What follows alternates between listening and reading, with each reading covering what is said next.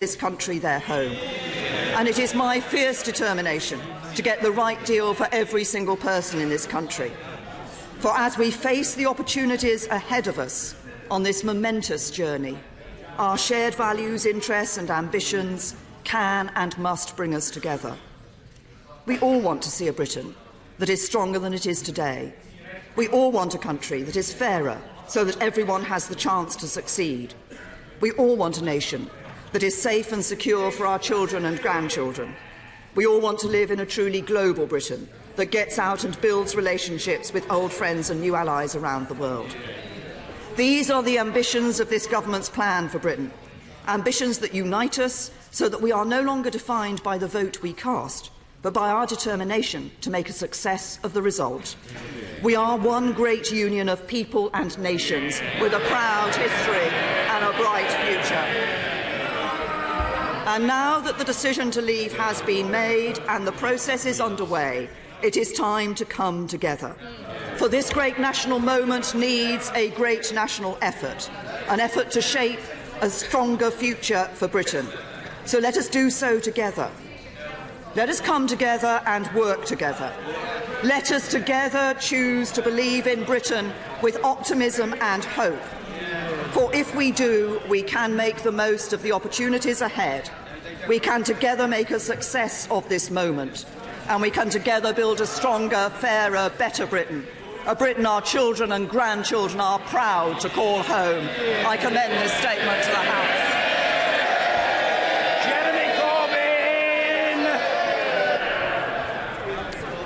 Thank you, Mr. Speaker. I would like to thank the Prime Minister for an advanced copy of her statement.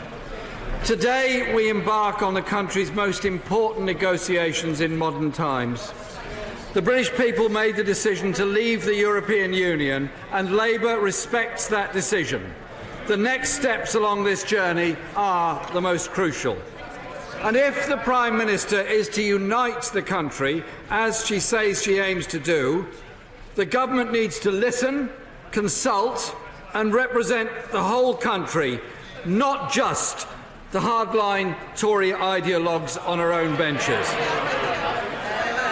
Britain is going to change as a result of leaving the European Union. The question is how. There are Conservatives who want to use Brexit to turn this country into a low-wage tax haven.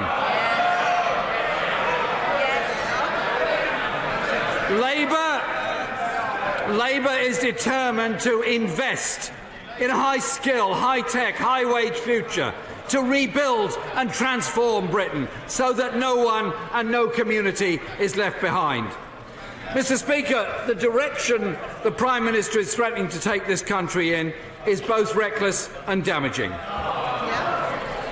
And Labour will not give this government a free hand to use Brexit to attack rights, protections and cut services, or create a tax dodgers' paradise. So let me be clear, Mr. Speaker. The Prime Minister says that no deal is better than a bad deal. But the reality is, no deal is a bad deal. Less than a year ago, the Treasury estimated that leaving the European Union on World Trade Organization terms would lead to a 7.5% fall in our GDP and 45 billion loss of tax receipts. Has the Treasury updated those figures, or do they still stand? If updated, can they be published? If not, what deal could be worse than those consequences of no deal? It would be a national failure of historic proportions if the Prime Minister comes back from Brussels without having secured protection for jobs and living standards. So we will use every parliamentary opportunity to ensure this government is held to account at every stage of the negotiations. Mr. Speaker, we all have an interest in ensuring the Prime Minister gets the best deal for this country.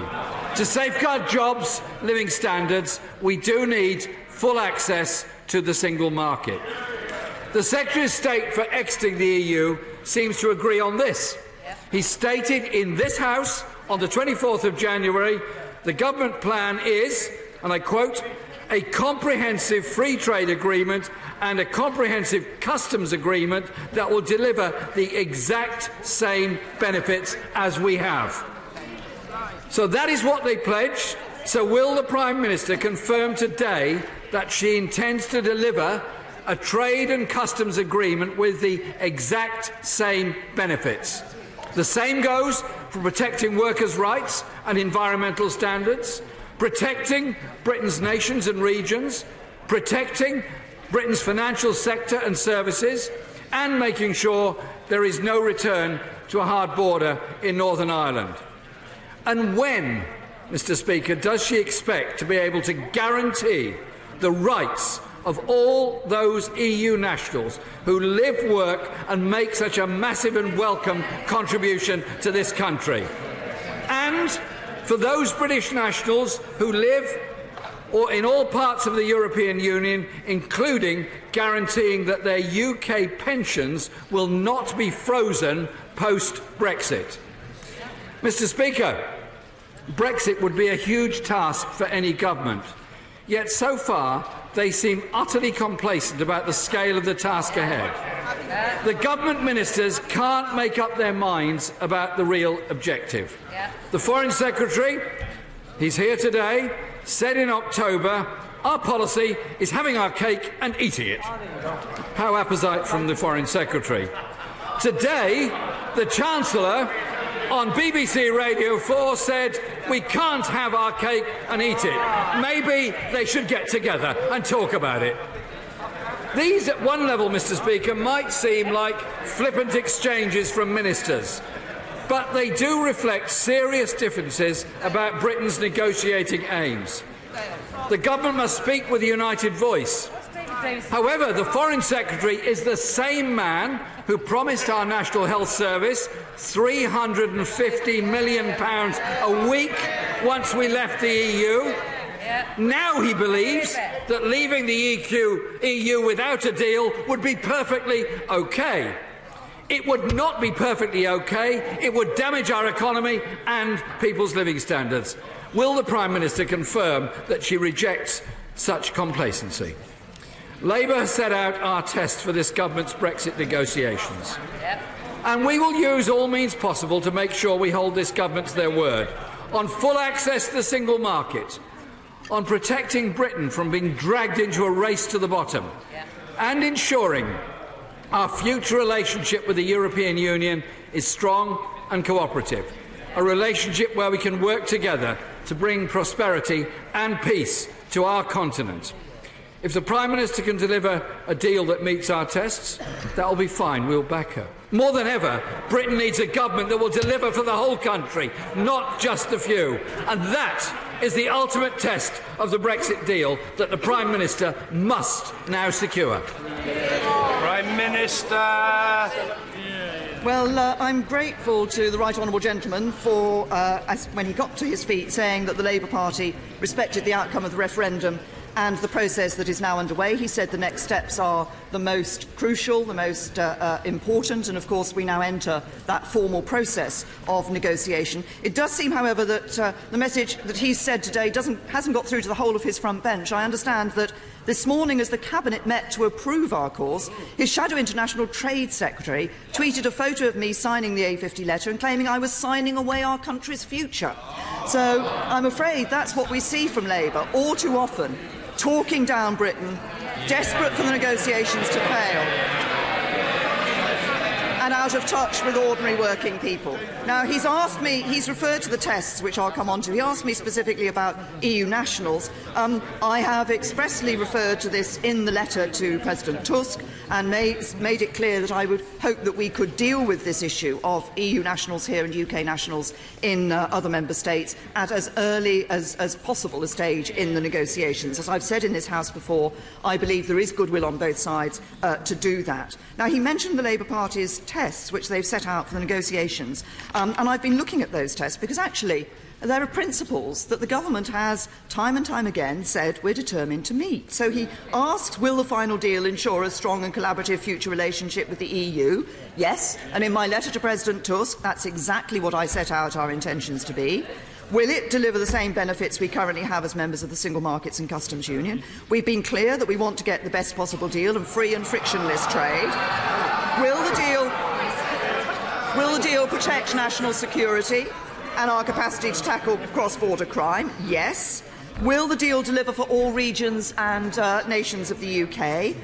We've been very clear that we're taking all nations and regions into account, as I say in the letter to President Tusk. And as I've said earlier in answer to questions in PMQs, we expect that as powers are repatriated, the devolved administrations will see a significant increase in their decision-making.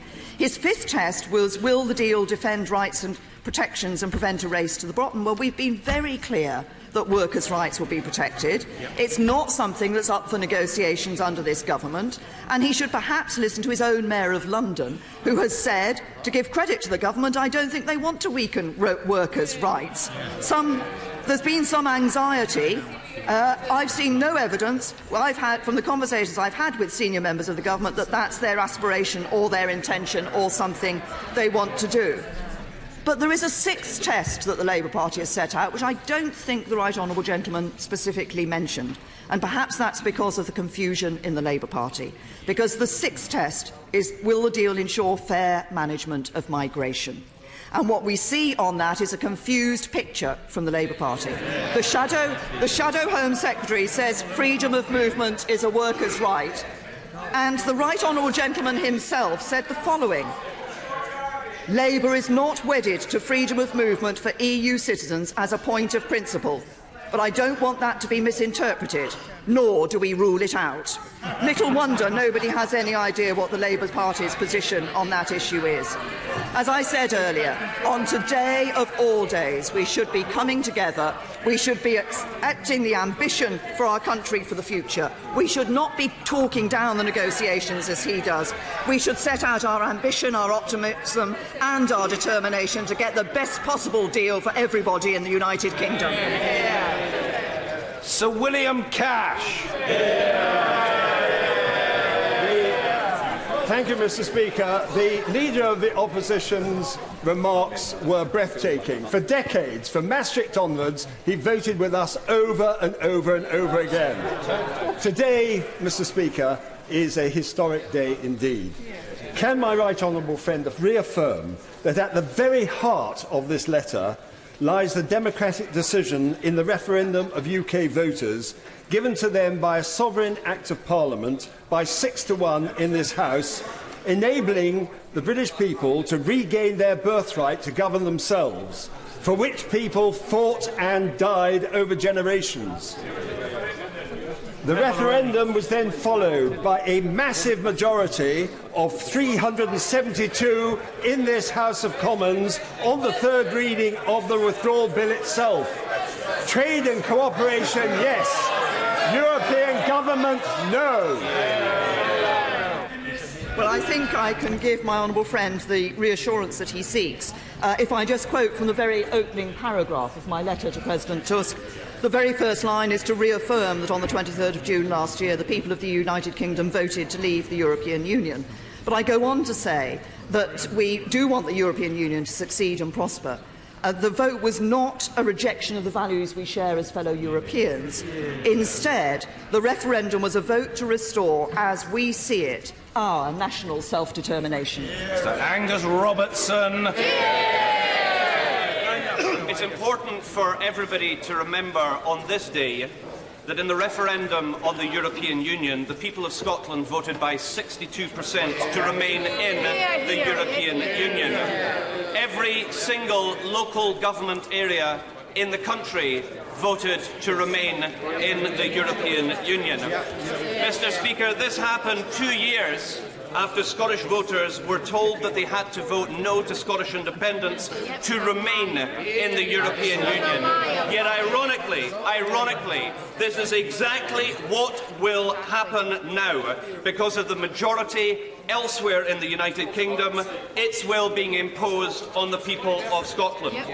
Now, last year, Mr. Speaker, I have raised repeatedly in this chamber, the Prime Minister made a commitment to a UK-wide approach, an agreement with the governments of Scotland, of Wales and of Northern Ireland.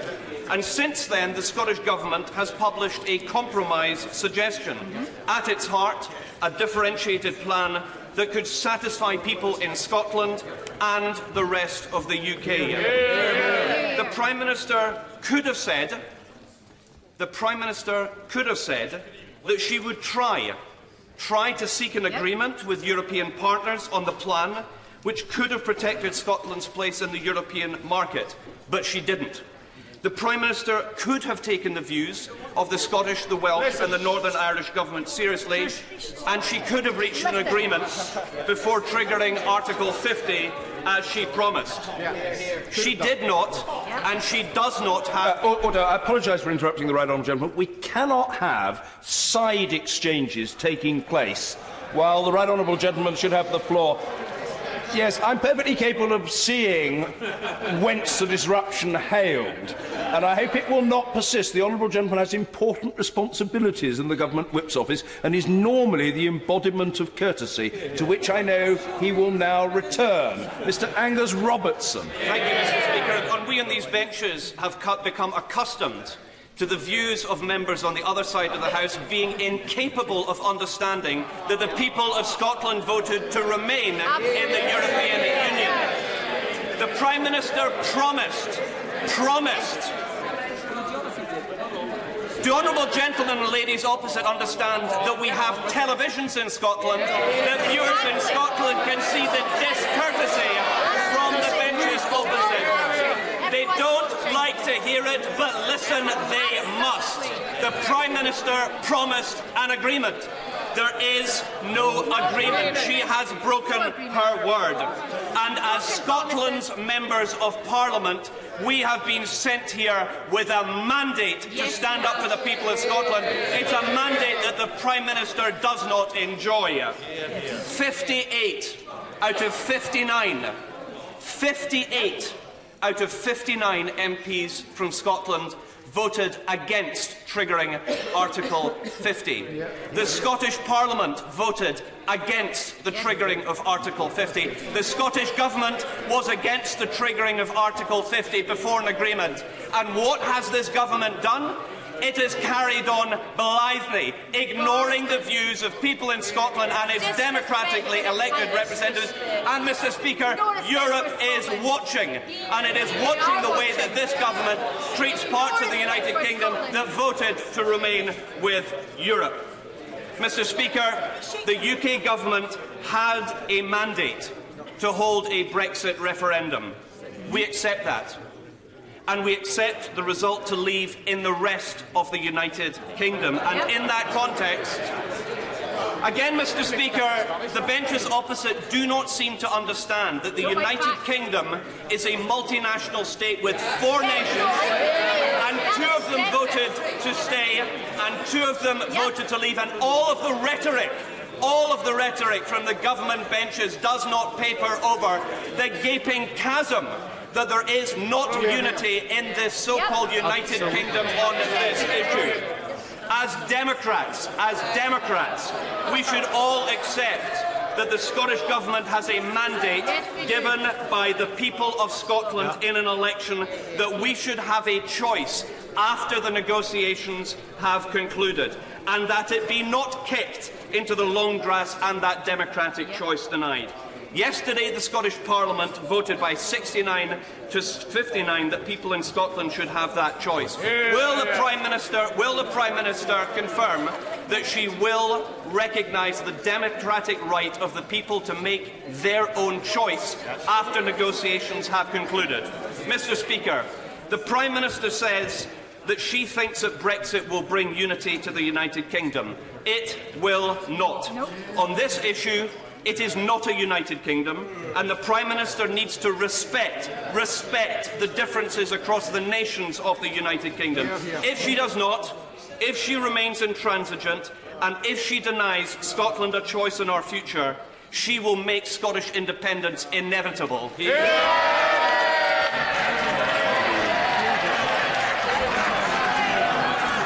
Calm yourselves. Mr. Doherty Hughes, you are an exceptionally overexcitable individual, brandishing your order paper in a distinctly eccentric manner. Go and entertain yourself somewhere else if you can't calm yourself. The Prime Minister. Thank you, Mr. Speaker. The Right Honourable Gentleman has said this afternoon on a number of occasions, as he has on many occasions in this House before, that Scotland voted to remain in the European Union and should therefore be treated differently. My constituency voted to remain in the European Union.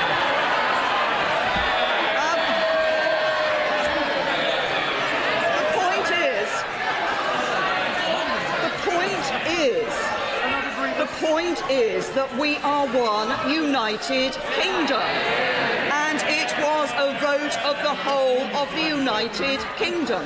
And what I hear from people outside of this chamber, and by the way, the Right Honourable Gentleman seems to forget there's something like 400,000 SNP supporters who voted to leave the European Union in the vote.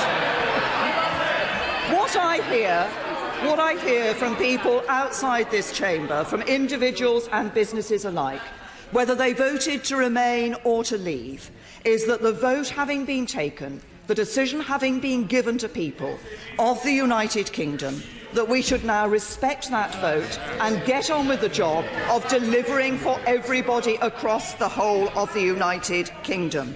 He refers to the issue of Scottish independence and its impact on membership of the European Union. It is the case, and the European Union has reinforced the Barroso Doctrine, that if Scotland were to... They seem to find it amusing, but just to remind everybody, the Barroso Doctrine is that if Scotland were to become independent from the United Kingdom, and if they had voted for independence in 2014, then they would have ceased to be a member of the European Union. We will be ensuring that the substance of the deal that we achieve, and I'm interested in the outcomes of this deal, will be the best possible deal for the people of the whole of the United Kingdom. He talks about democratic representation and democratic responsibility.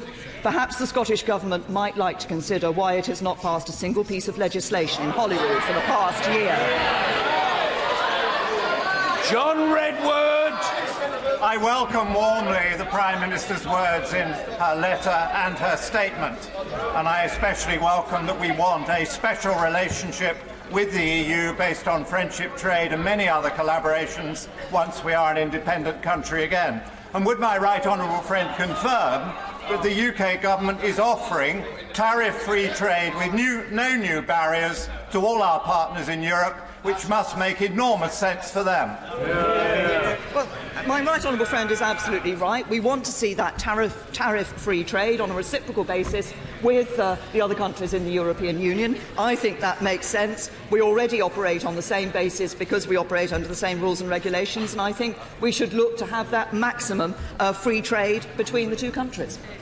Tim Farron. Thank you, Mr. Speaker. I thank the Prime Minister for her statement and for advance sight of it.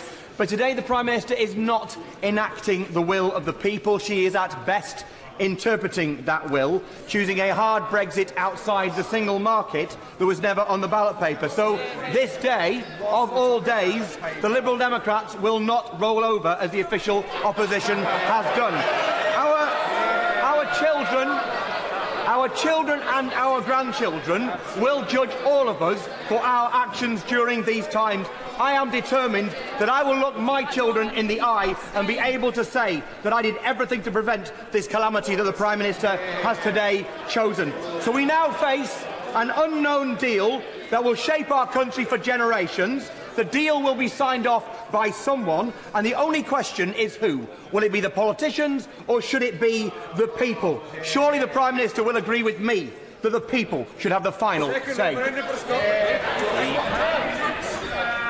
Well, I say to the right honourable gentleman, can I just gently remind him, I mean, he talks about us enacting the decision on the referendum. Of course we're enacting the decision that was taken by the people of the United Kingdom in the referendum, but I might remind him it's not that long ago that the Liberal Democrat Party wanted a referendum on the people of the European Union. We gave it to them and we're abiding by it.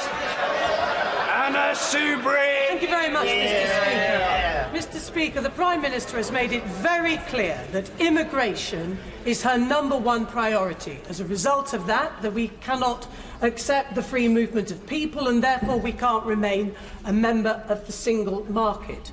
But, Mr. Speaker, that may change in the next 2 years. Who knows what might happen? And the EU may move away from that principle of the free movement of people. In that event, could the Prime Minister give her an assurance that she has not turned her back on membership of the single market? It's what British business wants. It would see off Nicola Sturgeon and the SNP's outrageous demands for a second referendum.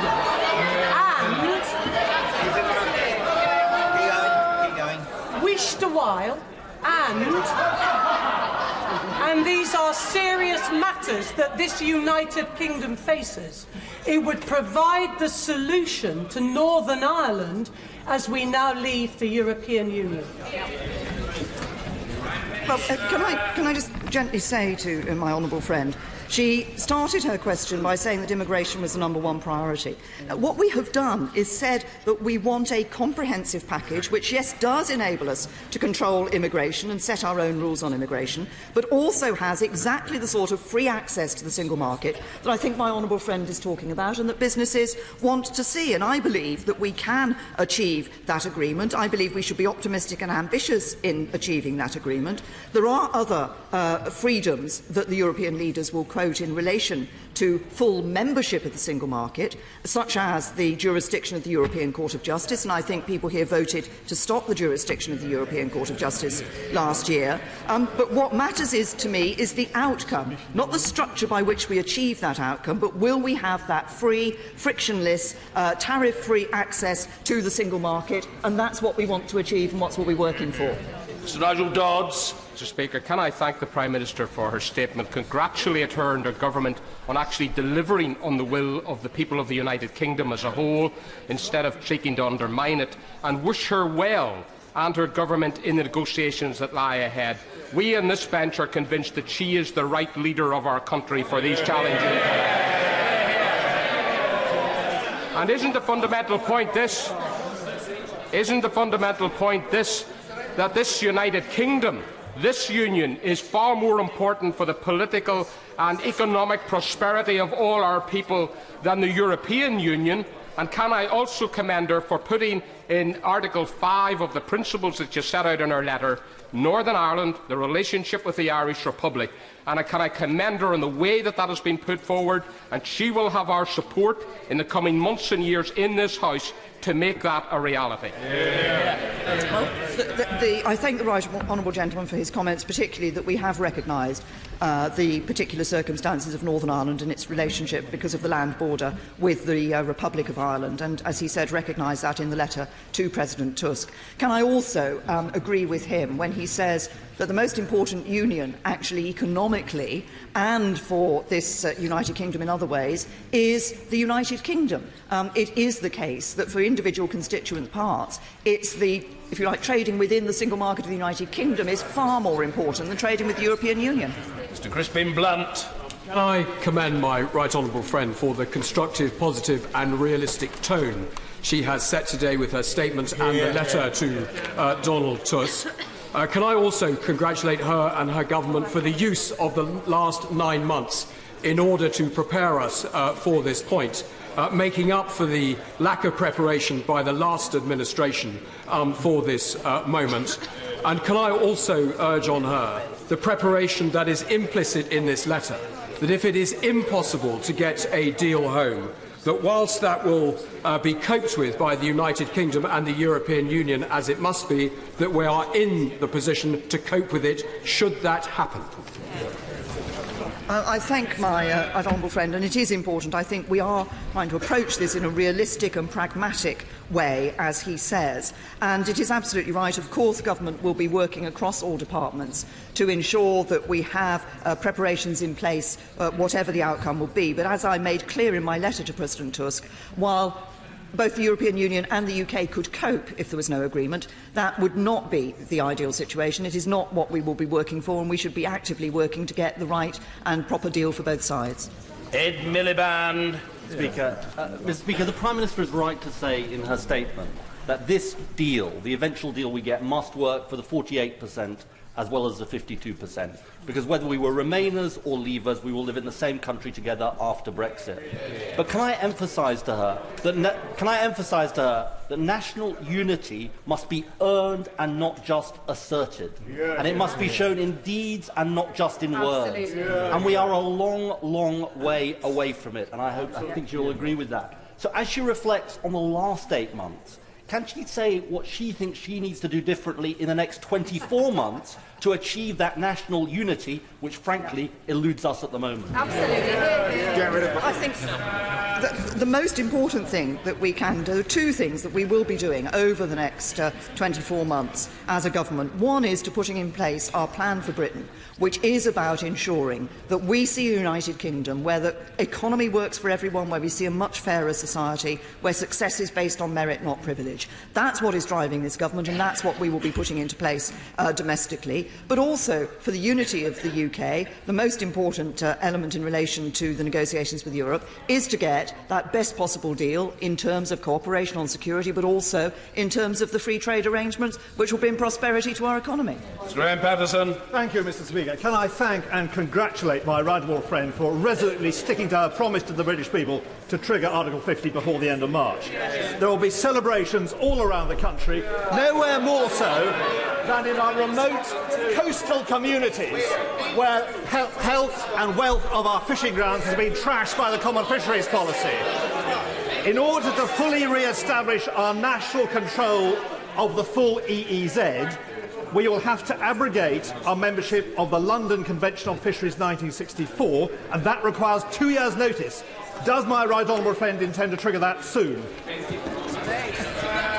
I know my right honourable friend has always had a particular interest in the impact of the Common Fisheries Policy, and it's an issue he's looked at very carefully. We are looking very carefully at the London Fisheries Convention and what action needs to be taken. He's right that it would require 2 years, but of course we expect to conclude the deal with the European Union within 2 years, but there will be, as I've indicated, then periods of implementation period beyond that particular time. But we would hope to be able to say something about the London Fisheries Convention soon. Dame Margaret Beckett. Mr. Speaker, there are many across this House who will be very aware of the sheer scale and complexity of the negotiations that will face our team, and very conscious of the importance of getting those right. It's never been more true. The devil will be in the detail. As that detail emerges, will the Prime Minister ensure that everyone in her team stops the practice which has been so prevalent of claiming that every awkward question is evidence of a desire to overturn the will of the British people? Because nothing will more surely destroy that unity of purpose that she seeks.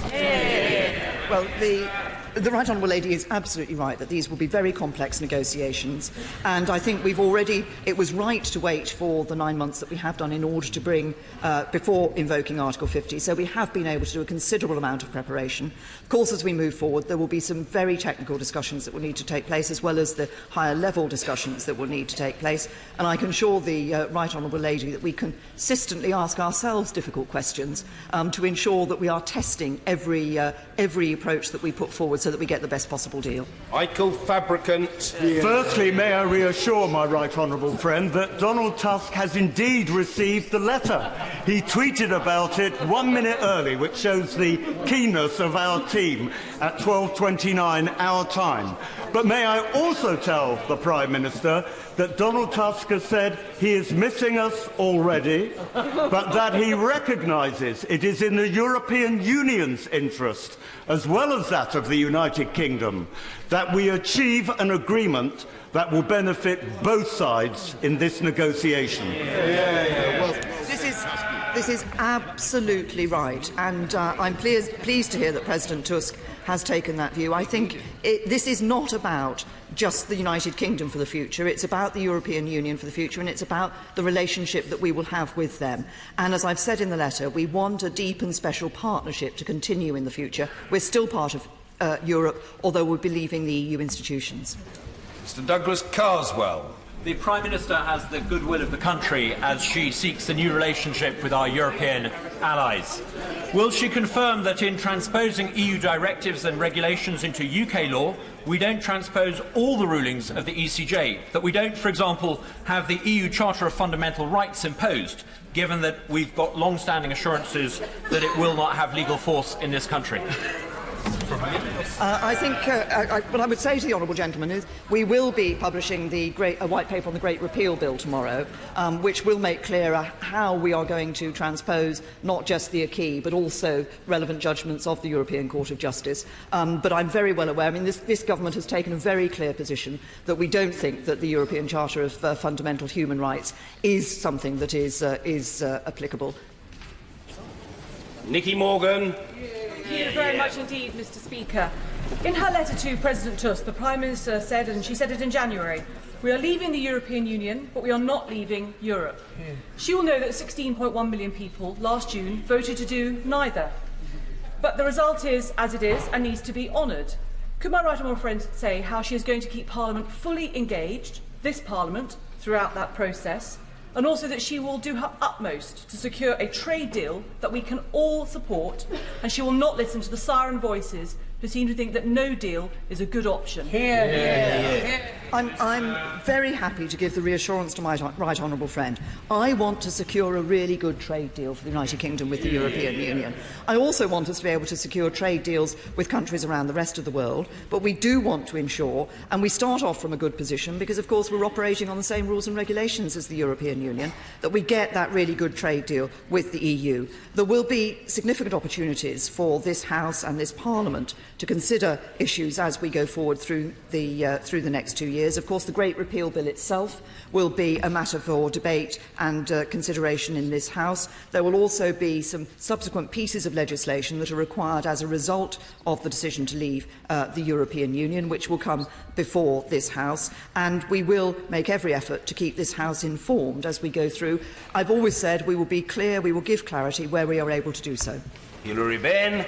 Thank you very much, Mr Speaker. The Prime Minister will no doubt recall the referendum speech she made last April, in which she said, "The big question is whether in the event of Brexit we would be able to negotiate a new free trade agreement with the EU and on what terms." Given that the European Union appears to want to start the negotiations by talking only about money, and given that there are about 18 months to go, how is the Prime Minister going to ensure that there is sufficient time to reach that agreement, to provide tariff and barrier-free trade and access to the European market for our services that she has promised Britain's businesses that she will bring back from the negotiations? Of course, as the right honourable gentleman will be aware, we don't yet know how the European Council will choose to frame the negotiations. They will be meeting on the 29th of April to determine that. There will be the two parts, if you like, to the work going forward. One is the process of withdrawal and the terms of withdrawal, and the other is what the future relationship will be. And it's clear in Article 50 that the former should be done in the context of the latter. So I think it is not just reasonable but entirely right and proper that we look at those two issues alongside each other. As I've said in answer to other questions, the point about a comprehensive free trade agreement is that we won't be operating as a third party such as Canada, for example, when it started its negotiations with the European Union. We're already operating on the same basis. We already have that free trade between the European Union and the United Kingdom. I believe that that sets us on a better basis on which to start those negotiations, and that it will be possible to get that comprehensive free trade agreement. John Barron. The Prime Minister on our handling of the triggering of Article 50 and indeed respecting the wishes of the British electorate at the referendum. But can I suggest there's another reason to make sure that guaranteeing the rights of EU nationals, both living here and on the continent, should be a very high priority. Not only is it the right thing to do, not only does it establish good intent, but it would be clear to the world, should there be no agreement, that actually that would not be our fault. We would not be using EU nationals as bargaining chips. Well, I'm very clear in the letter that I've sent to President Tusk that we intend the work on the rights of EU nationals and UK nationals living in the EU to be undertaken, to be a part of the negotiations at an early stage. As I've said before, I genuinely believe there is goodwill to do that, and I hope that we will be able to achieve that at an early stage of the negotiations and give the reassurance to both EU citizens living here and UK citizens living in the European Union of their future. Yvette Cooper. The last Prime Minister did not want this day to come, although it did follow from many decisions he took over many years. And he will be remembered as the Prime Minister who unintentionally led Britain out of Europe. This Prime Minister, I know, does not want to see the breakup of the United Kingdom, but she will also know that holding us together requires more than just the rhetoric of unity. So can she say what she will do in both the content and style of her negotiations, not to fuel further division, not to play into the hands of others, but to ensure voices from all over the country are genuinely heard in this debate, so that she does not become the Prime Minister who unintentionally leads the breakup of Britain? First of all, say to the Right Honourable Lady, she referred to the decision on the referendum as one of leaving Europe. It's leaving the European Union. It is not leaving Europe. We want that deep and special partnership with the European Union, and we want, obviously, we will continue to be part of Europe and want to continue to work with our friends and allies in Europe. As we go ahead, we will be continuing to undertake discussions with not just the devolved administrations in the United Kingdom, but with businesses across the United Kingdom, with other organisations across the UK. The government departments are speaking with their interlocutors in a whole range of sectors to ensure that all views and all considerations are taken into account as we go forward in the negotiations. We want to make sure that we fully understand the concerns and interests that people have, and that's why we've already started talking widely with not just the devolved administrations, but also others across the United Kingdom to ensure that we do get those views and take those into account. Mrs. Cheryl Gillen. Can I congratulate my right honourable friend on her resolve in carrying forward the democratic outcome of the referendum. And no matter what the differences are across this House, I can assure her that every single member of this House would wish her well for the negotiations ahead. Now, no matter how those negotiations progress over the coming months and years, can she confirm that the United Kingdom will continue to prioritise cooperation and the exchange of information with the other European countries to ensure that our internal and our external security is not compromised in any way whatsoever? I'm happy to give my right honourable friend that assurance. The security cooperation that we have, the cooperation we have on justice and home affairs matters, is very important to us and also to the member states of the European Union. Obviously, it's something that I worked closely on when I was Home Secretary, and I can assure her that we will be looking to ensure that cooperation can continue. Now, as we look at the challenges that we face across the globe, now is not the time for less cooperation. Now is the time to ensure that we continue to cooperate and indeed build on that. Dr. Alistair MacDonald. Thank you very much, Mr. Speaker. Could I remind the Prime Minister that Northern Ireland voted 56% to remain? Indeed, my own constituency voted almost 70%.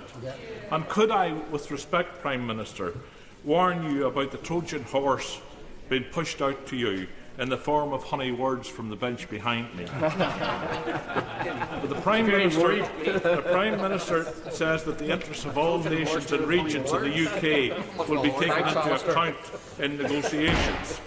What measures has she been able to put in place, or does she intend to put in place, to ensure that Northern Ireland's views, needs and special circumstances are taken into account in these negotiations going forward. Thanks, Alistair. Can I thank the honourable gentleman for his question? And the point he made about the vote in Northern Ireland is one that I was attempting to show earlier, which is that different parts of the United Kingdom voted in different ways. Some voted to leave, some voted to remain. The overall result of the referendum from the United Kingdom was that we should leave the European Union, and that's what we will be doing.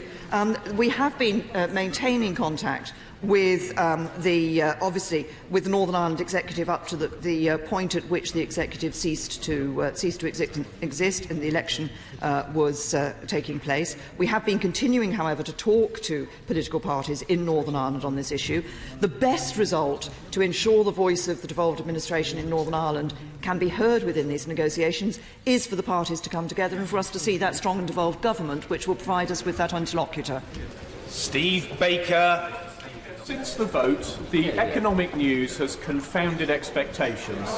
Economists for Free Trade have told us how WTO rules with the right policies can cut consumer prices and raise GDP, and the Legatum Institute's Special Trade Commissioners have given us every reason to believe that not only will we secure the right trade deal for us, but we will liberate trade right around the world.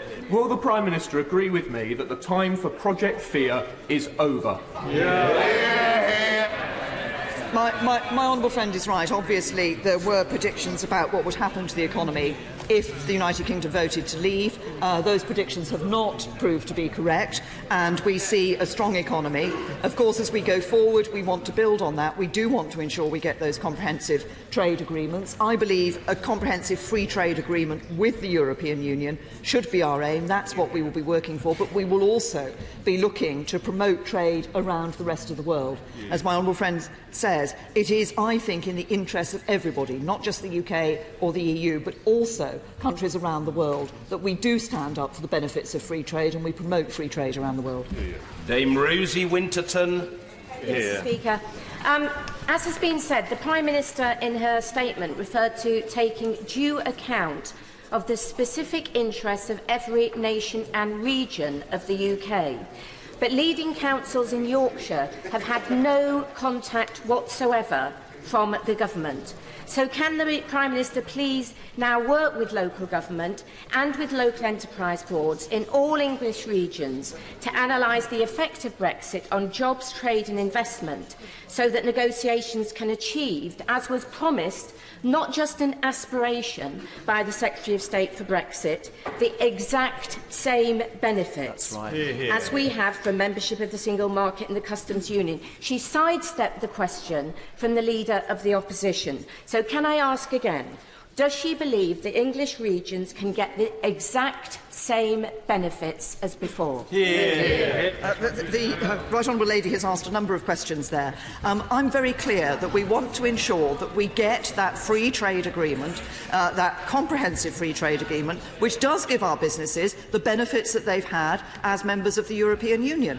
In relation to local authorities and local mayors, my Right Honourable friend, the Secretary of State for exiting the European Union, is talking to local mayors and local authorities. And as it happens, she mentions LEPs. I had a round table of LEPs, Representative Chairman of LEPs, on Tuesday in Birmingham and talked to them about the future. So we are listening to these voices from across the regions. Alistair Burt. Speaker, like millions of others in the United Kingdom, I'm proud of the European Union and the contribution that the United Kingdom has made to the European Union during my political lifetime, and I am a little sad about today. But I do stand unequivocally with the Prime Minister as she calls for a united approach to a new future. Does my right honourable friend therefore agree with me that in order to make that national endeavour meaningful, that her door and the door of her ministers should always be open to all parties in the House and all sides of this discussion, because for a new script to be written for the European Union and the United Kingdom's relationship, it should be written as much by those who value the European Union as those who've campaigned to leave it. Well, I thank my right honourable friend for his question. As I said in my statement earlier, there will be those in this House who are celebrating, and there will be those who are sad and disappointed at the decision that has been taken. But can I reassure him that as we move forward, as we ensure we're getting the best possible arrangements for the future that we can, I do want to listen, and ministers do want to listen to all voices in this House, to those who were both who were ardent on both sides of the campaign, and also, of course, as I've just indicated, we're listening to all parts of the United Kingdom.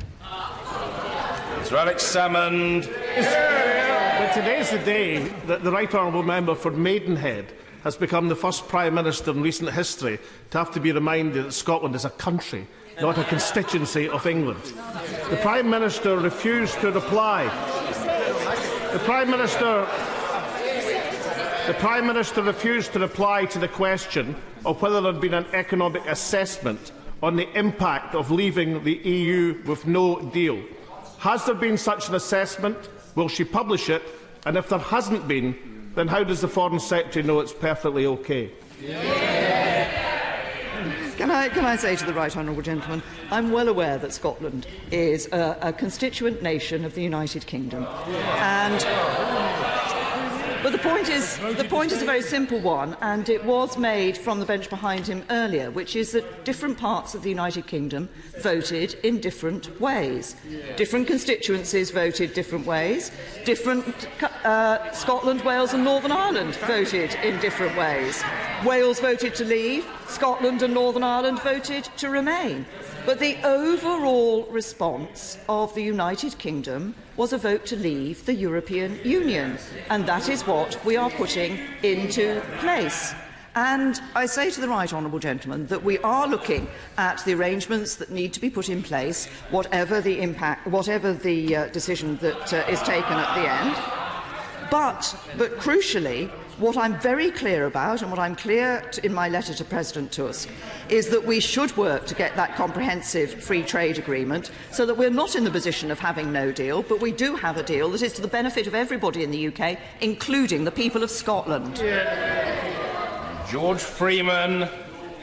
Could I congratulate the Prime Minister on the cool, constructive clarity and conviction that she's brought to this momentous period in British politics, and her commitment today to negotiate on behalf of everyone in this country, the 48 as well as the 52. Does she agree with me that we must also redouble our commitment to domestic reform, that compassionate Conservative programme, which is so key on industry, on skills, on infrastructure, both to our post-Brexit economic prosperity, but also to the unity that we'll need to succeed? She said in her excellent letter to Mr Tusk, the task before us is momentous, but it shouldn't be beyond us. Does she agree with me that that applies to the members of this House as well, and reject the shrill voices of Scottish and English nationalism, so that we pull together, not pull apart? My honourable friend is absolutely right. The question that people responded to in the referendum was about leaving the European Union, but I believe the vote to leave was also a vote for change in this country, for wider change in this country. That's why it is so important that we put forward and deliver on our plan for Britain, for that stronger, fairer society for all, a country really that does work for everyone. And I think it is important right now that we do pull together, that we do recognise that the task we have ahead is about ensuring that we get the right result for the whole of the United Kingdom. Caroline Flint. Thank you very much, Mr Speaker. I think regardless of how people voted in the referendum, I suspect there's an even bigger majority today for all of us to get on with trying to get the best deal we possibly can. But could I ask the Prime Minister, because many businesses are worried that in the triggering of Article 50 they feel that the clock is ticking and everything might need to be resolved within 2 years. Can she reassure those businesses that what we'll have at the end of the 2 years is pretty much the headlines? There will have to be transition arrangements to ensure that the devil in the detail is explored, that this House can discuss that, but more importantly we get it right for those businesses and the rest of Britain. The Right Honourable Lady is right. Of course, businesses want the certainty of knowing where they're going to stand so they can plan for the future. That's why I think two things are important. One, that we do bring the acquis into UK law through the Great Repeal Bill, so that on the day that we leave, everybody knows that those rules still apply and everybody will know where they stand. But it is also right that there will need to be, that it is a tight timetable to get the agreement for our future relationship. There will need to be implementation periods so that we can ensure that that is then put into practice in the way that makes practical sense for businesses and indeed for governments. Dr. Julian Lewis. Will the Prime Minister reaffirm that the defence of Europe does not depend upon the EU, but upon the deterrent effect of Article 5 of the NATO Treaty, which means that an attack on any European NATO member will involve the United States in its defence from the first hour of the first day?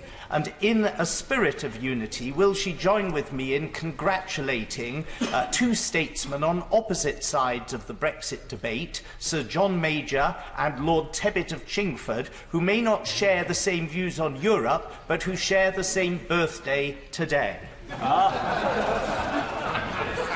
I'm very happy to wish a happy birthday to members of the Conservative Party and do so indeed. Can I say to my honourable friend, obviously he's raised the important issue of NATO. NATO is the bedrock of our security and our defence, and of course Article 5 lies at the heart of that security and defence. We remain, as I indicated in answer to my honourable friend, the member for Louth and Horncastle earlier, that NATO is that important bedrock of our security and defence. We will continue to contribute to NATO in the way that we have done in the past and continue to encourage others to ensure that NATO is able to provide that security into the future as it has done in the past. Pat McFadden. I would remind the Prime Minister that defence is about more than weapons, it's about values and collective solidarity too. There are two kinds of futures stemming from the process which is triggered today. The first is that we spend 2 years desperately trying to secure what we have already, in the Secretary of State's words, the exact same benefits as we have, while gaining control of immigration, which may make little difference to the numbers, as ministers have suggested. In which case people will ask, what is the point? Or there is another future where we crash out without an agreement, defaulting to WTO rules, with all that would mean for industry, agriculture and services. In which case people will ask, what is the price? So which future does she think is the more likely? What's the point or what's the price? I have to say to the Right Honourable Gentleman that I think he is framing the question in the wrong way. When people voted to leave the European Union, I believe that we still want, as a country, to have that good trading relationship with the European Union. But what people overwhelmingly were voting for was to be able to know that the UK government was in control of key decisions which previously had been taken in the EU institutions. Yes, the issue of immigration rules was part of that. About the spending of our budget was also part of it, but also the relationship of UK courts to decisions that are taken here in this Parliament, and our ability to set our own laws and for those laws to be determined by our courts was underlying the vote that people took. This wasn't just a question about money, it was about values, it was about the value of that self-determination. Claire Perry. Speaker, can I join others in commending the Prime Minister for what I think is a clear, concise and very generous approach to these negotiations, both in her statement today and also in her letter to President Tusk. But she will know that the reason we have a strong economy currently is partly due to the decisions that the previous government took, and partly because nothing has actually changed economically other than the sharp depreciation in our currency. And as we go into a period of really enhanced risk and uncertainty for our country and for businesses, a process which I think she will lead us admirably through, does she not agree with me it is time to start start talking facts and sense to the British people rather than rhetoric and ideology, and in particular rejecting the idea that no deal and a reliance on WTO rules would somehow be okay. She, like me, I'm sure, has seen recent research from the National Institute of Social and Economic Research Council that suggests that a WTO deal, despite all the trade deals we want to sign with China and Brazil and India and America, would represent a loss of trade of a quarter to the British economy. We cannot do that to this country. I hope she will tell us we are not going to go do this to our country, but can we start talking in facts and perhaps trusting experts a little bit more? Well, my honourable friend is absolutely right that, of course, the long-term economic plan, which was put in by Conservative-led government and on which we all stood at the last election, is the plan that has enabled our economy to have the strength that is necessary and we're pleased that we're able to maintain and build on that strength in our economy. She talks, though, about the WTO arrangements. What I say in the letter to President Tusk is very clear, that if we leave without an agreement, the default position is that we would have to trade on World Trade Organisation terms. In this kind of scenario, both the UK and the EU would, of course, cope with the change, but it is not the outcome that either side should seek. We must therefore work hard to avoid that outcome. I'm clear we want the comprehensive free trade agreement with the European Union, and that's what we'll be working for. Kate Hoey. Speaker, on what is a genuinely historic day for our country, can I pay tribute to the Prime Minister and indeed to the Brexit ministers for their determination and dedication to get to this stage today to implement the will of the British people. Would she agree with me that there is one area that we should be able to move forward very quickly on in negotiations, and that is getting control of our fishing grounds back?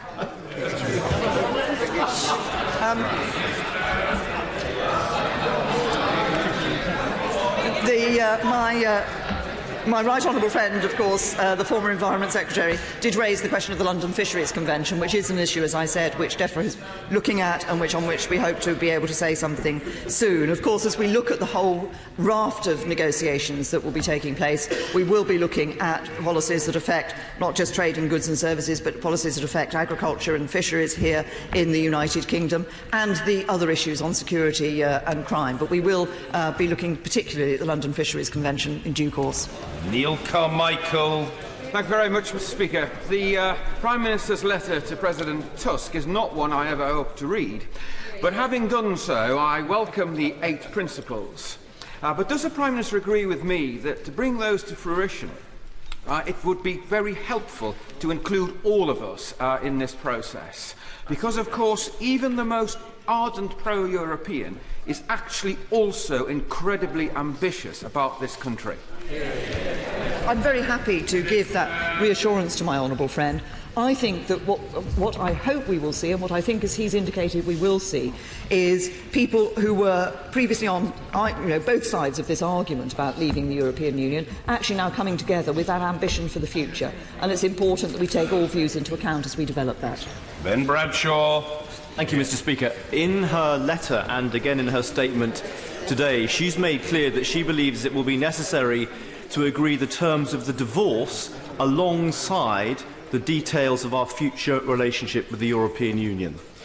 If the other 27 come back in their reply and say they want to agree the terms of the divorce first, including citizenship rights, our liabilities, and the issue of borders, particularly Northern Ireland, how will she respond? Very good question. The question will be that we will go into a negotiation with the European Union about the best way in which we take these forward. I have been putting forward the case, as have other ministers, that I think it makes sense for everybody from a pragmatic point of view to ensure that at the end of the 2 years we have both of these decisions concluded, i.e. the withdrawal process and the future relationship. And that's because I don't think it's in anybody's interest for the UK to agree to withdraw, to go on to one set of arrangements and then negotiate another set of arrangements which then come into place at a later date. I think it makes much better sense for individuals, for businesses and indeed for governments for us to be able to conclude those two parts of the negotiation at the same time. Mr. Peter Bone. Thank you, Mr. Speaker. Some members on both sides of this House have been working all their political career to extract the United Kingdom from the European superstate. Sometimes, sir, we were isolated, sometimes we were ignored, and sometimes we were insulted. But thanks to the British people, today we are leaving the European Union. In the past, sir, when there has been a major change in our relationship with Europe, it's happened through conflict, bloodshed and turmoil. Will the Prime Minister agree with me that the whole country can celebrate the fact that this change is happening peacefully and democratically? Yes. I'm very happy to endorse that, and I think it is a tribute to the way in which we in the UK have approached this issue, but also the way in which our European partners have been willing to approach it, and I think will be willing to approach it for the future. I think the eyes of the world will be on us as we go through this negotiation to see precisely how we conduct it, and I want it to be conducted positively, constructively and respectfully. Joanna Cherry. Thank you, Mr. Speaker. After the Brexit deal has been negotiated, the European Union Parliament and every other member state in the European Union will have a say on whether to accept the deal. Can the Prime Minister not see that to deny the people of Scotland a say at the same time would show utter contempt for democracy in Scotland? We've been very clear that there will be a vote in this Parliament on when we come back with a deal from the European Union, that will take place. It will be in both houses of this Parliament. It will be before the deal comes into force, and we expect that to be undertaken before the European Parliament has had an opportunity to debate and vote on this issue. And of course, within this House, there are representatives from all parts of the United Kingdom. Jacob Rees-Mogg. Does my right honourable friend recall the words of Francis Drake? There must be a beginning of any great matter, but the continuing unto the end until it be thoroughly finished yield the true glory. Now I wish my right honourable friend good luck and good fortune in her negotiations until she comes to true glory and is welcomed back to this House as a 21st century Gloriana.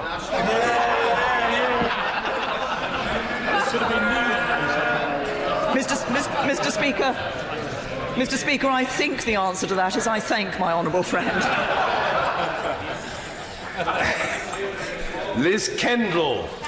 Mr. Speaker, I wonder if the Prime Minister might clear up a bit of confusion about immigration policy on her own side. The Times reports that the International Trade Secretary is now arguing for more immigration from countries that are outside the EU in return for striking new trade deals. Does the Prime Minister agree? The government has a clear position on the work that we are doing to reduce net migration into this country. Leaving the European Union will enable us to introduce rules in relation to those people who are moving from the European Union member states into the United Kingdom, but we continue to ensure that we are bearing down on abuse in our immigration system and having the rules that we believe are right to ensure we can continue to bring the brightest and the best here to the UK. Dr. Tania Mathias. Very much, Mr. Speaker. May I thank the Prime Minister for his statement and for being very clear we are not leaving Europe. For being very clear, we seek to guarantee the rights of EU citizens in our country. And when she says as early as we can, does the Prime Minister agree with me as a fellow European that as early as we can means today? Well, we will be, of course, in terms of the negotiation, because I want reciprocal rights in terms for EU citizens and UK citizens, it isn't just about what we say the time should be for that discussion. It will be for the European Union remaining 27 member states to negotiate with us on that. We need that reciprocity, but I believe there is a goodwill there, and I'm hopeful that we will be able to start this at an early stage of the negotiations. Mr. David Winnick. Made by some members to the British people, isn't it important to recognise that the large majority of people of this country are not fanatically for or against the UK being in the European Union. And if we want to bring the people together, as the Prime Minister said, that should be very much borne in mind. And the other aspect, that if during the negotiations which our predecessor undertook, there had been some flexibility from the European Union over the free movement of labour, is it not quite likely we would not be debating this issue now? I say to the honourable gentleman that that David Cameron put an enormous effort, as did others across government, into the negotiations that he undertook in relation to the deal that he brought to the British people. But the assumption that the honourable gentleman has made is that the only issue on which people voted on was free movement. I don't think that's right. I think it was a key issue in that people wanted control of borders, but I think it was about more than that. I think it was about control of our laws, it was about control of our money, and it was about self-determination. I think that was what was driving the decision. Seema Kennedy. Thank you, Mr. Speaker. Many vegetable growers in South Ribble are reliant on migrant labour and easy access to European markets for their exports. Can my right honourable friend reassure my constituents that British farming will be a priority in her and her team's negotiations? Very good.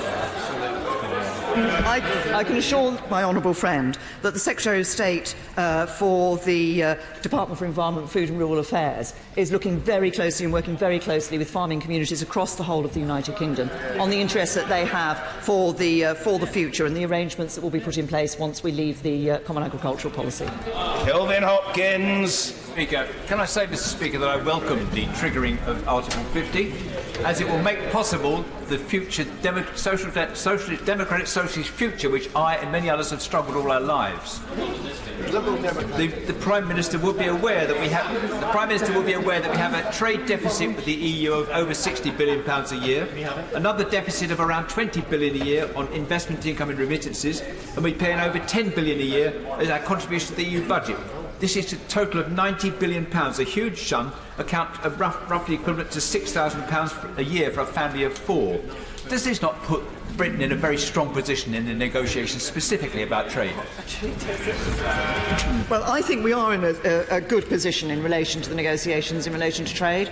I think that's because of the benefits of trade that companies in the European Union member states see, their ability to trade into the United Kingdom, and I believe that there is real benefit on both sides in this negotiation to get a good trade deal for both of us. Rebecca Powell. Thank you so much, Mr. Speaker, and may I wholeheartedly welcome the Prime Minister's message of looking forward with optimism and hope. Without this kind of a view, I, for one, would certainly never have made it to this place, and today my heart is tinged with a little sadness, but we must always aim for better, and I welcome wholeheartedly the tone and spirit of the Prime Minister's words today. But with this in mind, would she agree with me that it is crucial that all sectors are treated fairly in future negotiations, and in the South West, where food, farming and agriculture are our biggest sector, this sector must not be sold or traded at the expense of other sectors? Well, I say to my honourable friend, we are working hard across all government departments to ensure, as I said, that the interests of different parts of the United Kingdom are taken into account. We recognise that the value of certain sectors and jobs varies according to different parts of the United Kingdom, and there are parts, such as he says, in the South West, where food and farming are a particularly important element, and I can assure her that we will be looking for a comprehensive package that will provide a good deal for everybody across the UK. Stephen Kinnock. Thank you, Mr. Speaker. In her letter to Donald Tusk, the Prime Minister says, if we leave the European Union without an agreement, we would have to trade on World Trade Organization terms. In security terms, a failure to reach agreement would mean our cooperation in the fight against crime and terrorism would be weakened. Is she really saying that the security of our country will be traded like a bargaining chip in these negotiations? We're not going to be trading the security of our country, but we have a relationship with the European Union. There are certain parts of the elements of the European Union in Justice and Home Affairs that we're currently members of, that in leaving the European Union we would not be members of, and we need to negotiate what that future relationship would be. It's very simple, it's very pragmatic, but the aim of this will be to ensure cooperation on these matters. Bob Neal. May I welcome the Prime Minister's repeated use of the word pragmatic in her responses, because many of us believe that this country is at its very best when we are pragmatic rather than ideological. She mentioned the importance of cooperation in justice and home affairs. Will she also accept that cooperation in other aspects of judicial and legal services is also critical to underpin her priority of our financial services sector, which is so critical to any negotiation? My honourable friend is absolutely right. The strength of our legal services and the cooperation we have in justice and legal matters is also an important part of the relationship we have, and that's why my right honourable friend, the Lord Chancellor, has been working with the judiciary to look at exactly those issues and how we can take those forward to ensure the right level of cooperation in the future. Howell Williams. Thank you, Mr. Speaker. I thank the Prime Minister for advance sight of her statement. She referred to the British spirit and to a fairer, united Britain. But fairness is just that, a proper respect for all views from all parts of the island. Not just, as she puts it, taking into account specific interests of nations and regions beforehand, not just consulting about which repatriated powers should stay in Westminster and which should be dribbled down whilst she drives through her extreme version of Brexit. Mr. Speaker, as we leave the European Union, there must be a better way than just her way. He refers to my vision for Brexit. As I've made very clear this afternoon in this House and elsewhere, we want to get that comprehensive free trade agreement. We want good security cooperation. We want good security on justice and home affairs matters. That's what's in the letter to President Tusk. I don't consider that to be an extreme view of Brexit. I consider that to be a good deal for the United Kingdom. Craig McKinley.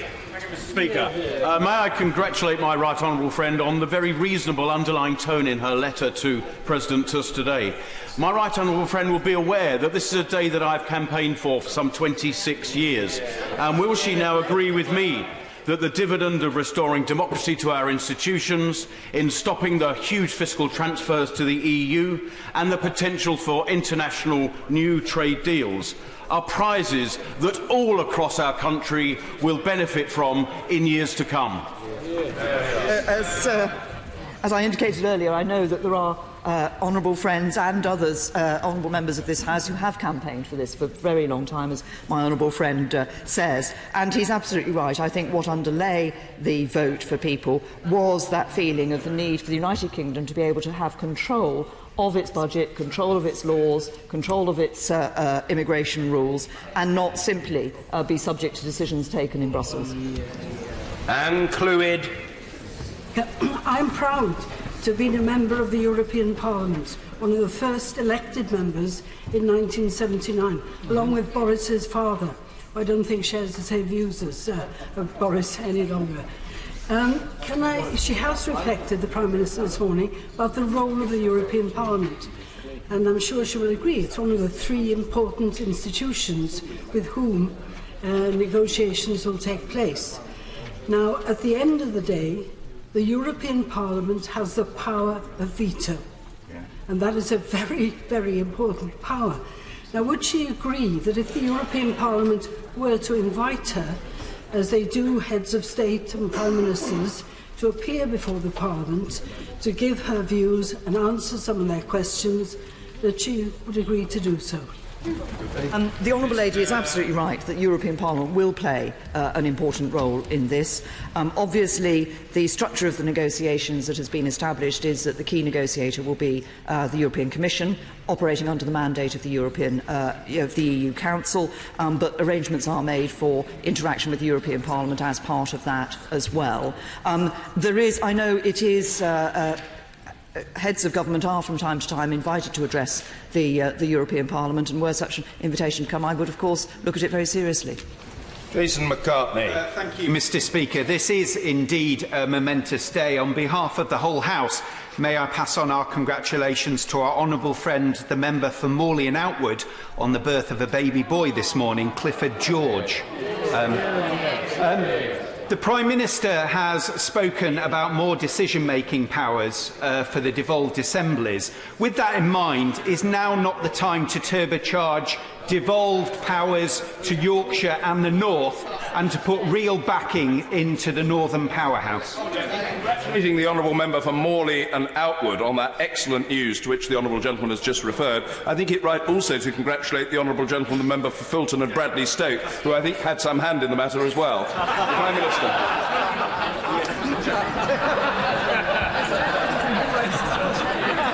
Well, he had a role anyway. Prime Minister. Thank you. Thank you, Mr. Speaker. I'm glad I didn't have to give the clarification of your statement. Indeed, I would like to congratulate both my honourable friends on the birth of Clifford George this morning. I'm sure the whole House will send their best wishes to mother and father and to their baby son. It is, of course, as others have indicated in this House, important that we do take consideration of the views of the various parts and regions of the United Kingdom. Obviously, we are looking to see, we have a very important deal in a number of city deals around the country, the devolution deals, the directly elected mayors that will be coming in place on the 4th of May, and we will also, of course, be looking to see how we can further boost the economies around the whole of the United Kingdom, including the Northern Powerhouse and the Midlands Engine, and I was in Birmingham yesterday to be discussing exactly that. The honourable gentleman earlier from his seat. I think it's time to hear Mr Phil Boswell from his feet. Thank you, Mr Speaker. Having recently come from our Public Accounts Committee session on care for people with learning disabilities, can the Prime Minister advise when the National Health Service will start receiving its extra £350 million a week?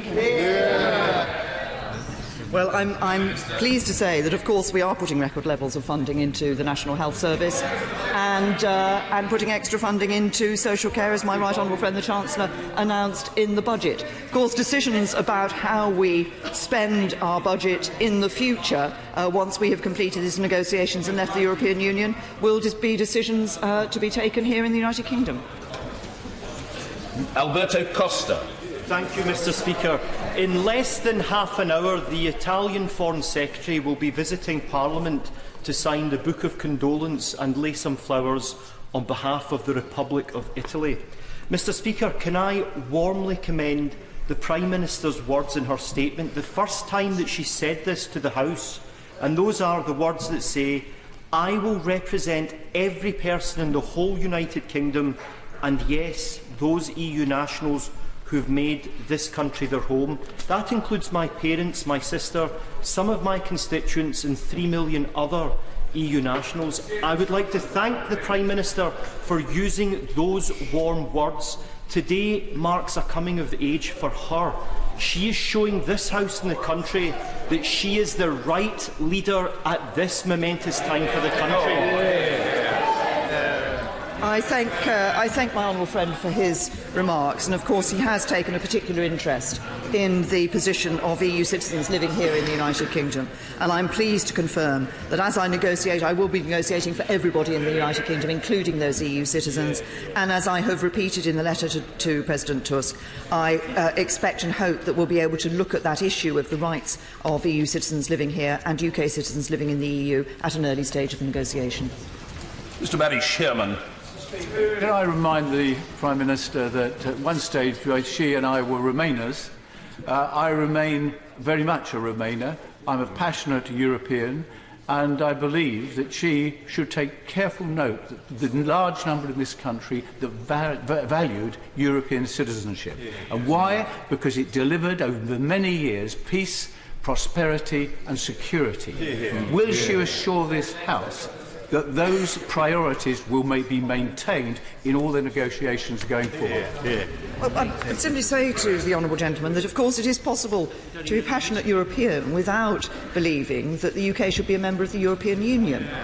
This is a difference in terms of the values that we share, working together cooperatively across Europe on the issues that he raises, and that is important. Of course, I do believe, as these benches do, that the key determinant of security and defence across Europe has been NATO. We continue to play our part in NATO, but I recognise that those on the continent of Europe, there are those on the continent of Europe who also very much feel that for them the EU has been part of that process of delivering security and peace in the future. I want to ensure that we can continue to work together so that we continue to see peace and security across our European continent. I think I'll call the fellow wearing the Elgar tie, Sir Gerald Howarth. Mr. Speaker, although she did indeed support the Remain side during the referendum campaign last year, nevertheless, the Prime Minister has demonstrated outstanding leadership to our country in implementing the will of the British people. So, on this historic day, recalling, of course, Sir Edward Elgar, but having campaigned myself in 1975 to leave the common market, may I say to my right honourable friend how much I salute her determination to unite the country in securing the very best deal, not only for the United Kingdom, but for our European partners as well. I thank my honourable friend for his remarks. I know that he has been campaigning long and hard on this issue over the years, but I think it is right that we should come together now and get that best possible deal for the UK. Seema Malhotra. Mr. Speaker, I also want to put on record how proud I am of what we have achieved as members of the European Union, not just in terms of our security and the economy, but also peace between our nations, which twice in the last century have been at war. We know that there is more than one way to Brexit, and the next 2 years will be clearly a big debate about the trade-offs we will need to make. We also know the Prime Minister wishes to ensure the future prosperity of Britain. So far, however, there has been no economic assessment of the government's plans. Will the Prime Minister confirm that an economic assessment will be published with the final deal and that it will compare the outcomes expected both to what we have now as well as to the prospect of no deal? The honourable lady asked me to make a comparison of what we have now. Of course, we have decided to leave the European Union and therefore to change our relationship with the European Union. But we will make sure that when it comes to the vote in Parliament on the deal that we're putting forward, that Parliament has the necessary information. Ben Howlett. Speaker, this is a day which neither I or the vast majority of my constituents wanted to see. However, may I commend the Prime Minister for her statement and also for her tone in the letter to President Tusk. I fully support the Prime Minister's objective of delivering a comprehensive free trade deal on goods and services with the EU. And let's be clear, no deal would be a bad deal. But what more can this House do to help her deliver her aims in the interests of both Britain and the European Union? I think, thank you. I think the task that this House will have of putting through necessary legislation of the Great Repeal Bill and other legislation that we put through will, of course, be an important part of that process of being able to deliver on the deal that we need at the end of this negotiation that we are entering into. And I have every confidence that members from all parts of the House and from all views and all sides of the argument in the past will come together and will ensure that we work together to get the best possible deal. Mr. Angus Brendan McNeill. Speaker, with a maximum now of 72 weeks to negotiate a UK-EU trade deal, the future for Scotland now is very clear. It's independence of Europe or go it alone with Westminster. Now, can I ask the Prime Minister, has the Government thought of rejoining EFTA, or will she totally go it alone and be in absolutely no regional trade agreement at all? A situation shared only by East Timor, Somalia, South Sudan, Mauritania and São Tomé and Príncipe in the Gulf of Guinea, because that is where she's taking the United Kingdom. I've said right from the beginning that I believe that, given the position of the United Kingdom, We want to negotiate a deal that is right for the United Kingdom. That means not just taking off the shelf an arrangement that other countries have, but actually asking what works for the UK and the EU, given the relationship that we've had, given that we've been members of the European Union, given the size of our economy, and given the benefits to us and the European Union of getting such a comprehensive free trade deal. Antoinette Sandbach. Thank you, Mr. Speaker. Can I warmly welcome the tone of the Prime Minister's letter to President Tusk and wish her every success in achieving free and frictionless trade. But when it comes to returning sovereignty to this Parliament, will she undertake to this Parliament that she will limit any Henry VIII powers and allow MPs to vote on legislation that will affect the future of their constituents? We will be trying to ensure that we have the best possible way of putting legislation through this House to enable necessary debate and discussion to take place. There will be, obviously, as we come to the debates on the Great Repeal Bill, that will be part of the discussions there. But I would also ask honourable members to recognise the very many changes that need to take place that are very technical changes, that are not about policy, but are necessary because of the intertwining of our legislation over the years, if we're going to ensure that when we come to the point of leaving, we are able to have that clean break and that we have dealt with all the legislative consequences. Gareth Snell. Thank you very much, Mr. Speaker. I'm sure when the Prime Minister went to the polling station on the 23rd of June last year and cast her vote for Remain, she had at the forefront of her mind stability for British industry.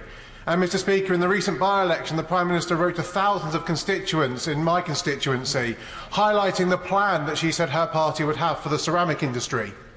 The ceramic manufacturers in Stoke-on-Trent, Mr. Speaker, make the best pottery in the world, but what they now need is stability and confidence so that they can reach their growth targets and create jobs.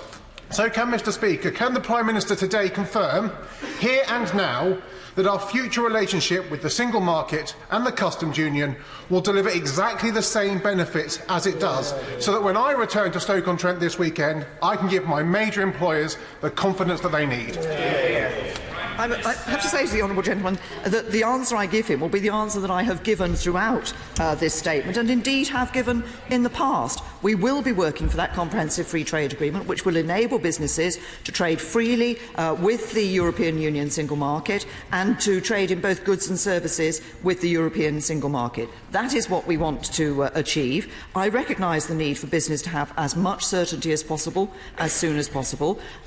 One of the things that is in the letter, which I know business has been asking for, is the concept of the implementation period, so that there isn't a cliff edge when we leave, so they are able to put any new arrangements into place and have notification of that. And that's exactly what I've suggested to President Tusk. We should at an early stage agree will be a principle that we will abide by.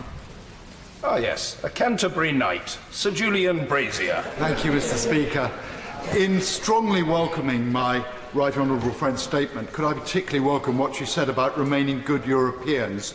And would she agree that the fact that we are committed to NATO and its 2%, the fact that we have troops deploying to Eastern European neighbours who are embattled, and the fact that we have troops fighting Daesh, which has brought horror to European cities, shows just what a good European country we are?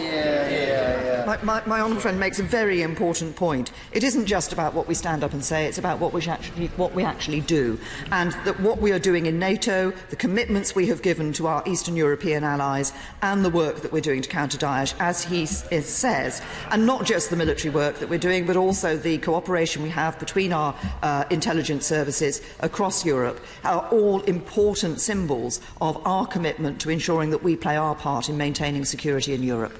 Tasmina Ahmed Sheikh. Thank you, Mr. Speaker. The Prime Minister has stated that she will not provide a running commentary on negotiations.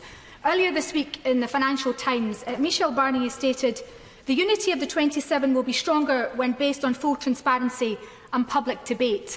So can I ask the Prime Minister, what exactly does it say about this so-called team approach? That members of this Parliament and indeed devolved governments across these islands are set to hear more about the outcome of these vital talks from those on the other side of the negotiating table than we are from this Tory government. No, I have to say to the Honourable Lady, I think what is absolute, what I've said very clearly is that when we are able to provide clarity through as we have done up till now and looking into the future, we will do so. But it is absolutely the case that if we are going to get the best deal for the United Kingdom, we should not reveal every detail of our hand at every stage in the negotiations. We will be looking to ensure that clarity and information are available where that is appropriate. Oliver Dowden. Thank you, Mr. Speaker. Whilst seeking to protect and enhance workers' rights, will the Prime Minister also seize the opportunity afforded by leaving the European Union for greater sectoral deregulation so that businesses are able to create the wealth and prosperity which we all need and upon which ultimately our public services rely? Of course, once we leave the European Union, at the point at which we leave, the acquis will be brought into UK law. That will provide businesses with certainty, but then it will be up to the UK Government and the UK Parliament to determine what regulations remain in place in the future and what deregulation should take place. Heidi Alexander. Thank you, Mr. Speaker. In her letter to Donald Tusk, the Prime Minister refers to the Treaty of the European Union and the European Atomic Energy Treaty. She makes no reference, however, to the European Economic Area Agreement, which underpins our membership of the single market. When and how does the Prime Minister intend to withdraw us from the EEA? Hear, hear. The membership of the EEA is linked to our membership of the European Union, and our commitment and our notification in relation to leaving the European Union covers also the EEA. Mr. David Nuttall. Mr. Speaker, can I warmly thank and congratulate my right honourable friend for carrying out the wishes of the majority of my constituents in Bury, Ramsbottom and Tuttington by triggering Article 50 today. Does my right honourable friend agree that whilst inevitably after 40 years of membership there could potentially be long and difficult negotiations ahead, what matters is the big picture? That we are taking back control for this Parliament, we're taking back control of our borders and we're taking back control of our contributions. My honourable friend is absolutely right. There will be detailed negotiations, but we must always remain and keep as our vision that big picture, as he describes it, that this is about control of our laws, control of our borders, control of our budgets. That is what people voted for when they voted to leave. Margaret Ritchie. Michel Barnier, who will be directly involved in the negotiations, has put Northern Ireland top of his agenda because he was directly involved in the negotiations to achieve a special European Union programme body. Can the Prime Minister outline for us how she will ensure the protection of our fragile economy in Northern Ireland to ensure that there is tariff-free access and continued access to that single European market, which is vital to the growing economy on the island of Ireland?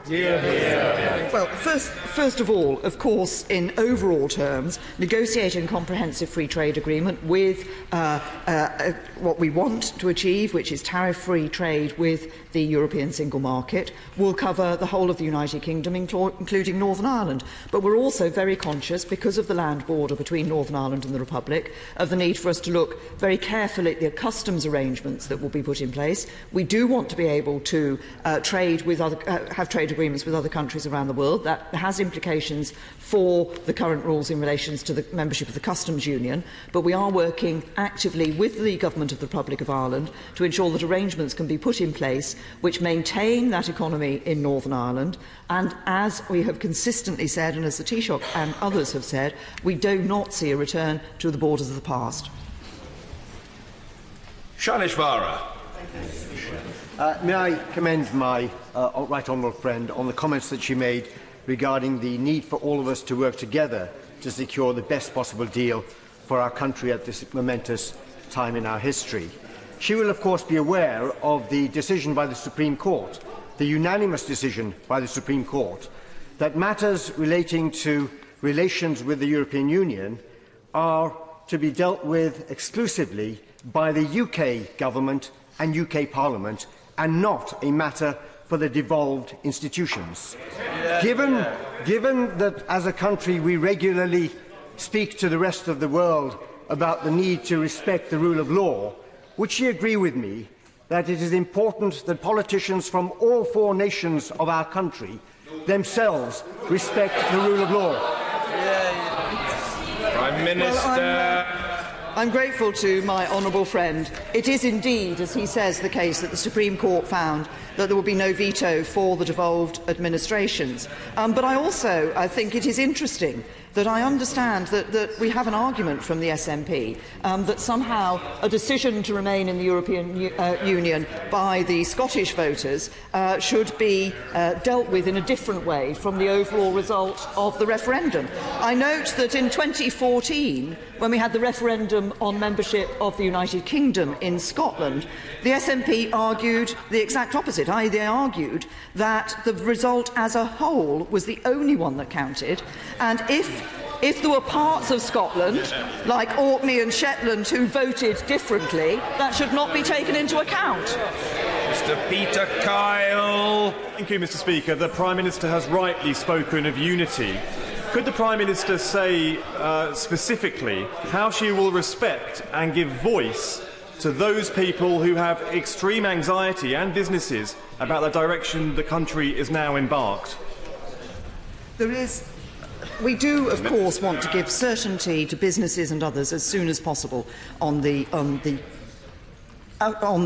arrangements that will be put in place. But, of course, this will be a negotiation and there will be a degree of uncertainty. And we cannot take that uncertainty completely away. What we can do is give clarity at stages where we are able to do so, as we have been doing in the last few months. Mr. David Rutley. Mr. Speaker, I welcome the approach that my right honourable friend is taking to secure a positive outcome in the negotiations ahead. Does she agree with me, though, that Brexit is a spur to action now to tackle long-standing economic challenges about productivity, about skills and about export performance? And will the government's modern industrial strategy help in achieving these important objectives? Yes. Well, my honourable friend is absolutely right. As I've said before, the vote was not just about leaving the EU, it was about changing the way the country works and changing that forever, getting that stronger economy, ensuring it's an economy where everyone plays by the same rules, ensuring that it's an economy that works for everyone, and that we do see growth and prosperity in every part of the United Kingdom is an important part of the future. It's an important part of our plan for Britain, and our industrial strategy is absolutely right at the heart of delivering that. George Kerrivan. Could the Prime Minister explain why, in her long and detailed letter to President Tusk, which clearly took weeks to prepare, she somehow forgot to mention Gibraltar? Is it a case of out of sight, out of mind? No, Prime Minister. We are absolutely steadfast in our support of Gibraltar and its people and its economy. Our position has not changed. We've been firm in our commitment to never enter arrangements under which people of Gibraltar would pass under the sovereignty of another state against their wishes, nor enter into a process of sovereignty negotiations with which Gibraltar is not content. There is the letters and notification in relation to our withdrawing from the European Union. And Gibraltar is not a separate member of the EU, nor is it a part of the UK for the purposes of EU law. But we're very clear that it is covered by our exit negotiations. We've been committed to fully involving them in the work that we're doing. We have been having regular discussions with the Government of Gibraltar as we go forward, and we will continue to work with them for the future. Dr. Caroline Johnson. Thank you, Mr. Speaker. As a representative of a constituency which voted, as I did, overwhelmingly to leave, I'd like to congratulate the Prime Minister on her leadership on this historic day. Much of my beautiful constituency is rural farmland, and the local farmers would like their reassurance that their livelihoods will be protected as we leave the EU. Can my right honourable friend confirm that she will do all she can to support British farming in the process of these negotiations? Prime Minister. We've already been able to give some reassurance to farmers by the commitment that we have in terms of funding through to 2020. But of course we will then need to look at the arrangements that are in place post the UK leaving the European Union. But I can assure my honourable friend that my right honourable friend, the Secretary of State for Environment, Food and Rural Affairs, is working with farmers in all parts of the United Kingdom to look at what is the best arrangements for the way ahead. Mr. Stephen Timms. Right, Mr. Speaker, but there is a very big economic challenge ahead. Does the Prime Minister recognise that securing anything like the barrier-free access to the single market, which she's rightly set as her goal, will require some compromise, some middle ground to be found on the question of free movement of people? The decision that was taken on the 23rd of June in relation to free movement was that it should be the UK government that determines the immigration rules for people coming to the United Kingdom from the European Union. We will be putting forward proposals to this House in due course on what those arrangements for the future should be. But I have every confidence, because we're not going to be stopping immigration from the European Union people coming into the United Kingdom. We recognise there will still be movement from people from the EU into the United Kingdom, but the important point will be that the rules governing that will be determined by the UK government. Henry Smith. Mr. Speaker, the Prime Minister is right that the UK is leaving the institutions of the European Union, not Europe itself. She is also right to talk of this country as global Britain. This nation is one of the world's leading aviation powers and an island trading nation. Can I seek assurances that the importance of aviation, as we increasingly become a conduit between the rest of the world and Europe, will be paramount? Yes. Prime Minister. Obviously, the arrangements for aviation will be a key element of the negotiations as we take them forward, both in terms of ensuring that we see no disruption to the aviation arrangements, so people are still able to continue to fly between the UK and other parts of the European Union in the way that they have done and elsewhere in the world. But we recognise the importance of our aviation industry, not just in terms of the airlines themselves and the work that they do and our airports, but of course the manufacturing that we have here in relation to the aviation industry is also important to us. Ah, yes, there must be some relief from the toil of being a whip. Mr. Mike Weir. Thank you, Mr. Speaker. The Prime Minister talked grandly about self-determination. Why then is she so determined not to allow the Scottish people to exercise that very right when the details of the deal are known, but before we're actually taken out of the EU? Prime Minister. As I've said before, I think now is not the time to be talking about a second independence referendum. And I would simply remind the honourable gentleman that, of course, in 2014 the SNP were clear that that was a once-in-a-generation, indeed a once-in-a-lifetime vote. Mr. Nigel Evans. Thank you, Mr. Speaker. Well, this is truly a red, white and blue letter day. And shut up. And it represents all the constituent parts of the United Kingdom, including Scotland. Yay! And sending it ambassador class was a nice touch, Prime Minister.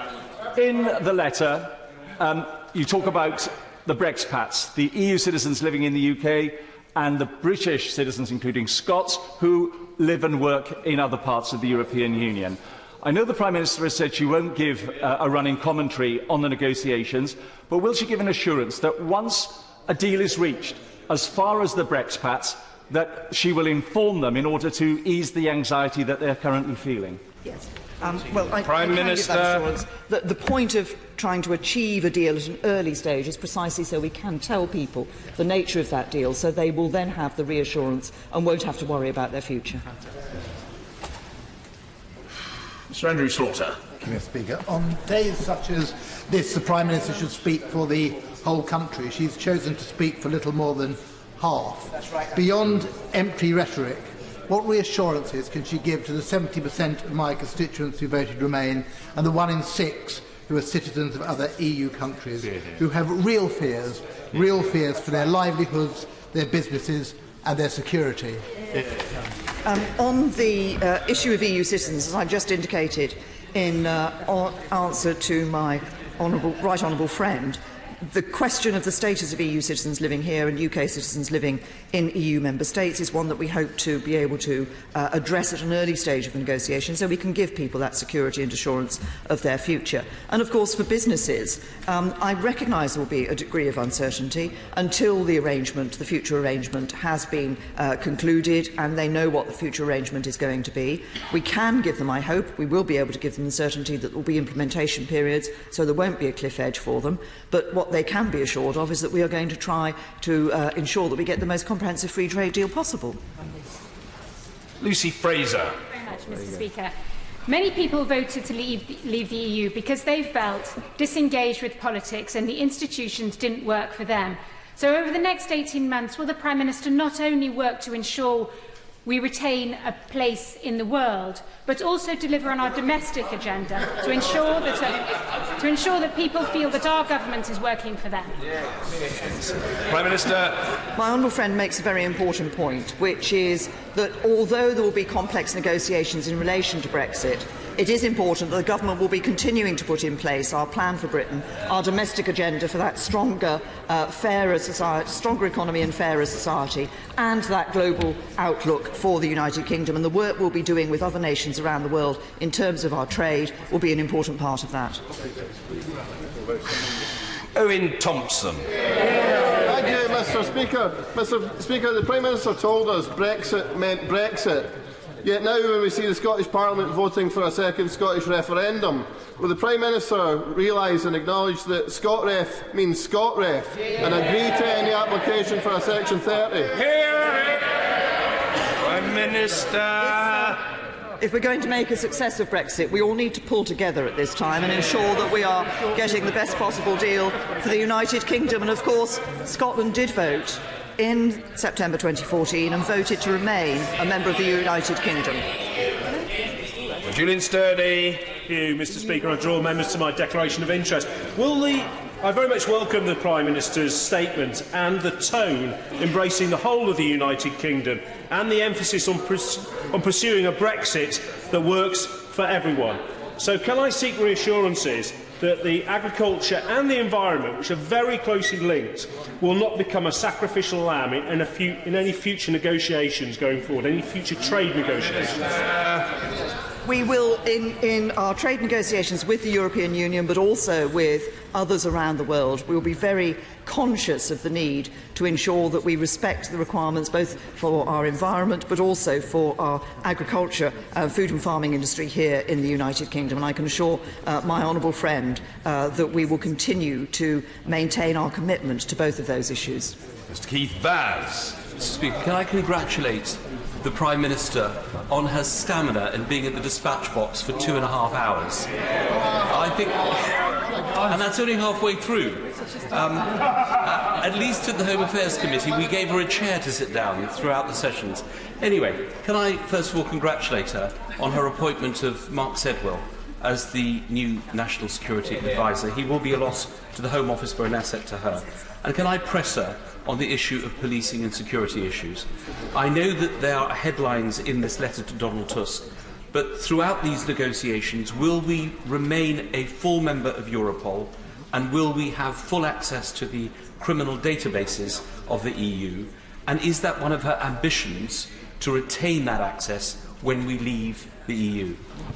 Prime Minister. While we remain a member of the European Union, we will continue to have the access and the membership arrangements that we currently have to the various issues that the Right Honourable Gentleman refers to, and it would certainly be my expectation that within the negotiations we would be looking to negotiate continued access for information, various ways in which we'll be sharing information today with member states within the European Union. I think that's not just in our interest, I think it's in the interest of the EU as well. Mark Francois. Thank you, Mr. Speaker. This is a great day for our country as we take back full control of our national destiny. Historically, we have been a free trading nation and outward looking with a global perspective. Does the Prime Minister agree with me that that which is historic in our national DNA will stand us in good stead as we go through with these critical negotiations. Prime Minister. I absolutely agree with my honourable friend. That's why I'm optimistic and ambitious for the United Kingdom. I think that spirit of trading around the world, that outward-looking spirit that we've always had in the United Kingdom, will indeed stand us in good stead in the future. And Jonathan Reynolds. Thank you, Mr. Speaker. Can the Prime Minister confirm her understanding of what will need to happen on the European side to ratify the new deal with the UK, which we all want to see? Will it be a decision, Prime Minister, as part of the exit negotiations by the Council of Ministers, by the Commission, or will it be something that requires ratification by every single remaining EU member state, national parliament and sometimes regional parliament? Because clearly that could pose a lot of uncertainty if just one of those member states opposes the terms that we've negotiated for our exit. Prime Minister. The answer is that the extent to which any part of the deal requires full ratification from every individual member state and from every constituent part of the European Union will vary according to the nature of the aspect of the deal. But overall, it will be necessary for the European Parliament and for the nation-states to ratify. Mr. Martin Vickers. Thank you, Mr. Speaker. For those of us who campaigned and voted for Brexit not just last year but also in 1975, this is indeed a great day and one for celebration. Mr. Speaker, 70% of my Cleethorpes constituents and in neighbouring Grimsby voted Brexit last June. In part, that was the continuing anger and resentment at the sellout of the fishing industry in the original negotiations. The Prime Minister has already reassured me that the fishing industry will be looked after, but the associated seafood industry is very much dependent on the fishing industry. I've already met with industry leaders in my constituency who see both opportunities and concerns. Can she reassure me that the seafood processing industry will indeed be a key part of the negotiations? I can give my honourable friend the assurance that we don't just want to ensure we get a good future for our fishing industry, we want to ensure that those parts of industry that rely on fishing will also have a good future here in the United Kingdom, and we will be taking that into account. Dr Ailey Whiteford. Thousands of EU nationals doing essential and useful jobs in our agriculture and fisheries sector and in our public sector still don't know what their status is going to be 2 years from now. Is the UK government's position really so weak that they need to use these people as bargaining fodder in their negotiations? Why won't the Prime Minister make a goodwill gesture and guarantee their rights? Minister. As the Prime Minister of the United Kingdom and as the Parliament of the United Kingdom, I think we should all have care not just for EU citizens living here, but for United Kingdom citizens living in the European Union. We want to ensure reciprocal arrangements guaranteeing the rights on both sides. And Dr Sarah Wollaston. Thank you, Mr. Speaker. I welcome the Prime Minister's clear commitment to a positive, constructive and respectful approach to the negotiations that lie ahead. Can I, however, press her further on behalf of the fishing community in my constituency and from around the United Kingdom? She'll know that in the past they've been badly let down during negotiations. So can she give an equally clear commitment that the fishing community will receive a sufficiently high priority during the negotiations ahead? Prime Minister. I can confirm to my honourable friend that we are very conscious of the needs of the fishing industry. The DEFRA has been talking with the fishing industry, and the Secretary of State and others have been looking very carefully at the arrangements that will need to be put in place in the interest of the fishing industry, and that will be an important part of our considerations in future. Kate Green.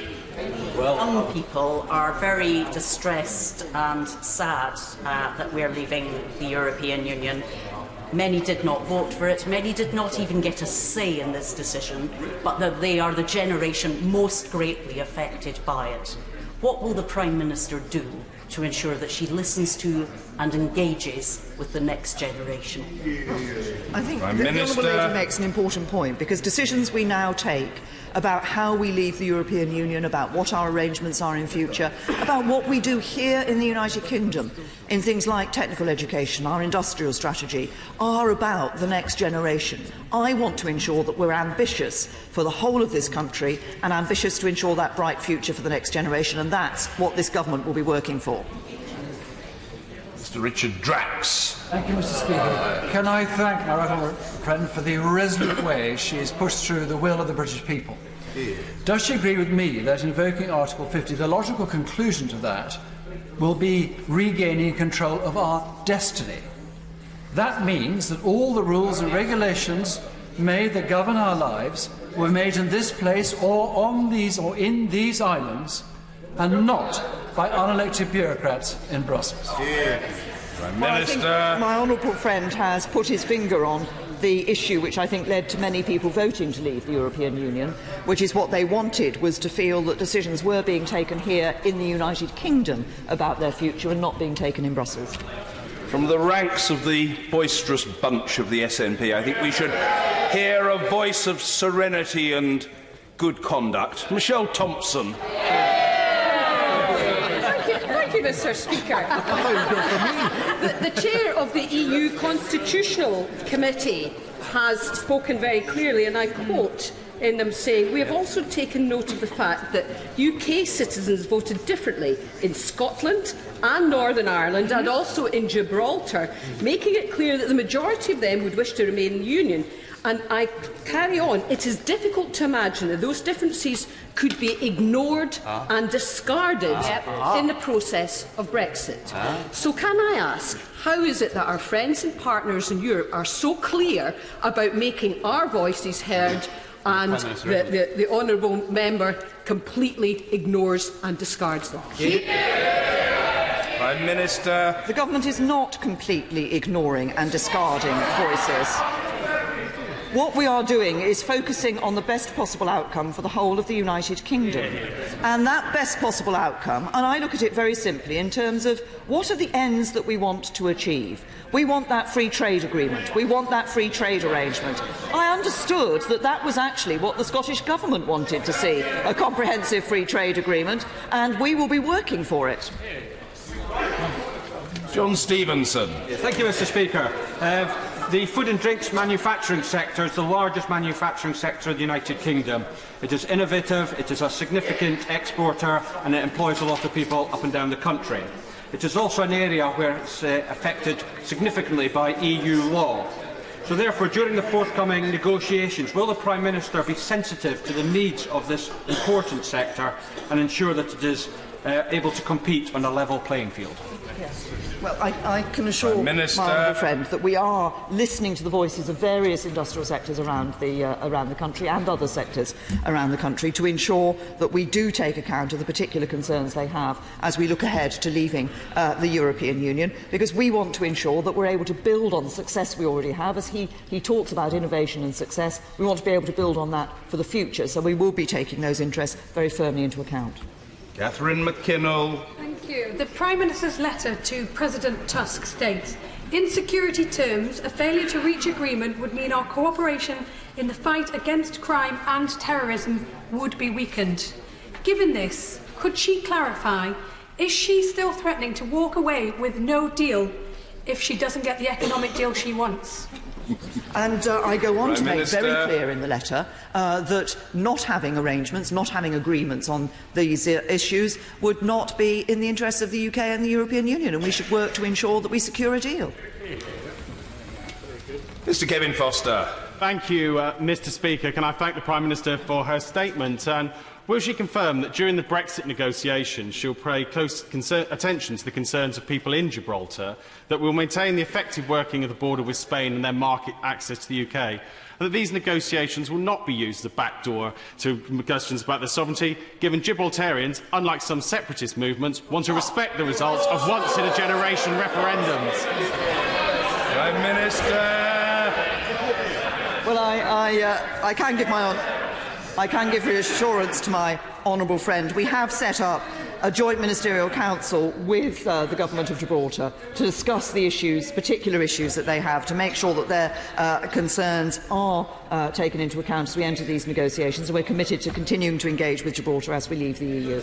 Oh dear, the honourable member for Inhelion and Yar is a jovial jackanapes. I think we should put him out of his misery. Let's hear from the fella. Mr. Speaker. From the fella, I'd forgotten. I do apologise. No. Once is enough. Enough. Dr. Rupa Huck. Thank you, Mr. Speaker. Even an ardent Remainer like me recognises that we now have a golden opportunity to reshape immigration policy. The Prime Minister just now spoke of a truly global Britain. So will she apply that principle and at the earliest opportunity in the next 2 years remove international students from net migration targets and send out a message that we are a welcoming nation, and also to stem the plummeting tide of EU applications to our universities? Very good. Prime Minister. Whether or not international students are included in the net migration target is not a message about our country and about how we welcome people. We welcome the students to come to this country. We're very clear about that. But what we do in the statistics is abide by the international definition which is used by countries around the world. What we want to ensure is that the brightest and the best are indeed able to come to the United Kingdom and get the value of a UK education. Jeremy Lefroy. Thank you very much, Mr. Speaker. Could I welcome the Prime Minister's 7 principles in her letter, particularly the first about constructive and respectful engagement, and the 5th about the importance of the unique relationship with the Republic of Ireland and the Belfast Agreement and peace process. Would the Prime Minister agree with me that to achieve the best possible outcome for all our constituents, there should on both sides be the minimum of red lines and the maximum flexibility? I absolutely agree with my honourable friend. It's important that we're able to be flexible in these negotiations, but the key thing is that in everything we do, we put the British national interest first. Patrick Grady. Mr. Speaker, I don't know if the Prime Minister is aware yet of the draft resolution published by the European Parliament being reported, which we will discuss this afternoon, which includes a recognition that a large number of United Kingdom citizens, including a majority in Northern Ireland and Scotland, voted to remain in the European Union. Mr. Speaker, it doesn't mention Maidenhead, and perhaps that's because the people of Maidenhead, unlike the people of Scotland, did not have an independence referendum where they were told that voting to remain in the United Kingdom would also mean voting to remain in the European Union. Prime Minister. I have to say to the honourable gentleman, the SNP can't have it always, because they wanted to leave. They wanted to leave the United Kingdom, which would have meant leaving the European Union. Raymond Chishti. Thank you very much, Mr. Speaker. I very much welcome the way the Prime Minister has taken forward the will of the British people, including the majority of my constituents, in relation to security and fighting terrorism and extremism.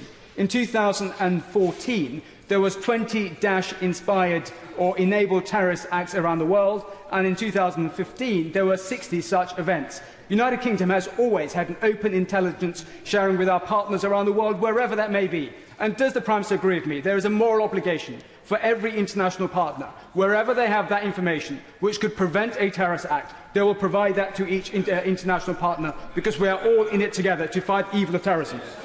Well, it's absolutely right that we are working together to fight terrorism, and of course many of the exchanges that take place on intelligence matters are not part of structures within the European Union. Susan Ellen Jones.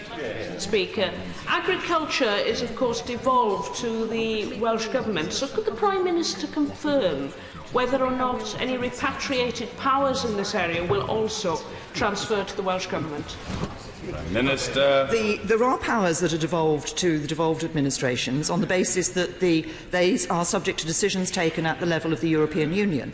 Now, once we leave the European Union, those decisions would, of course, be coming to the United Kingdom. What we want is an open discussion with all parts, all the devolved administrations, about what is right to ensure that we keep a single market operating here in the United Kingdom. But as I say in my letter to President Tusk and repeated in my statement, it is our expectation that we will see significant increased decision-making powers moving to the devolved administrations when we leave. James Cartledge. Thank you, Mr. Speaker.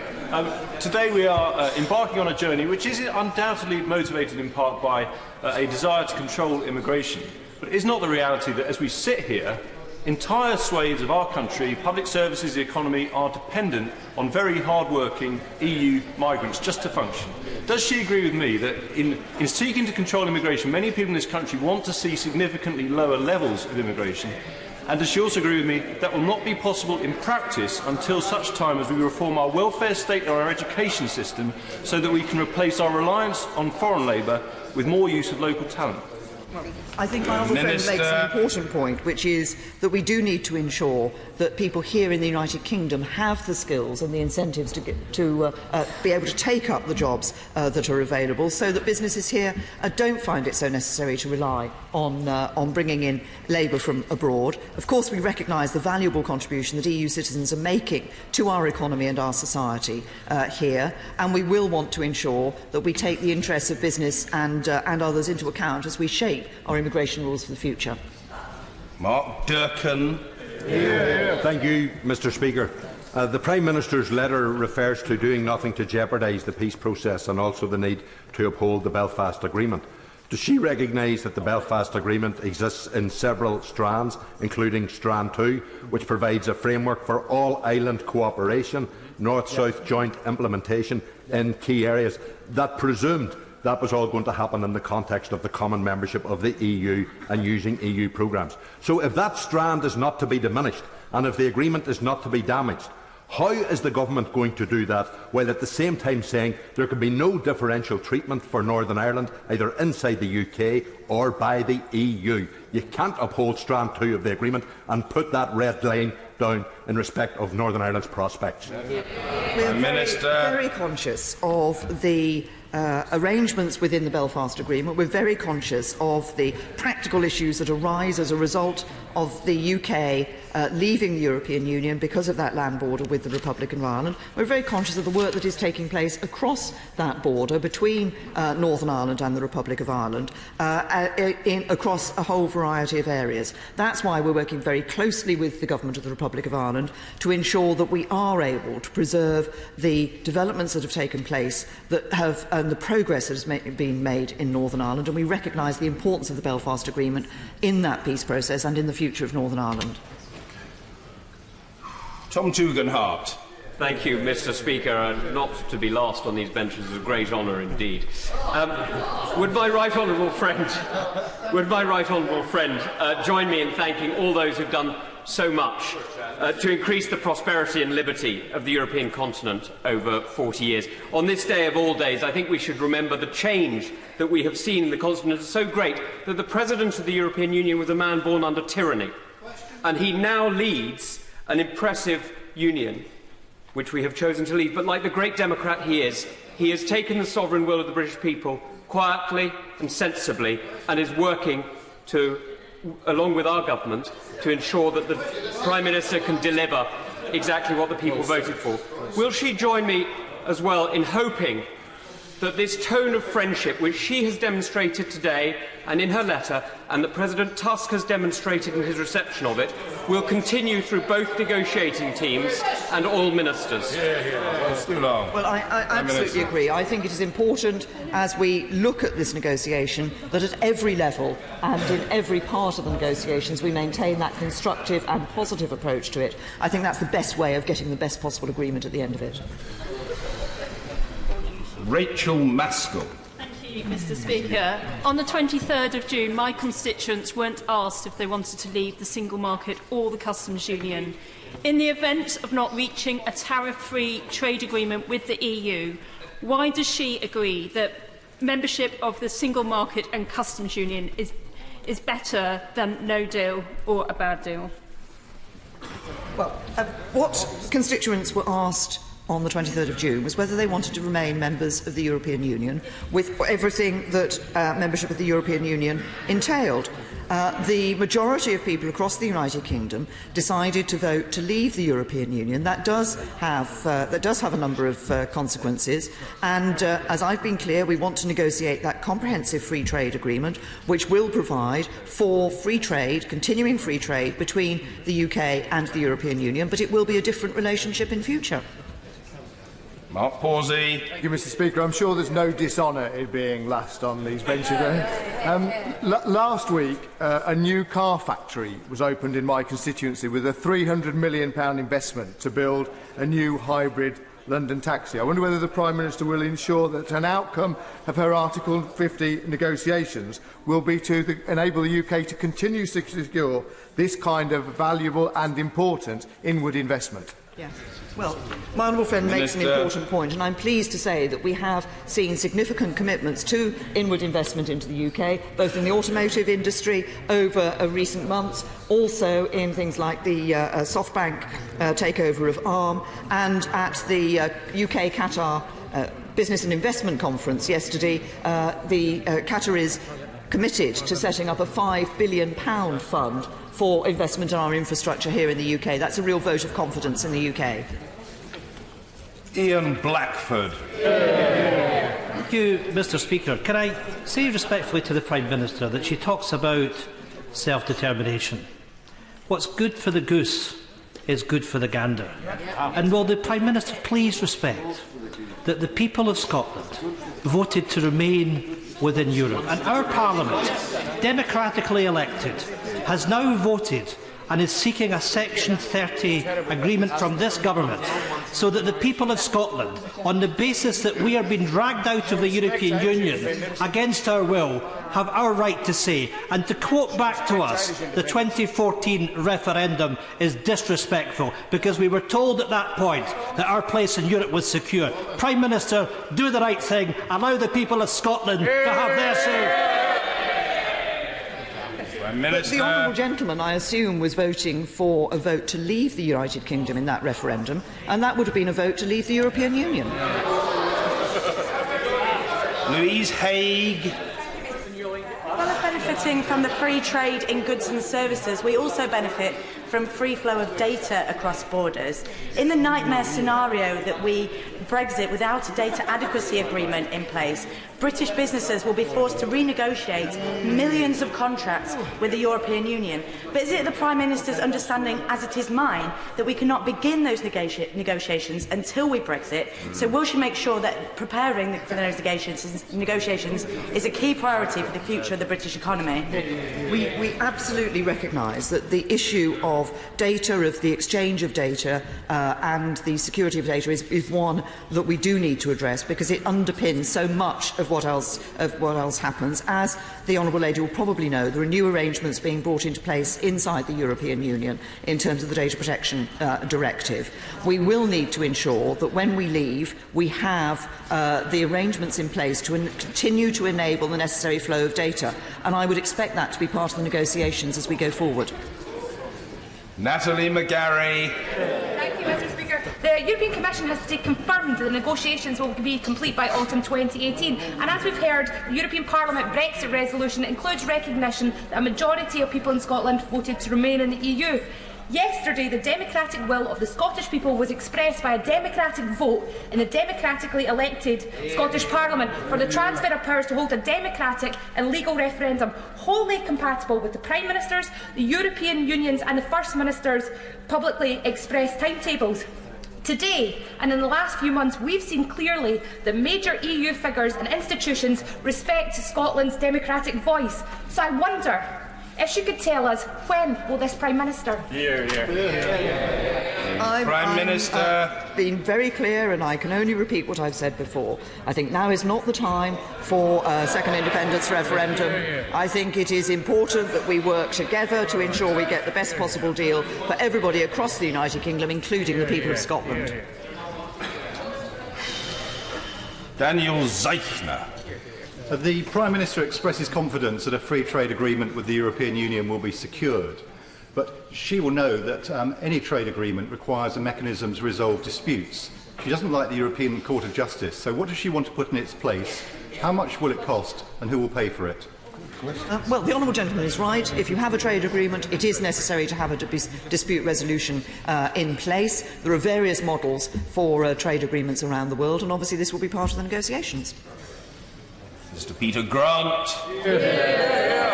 Thank you, Mr. Speaker. In a letter to President Tusk, the Prime Minister has promised that negotiations will, quote, take due account of the specific interests of every nation and region of the UK, end of quote. So can she tell us whose advice she'll be listening to make sure that she's fully appraised of the specific interests of the region of which my constituency forms a part? We will be working with the devolved administrations, but we will also be listening to businesses and others from across the United Kingdom for as they make clear to us their interests as the negotiations go forward. Christian Matheson. Speaker, like the Prime Minister, I supported the Remain campaign in the referendum. Unlike the Prime Minister, I've been consistent in my view of how damaging Brexit will be, whereas she careers towards the hardest of Brexit, presumably a prisoner of the right-wing ideological Brexiteers on her own benches. Can I ask her about the executive agencies that will need to be established to replace, for example, EASA, Euratom or Medicines Control? Has she identified how many of these agencies we will need to establish and presumably have up and running in the next 18 months, what cost they will be, and whether we have the capacity to staff them?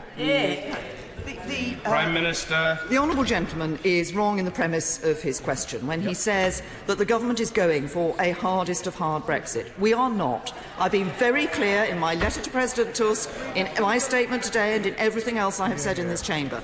We are looking for a comprehensive free trade agreement with the European Union. I believe we can achieve that, and that's what we'll be working for.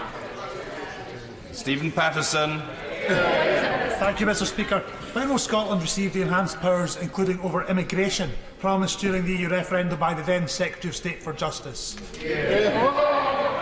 Minister. In terms of powers that are being repatriated from Brussels to the United Kingdom, as we're very clear, we will be entering the discussions with the devolved administrations about how those powers should best be dealt with, whether they should remain in terms of UK frameworks or be further devolved. But I'm clear that there will be significant decision-making powers coming down to the devolved administration. Sammy Wilson. Mr. Speaker, can I wish the Prime Minister well in these negotiations? And she does carry a heavy burden on her shoulders because, of course, she carries the hopes of millions of people across the United Kingdom who look forward to the bright future outside the EU, free from the dictation of how our laws come and how our money is spent, etc. Can I also welcome the fact that her ministers have spent so much time on dealing with the issue of the border between Northern Ireland and the Irish Republic? But sadly, during these negotiations, we may not have a working Northern Ireland Assembly in place. Can she specifically tell us how the interests of Northern Ireland will be represented during the ongoing negotiations? First of all, Prime Minister. I would hope that we can work to ensure that we do have a Northern Ireland Assembly and Northern Ireland Executive in place, so that we are able to have that interlocutor in Northern Ireland as we go forward and as we take the views of Northern Ireland forward in the negotiations. And I think it's in all our interests to work for that devolved government, not just for that reason, but because I think it's the right outcome and the right decision for Northern Ireland. In the absence of such a government, of course, we will continue to talk to the political parties within Northern Ireland, but also continue to take wider views, as we are doing across the whole of the United Kingdom, from businesses and others about their concerns for their interests within Northern Ireland and within other parts of the United Kingdom. Brendan O'Hara. Thank you, Mr. Speaker. For weeks, the Prime Minister made it abundantly clear that she did not want the Scottish Parliament to vote in favour of having a referendum on independence. No one could have been left in any doubt as to what her position was in this matter. But given that the Scottish Parliament last night voted by a clear and unambiguous majority in favour of having a referendum on independence, my question is, regardless of her personal preference, and recognising her commitment and for constructive and respectful dialogue, will the Prime Minister now respect that democratic decision? The honourable gentleman is absolutely right. The Scottish Parliament was very clear in when it came to consider this issue. as I understand it, and obviously, as he says, there was a majority in favour of the Article 30, but I was very clear that I think now is not the time for a second independence referendum or to be talking about that. Now is the time for the United Kingdom to come together and to focus on the historic decision that we have taken and the negotiations we now have to ensure the right deal for the whole of the United Kingdom, including the people of Scotland. Neil Gray. Mr. Speaker, the Prime Minister said in July, at the same time as promising an agreement, a UK-wide agreement, that she wanted to make this country work for everyone. This week we see cuts to disability support in the form of personal independence payments and employment support allowance. So can she explain how Brexit Britain will be any different in delivering the socially just society that she keeps on promising? I have set out in my plan for Britain the plans that we have for a fairer society, and looking ahead to the various things that we will put in place to ensure that we have a society in this country where people are able to succeed on merit and not on privilege, where we have a stronger economy, where people play by the same rules. But of course he mentions issues relating to welfare. Of course, powers relating to welfare have been given to the Scottish Government in certain areas. I understand they have yet to use them. Carol Monaghan. Mr. Speaker, this morning I witnessed a construction worker telling some Eastern European workers that you lot can go home now. Without guarantees to our EU national friends, colleagues and family, this xenophobic behaviour and rhetoric will only increase. So does the Prime Minister agree that now is the time to show leadership in granting unilaterally the rights of our EU national friends? None of us want to see xenophobic behaviour from people here in the United Kingdom. We have welcomed EU citizens. They have worked alongside us. They have lived alongside us. They contribute to our economy and our society. But in looking ahead, I want to ensure that we get a reciprocal agreement for both EU citizens living here and for United Kingdom citizens. And the Honourable Lady shakes her head. This is the Parliament of the United Kingdom. We have a duty to have a care for UK citizens. Callum Kerr. The Prime Minister's commitment to get the best possible deal for the UK offers little reassurance to rural Scotland, because their experience from the allocation of convergence farm payments to Scottish fishing being expendable shows where they are on a Conservative Government priority list. Now, we understand the need for UK frameworks, but today she could offer them reassurance by confirming that powers over Scottish agriculture and Scottish fishing will go to the Scottish Parliament and that Scottish officials will represent Scottish interests in negotiations.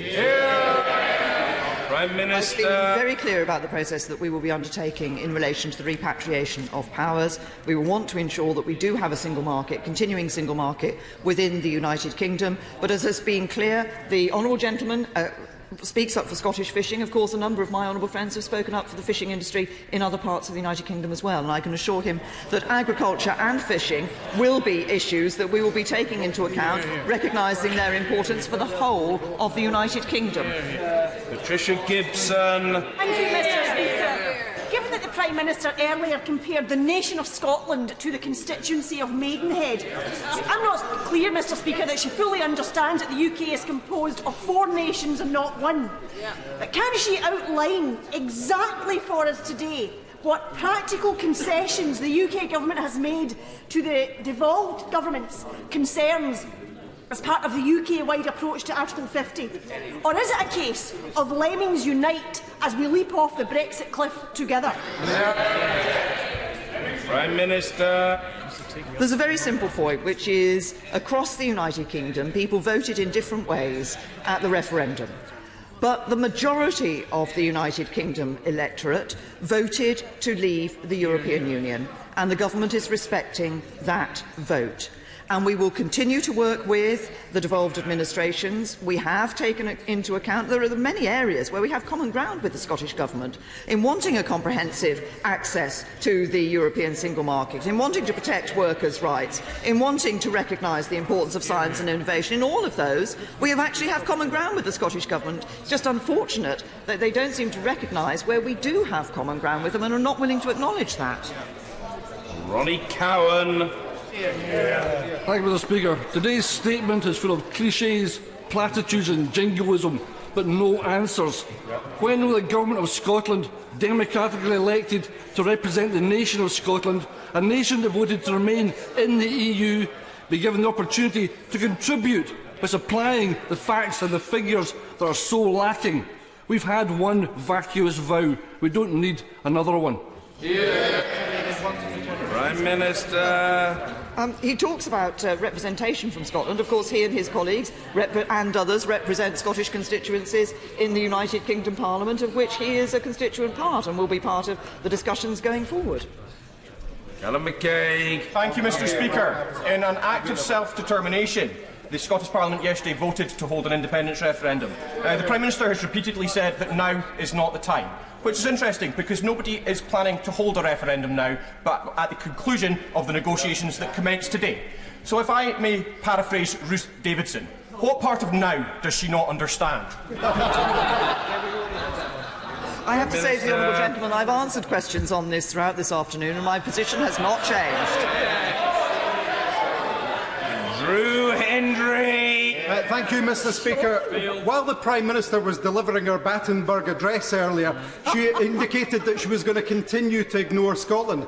But is she aware of the comments of Tory MSP Annie Wells, who says she doesn't respect the sovereignty of the Scottish Parliament? And will she distance herself from those remarks? Can I say to the honourable gentleman, I did not say I was going to ignore the views of Scotland. In fact, in the letter that is sent to President Tusk, we make very clear that the views from all constituent parts of the United Kingdom will be taken into account in our negotiations. Chris Stevens. Mr. Speaker, as the Prime Minister's had difficulty with constitutional issues, let me ask another issue so dear to conservatism: workers' rights. Can the Prime Minister pledge that employment rights for women that derive from EU legislation and ECJ rulings in relation to equal pay, pregnancy, maternity and protection against discrimination will be retained? And if so, could you outline the processes to maintain those protections? Minister. In the speech that I set out in Lancaster House, that I gave in Lancaster House in January, where I set out the objections of our negotiations, the protection of workers' rights was one of the elements in that speech. In the further statements that I have made today and at other times, I've been very clear that this government wants to protect workers' rights and indeed enhance workers' rights. Dr. Lisa Cameron. Many thanks, Mr. Speaker. Ploughing on regardless, does the Prime Minister simply feel she can ride roughshod over the will of the Scottish people on the EU and now the mandate of the Scottish Government? Is the Prime Minister in denial, or is this a deliberate policy of disrespect? Prime Minister. There's no question of riding roughshod over the votes of anybody in the United Kingdom. The United Kingdom held a referendum. This Parliament agreed that the decision of leaving the European Union or not should be given to the British people across the whole of the United Kingdom. They were given that referendum. They chose to vote to leave the European Union, and the government is now respecting the result of that referendum. Alan Brown. Thank you, Mr. Speaker. Despite having a majority in this House, there's a few facts the Prime Minister needs to remember about the 2015 general election. Firstly, the Tories only get 36% of the vote in the UK. They get less than 15% of the vote in Scotland and only one MP, their worst performance since 1865. In last year's Scottish Parliament election, the Ruth Davidson party was still only third in the constituency votes. By contrast, the SNP government was re-elected with the biggest vote share of any government in Western Europe. And within that manifesto was a pledge to hold a referendum if Scotland was dragged out of Europe against its will. Why then, and she says she's answered this question, Why, with absolutely no mandate in Scotland whatsoever, does she think she can continue to stand at the dispatch box and try and take control of the timing of the referendum? Prime Minister. This is the United Kingdom Parliament, and as Prime Minister of the United Kingdom, I have said, and I continue to say, that I think now is not the time for second independence referendum. Indeed, now is not the time to be focusing on a second independence referendum. What we should be focusing on at this time is working to ensure that we get the best deal for the whole of the United Kingdom as we leave the EU. Gavin Newlands. Thank you very much, Mr. Speaker. In both her statement today and in her letter to President Tusk, the Prime Minister speaks of the expectation that devolved government's powers will be increased. I'm sure she will want to honour the promises made to win the referendum. So, can she confirm that one of the powers devolved to Scotland will include immigration, as promised by the then Justice Secretary during the campaign, or is now not the time? Prime Minister. And the honourable gentleman will be aware that the issue of immigration was one that was looked at in the Smith Commission, and it was not determined as the Smith Commission that it should be one of the issues that was delegated. But I repeat what I've said in the letter, and I've said here again today, that I think as a result of the repatriation of powers, we will see significant decision-making powers being given to the devolved administrations over and above what they have today. Mrs. Marion Fellow. Thank you, Mr. Speaker. The stated position of the UK Government was that the UK is a family of nations, a partnership of equals. So why then is the UK Prime Minister and our Secretary of State for Scotland so disrespectful of the people and Parliament of Scotland? And why are they running so scared of a Scottish referendum 18 months to 2 years down the line? There is no disrespect for anybody. What there is respect for putting into place the vote that was taken by the people of the United Kingdom on the 23rd of June last year. Tommy Shepherd. Mr. Speaker, last year the Prime Minister gave her word that she would seek an agreed United Kingdom approach on Brexit with the devolved administrations. In order to assist us in making a judgment about what her word is worth, can I ask her to give this House a single example of a suggestion or a request made by the Scottish Government which she has taken on board? A single one, anyone. I've already set out that there are many areas of issues that the Scottish Government has raised in their paper on which we agree, as will become clear when we respond to that paper. Oh dear. Patience rewarded. Stuart C. MacDonald. Thank you, Mr. Speaker. I wonder, how would the Prime Minister have responded if Donald Tusk had simply said, "Now is not the time"? I think the honourable gentleman with his background will know that the Treaty on European Union enables the member state to trigger Article 50 in the way that we have done, and it is then for the European Union to respond to that by setting out the basis of 2 years of negotiations. Order. Order. We'll come to the point of order in a moment. First of all, can I thank all 113 backbench members who questioned the Prime Minister? And can I thank the Prime Minister, who has been with us for the last 3 hours and 21 minutes and attending to this statement for the last, I think, 2 hours and 46 minutes. And I think, in the name of courtesy, we ought to say a big thank you to the Prime Minister. Yes, a point of order, Mr. Tom Brake. Mr. Speaker, the Liberal Democrats believe that Brexit will cause untold damage to the UK's economy and influence in the world, but the government have triggered Article 50, so we will do all in our power to ensure it's a success. But, Mr. Speaker, if it is not a success, what guidance can you give me on how those responsible for any such damage, the Prime Minister, the Secretary of State for Foreign Affairs, international trade, DFID and exiting the EU, will truly be held to account in this House for their actions and for their failure, and that the blame won't simply be shifted to the Remainers, the European Union or anyone else they choose to blame? To be unkind to the right honourable gentleman who has served as a deputy leader of this House, no less. I simply say to the honourable gentleman two things. First of all, I am on the whole wary of entertaining hypotheticals, and at the moment the right honourable gentleman perfectly legitimately is using the ruse of a point of order to raise a hypothetical. That's the first point. The second point is, and the honourable gentleman, right honourable gentleman knows this, all members of this House have not only a right, but frankly a responsibility, on whichever side of the House they sit, to hold the executive to account. That is a primary function of a Member of Parliament. And all I can say to the right honourable gentleman is that however this situation evolves, he can rest content that those who seek to hold the executive to account will always have a friend in the chair.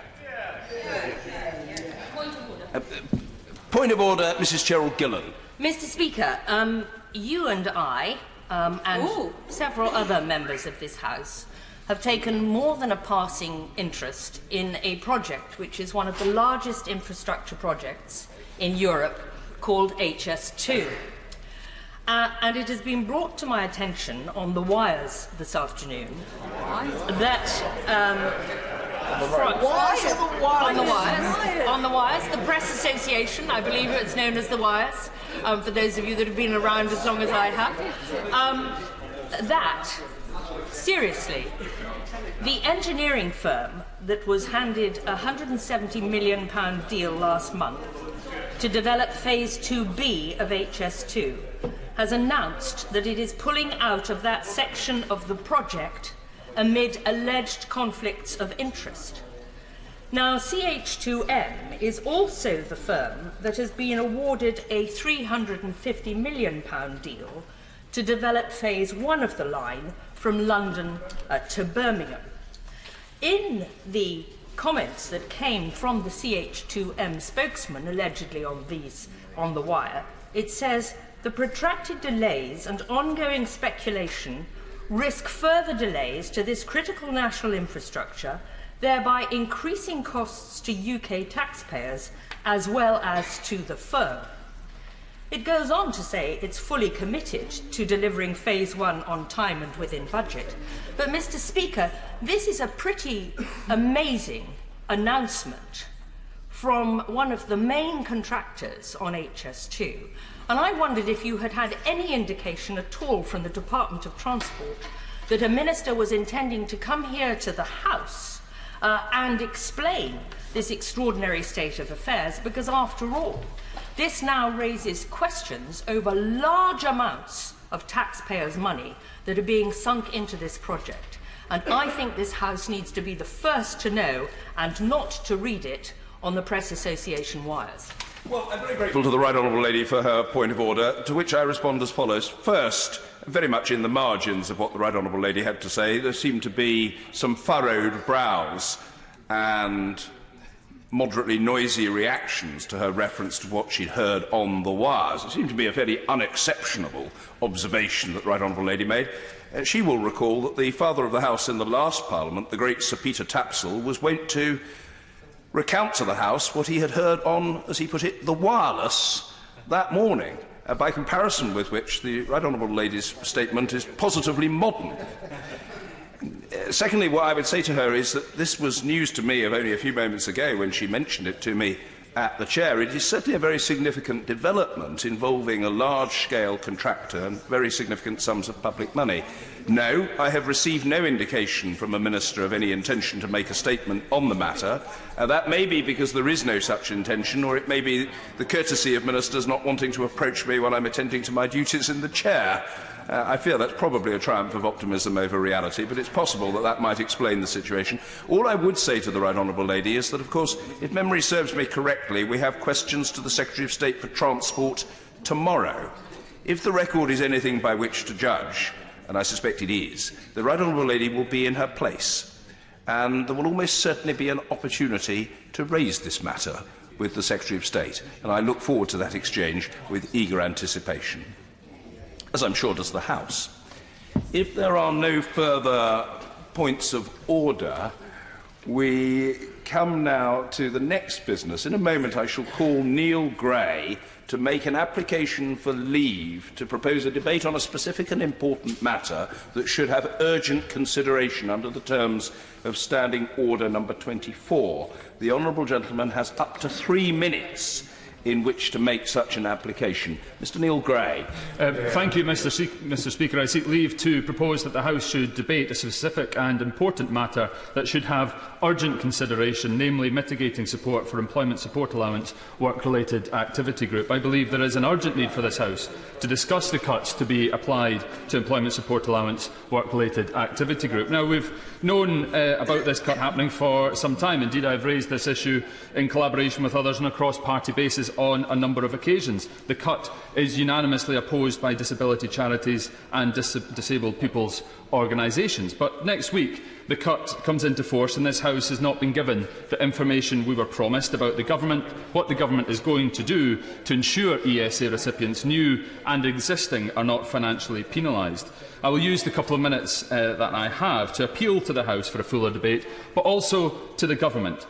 Next week, a cut of 1/3 to the income of recipients of ESA RAG will begin, £100 a week down to £73 per week. This means that many sick and disabled people found unfit for work will be £30 per week worse off, money desperately needed to pay bills, stay healthy and undertake work-related activity such as volunteering or attend courses.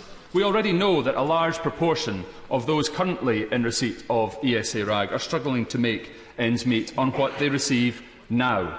With that extra £30 a week, we have no idea what the impact will be on them when ESA RAG is cut back.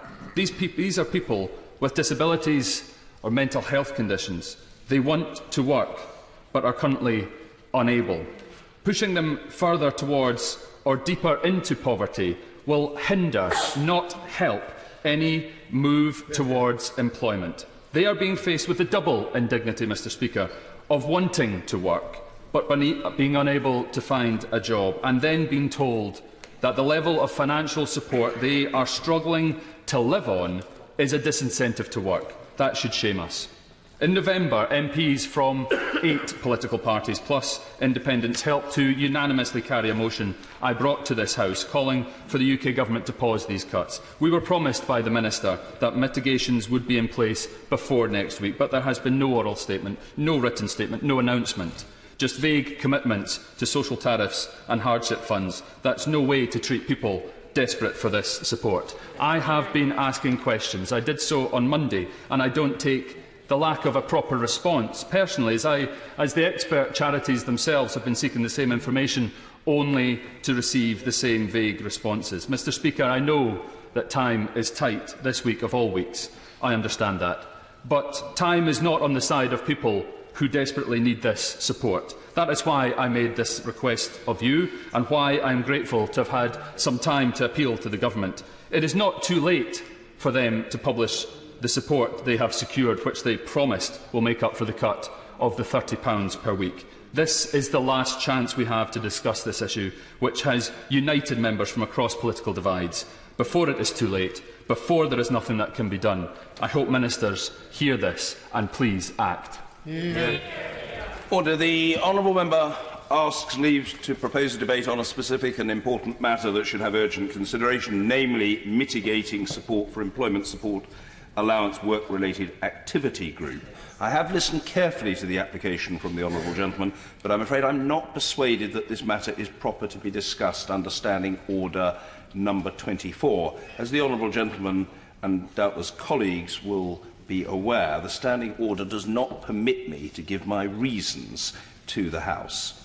That said, and although certainly today was the last opportunity for the honourable gentleman to seek such a debate before we depart for the recess, there may well be an opportunity for this matter to be debated in another way upon our return, and I'm sure that the honourable gentleman will eagerly seize any such opportunity. If there are no further points of order, we come now to the 10-minute rule motion for which the Right Honourable Gentleman Member for Lee has been so patiently waiting. 10-minute rule motion, Mr Andy Burnham. Thank you, Mr Speaker. And I beg to move that leave be given to bring in a bill to set a requirement on public institutions, public servants and officials and those carrying out functions on their behalf to act in the public interest and with candour and frankness, to define the public law duty on them, to assist courts, official inquiries and investigations, to enable victims to enforce such duties, to create offences for the breach of certain duties, to provide funding for victims and their relatives in certain proceedings before the courts and at official inquiries and investigations, and for connected purposes.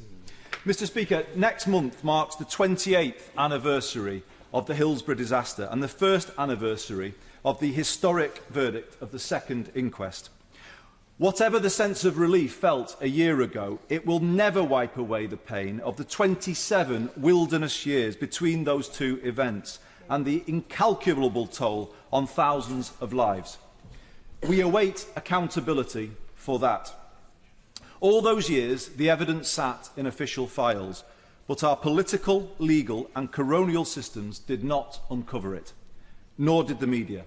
Worse, they actively colluded in a cover-up advanced in the committee rooms of this House. I said it then and I say it again today. Hillsborough must be a watershed moment in this country, a point in history when the scales of justice are tipped firmly in favour of ordinary families fighting for loved ones. This is what the Public Authority Accountability Bill, or Hillsborough Law, seeks to achieve. It is a powerful bill proposed and supported by all of the Hillsborough families, and both the Hillsborough Family Support Group and the Hillsborough Justice Campaign.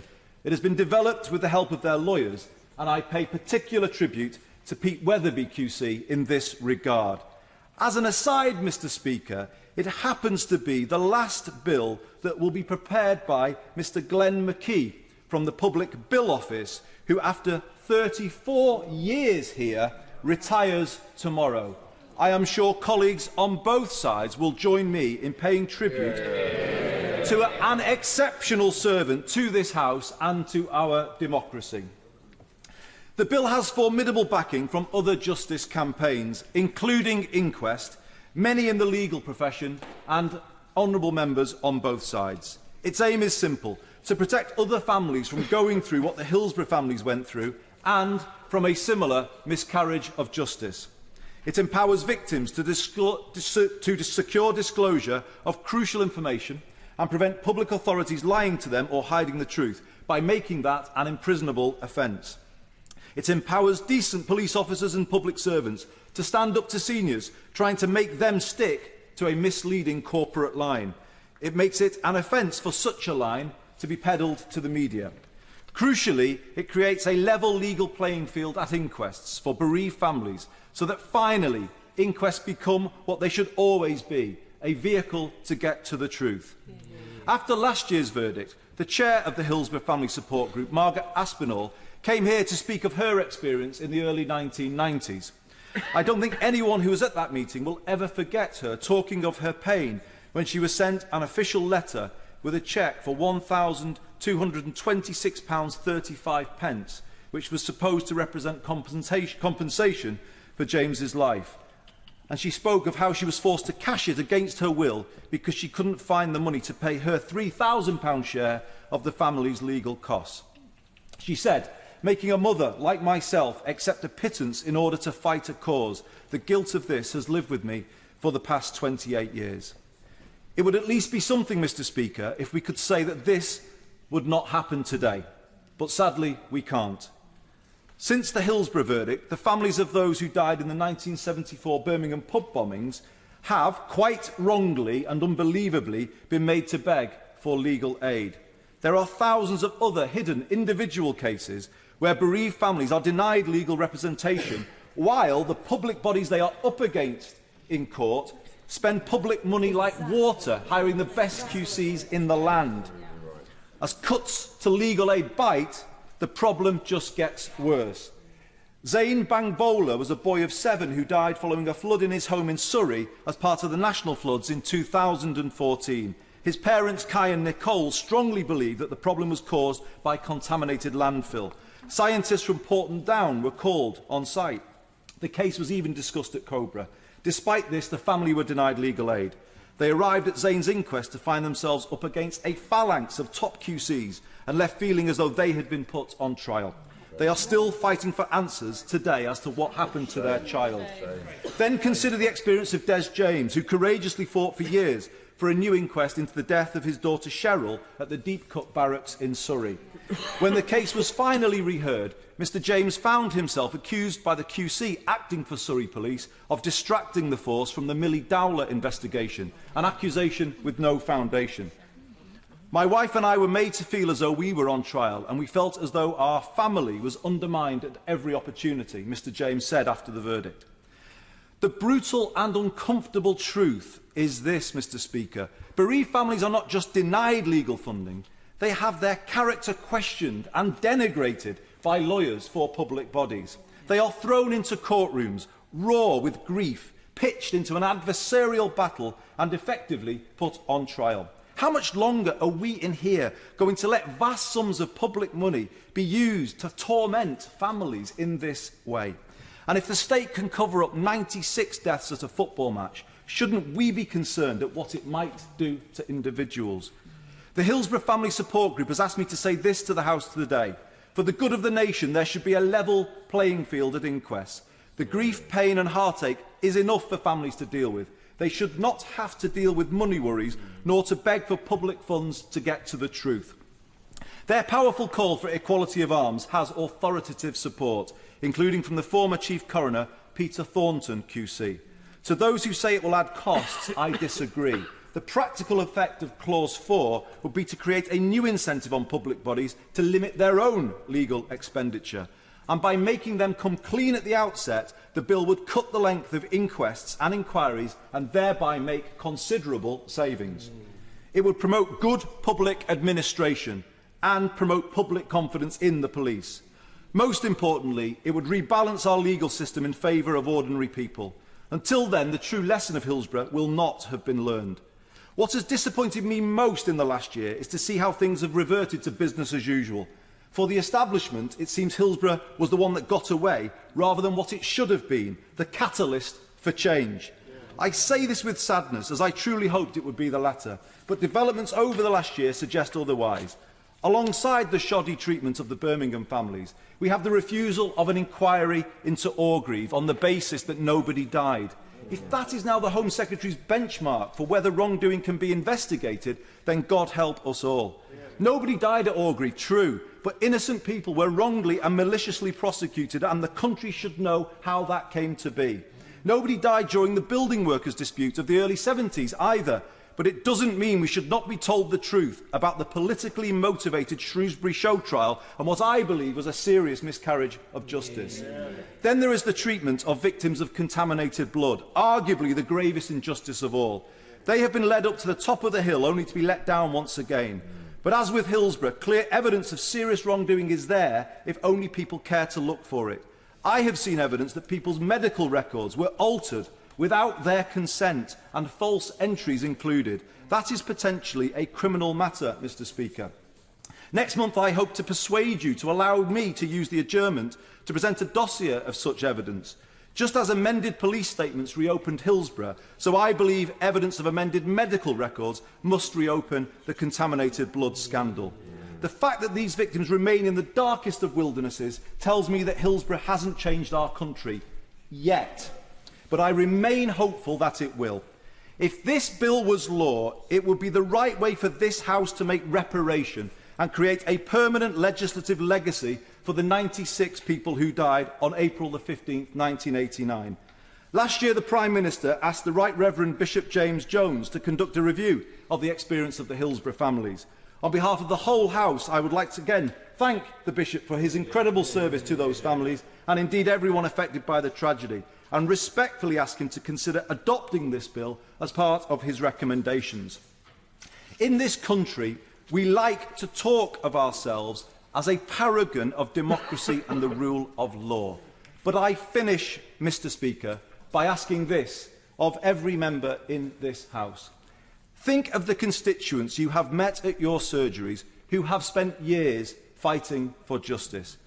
Picture now the lines on their faces, the black shadows beneath their eyes. Then ask yourself this: is this country fair to people who, through no fault of their own, find themselves fighting for loved ones? We all know the answer: no. The fight is too hard, it takes too great a toll, it grinds people down. This is not a country of justice as we like to claim.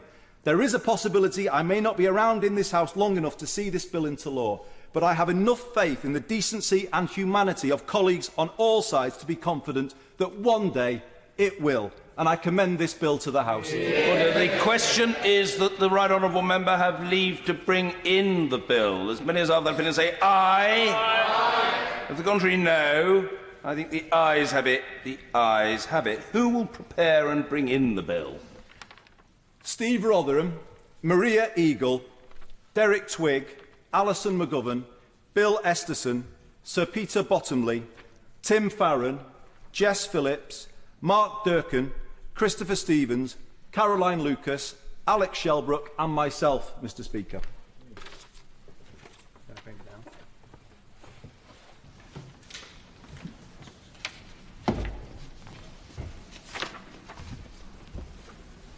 Mr. Andy Burnham.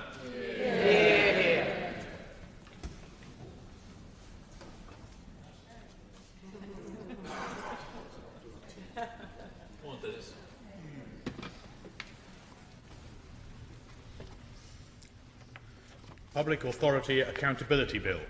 Second reading what day? Friday the 12th of May, Mr. Speaker. Friday the 12th of May. Thank you. Order. We now come to the emergency debate under Standing Order number 24. Debbie Abrahams. Thank you, Mr. Speaker, and thank you particularly for granting this vital debate on the new personal independence payment regulations. Whilst I welcome the opportunity to debate this issue, it is highly regrettable that the Government has had to be dragged to this House to be held to account for this nasty piece of secondary legislation. Mr. Speaker, as you know, the Government has ignored two urgent questions on this matter. They ignored an early day motion signed by 179 members calling on these punitive regulations to be annulled. And they've ignored over 185,000 people who have signed the 38 Degrees petition asking the Government to not make these changes. When pushed at business questions last Thursday, the Leader of the House said there would be a debate but couldn't say when, and only late last night it became clear that the 19th of April has now been hastily scheduled. What kind of particular arrogance or disregard for democracy is the Government revealing, Mr. Speaker? This does not bode well for the accountability to this place in future negotiations. For the record, Mr. Speaker, it needs to be noted that today's debate does not allow a substantive vote on the regulations themselves, and because the Government has failed to allow a debate before the EDM praying against period comes to an end on the 3rd of April, they will not be automatically revoked should the House vote against them on the 19th. I would be grateful to the Minister for an explanation as to why, when we rose early twice this week, the Government was incapable of finding time for this debate before the Easter recess. By delaying the debate, the Government is hoping that the objection to these regulations will be kicked into the long grass. It will not. Let's just remind ourselves how these regulations, these emergency regulations, were introduced and what they changed. I will. I'm very grateful to her for giving way and thank her on behalf of many of my constituents for bringing about this motion. But does she agree with me that the very least that we owe to people who have, through no fault of their own, found themselves in the most difficult of circumstances, is to tell them whether the appalling impact on their incomes of decisions that are made here we've actually voted for? Exactly. I think my honourable friend makes an excellent point, and this is what we're trying to and have been trying to do since these emergency regulations were laid down. So these regulations laid down before the House on the 23rd of February amended the legislation by which disabled people or people with a chronic condition are to be assessed for eligibility to personal independence payment. They came into force 2 weeks ago. The new regulations followed two upper tribunal rulings. The first judgment on the 28th of November 2016 held that needing support to take medication and monitor a health condition should be scored in the same way as needing support to manage therapy, like dialysis undertaken at home. The second one, also on the 28th of November, ruled that people who find it difficult to leave their house because of severe psychological distress should receive the enhanced rate of support under the mobility component of PIP. In a letter to me last week, the Secretary of State said he became aware of these rulings on the 8th of December last year. 2.5 months later, the government laid their emergency regulation. I'm sure the irony of something taking 2.5 months being an emergency has not been lost on you, Mr. Speaker. In this 2.5 months, not only were the government unable to bring these regulations to this House, but the government also bypassed their own Social Security Advisory Committee and have ignored SAC's recommendations for wider engagement, to test or pilot the changes and for analysis of their impacts. I will. I know what she says about legal cases, but isn't that the point, that those legal cases broadened the provisions, and this order that is under debate is simply trying to restore what the policy has been and should be to target the support of those who need it most? I'm grateful to the honourable member. I'm going to come on to this in a moment because I think, unfortunately, members have been hoodwinked by this, and I will absolutely expose what the government has said around this. The move undermines and subverts not just our democracy, but independent tribunal judgments as well. It is unprecedented and should concern us about future action the government may take in other court cases they lose. It is also highly unusual for such a fundamental change to be introduced by a negative statutory instrument in this way, bypassing debate and scrutiny in this House. I will. It's quite clear to me from the huge number of cases that I've dealt with that the entire PIP system is fundamentally flawed. It results in the most appalling decisions and causes distress to thousands of disabled people and their families. Does my honourable friend agree with me that there should be an independent review of how PIP assessments are carried out, given the obvious failings in this system? I think my honourable friend is absolutely right. There have been long-term issues around the PIP assessment process as a whole, and I will mention something later. But it is very interesting that I think it was again yesterday that the government let out that they will be announcing a recent review, but tomorrow, just when we have risen for recess. So, as I say, it's highly unusual that, that we have introduced this negative statutory instrument in this way. On Monday, the other place debated and passed a regret motion tabled by my noble friend, the Baroness Sherlock, asking the government to urgently reconsider these regulations. But this has been denied, this elected House of Commons, within the vital praying against period. As I say, this is a very worrying behaviour from this government. The Minister claims that these changes restore PIP to its original policy intentions. They just don't hold water. During the PIP consultation in 2012, ministers were quoted on numerous occasions saying that the mental health conditions would be given parity with physical health conditions as part of the PIP assessment. For example, this one from Esther McVeigh.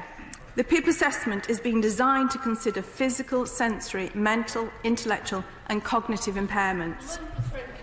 I will. I did that my friend for giving way. The Samaritans produced a report earlier this year which points to significant association between socio-economic disadvantage and suicidal behaviour. Gunnell and Chang, writing in the report, found that those already vulnerable, such as individuals who are supported by social welfare or who have a pre-existing mental health problems, are at greater risk. Is it not shocking that the government has not looked at the risk of suicide for those who are going to be denied financial support for their mental health support. Totally agree with my honourable friend, and I think another honourable friend gave a very moving account of how one of her constituents was affected by this and unfortunately took their own life last week, I believe it was. And I will. Does my honourable friend agree with me that the government seems to be in a place where the NHS is catching up with the need to treat mental health conditions properly, but the other public services, whether that's DWP or the prison service, is simply stuck in the past, and this must change? Again, my honourable friend is absolutely right. It's absolutely right, and this makes an absolute mockery of the claim around parity of esteem. I think my, if I could finish this point, I think my honourable friend mentions very rightly about what the NHS is trying to do, but sadly there are still issues within this and treatment for mental health conditions. I'll make some progress and then I'll come back to the honourable gentleman. The government's response to the PIP consultation also reiterated that psychological distress would be included in the PIP assessment, as did the government's argument in the 2015 Upper Tribunal case of HL v. the Secretary of State for Work and Pensions. Ministers have also said that people with mental health disorders who suffer psychological distress would not lose out on PIP. But under the new guidelines for PIP assessors issued on the 16th of March this year, it says, descriptors C, D and F under the new Mobility Activity 1 are amended, and the effects of psychological distress are not, repeat, not relevant. The assessment cannot take into account the psychological distress someone experiences. They cannot score the 12 points needed if they are to get the enhanced PIP mobility rate. So instead of £57 a week, they will now only be able to get £22 a week. Will my honourable friend give way? I will.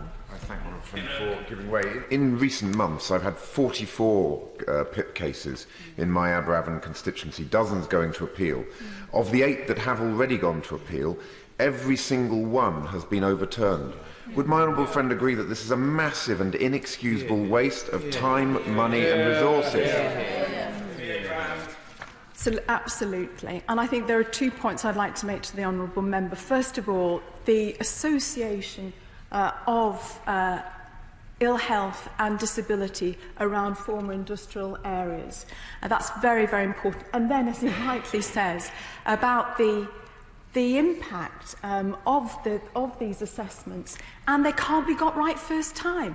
Why is that? Why has the government not been able to get these assessments right first time?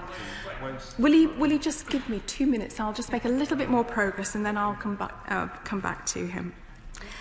Someone who experiences psychological distress because of a mental health condition can score a maximum of 10 points for the activity, planning and following a journey, unless they also have a cognitive, sensory or physical impairment.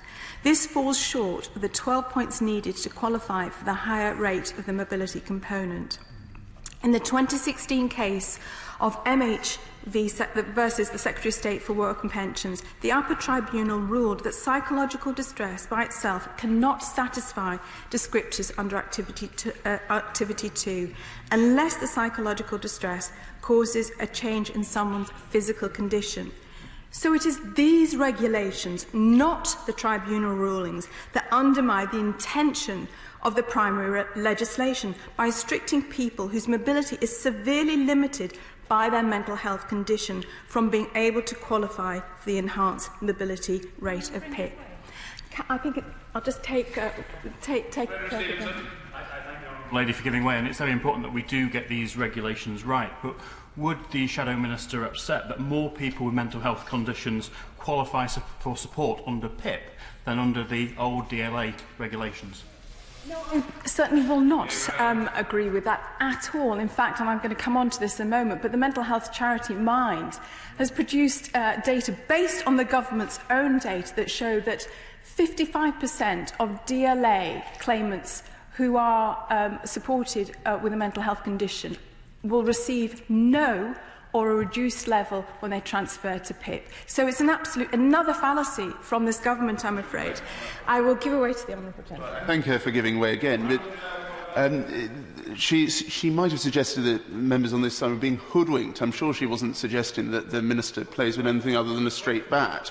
And the fact is that over a quarter of those on PIP receive the highest level of support, which is much more than the old DLA working age claimants, which was 15%. So isn't this doing exactly what was the original intention, targeting the resources at those who need it most? Sorry, I just don't see the gentleman's logic at all. As I say, well, it doesn't make sense, and I'm sorry. I will certainly come on to that in a bit more detail, because we must dispel some of the absolute, as I say, the fallacies that this government has come out with over the last few weeks. Before the honourable gentleman intervenes, I would just point out that there are 10 other members who wish to make speeches in the debate, including the Minister, who will wind up. The honourable lady is being very generous, but she's not being generous only with her own time, but with time that would otherwise be available to others, and I know she'll want to tailor her contribution accordingly. Mr Kevin Jones. Could I advise my honourable friend that I wouldn't take much credence from planted whips questions from the backbench of the Tories party?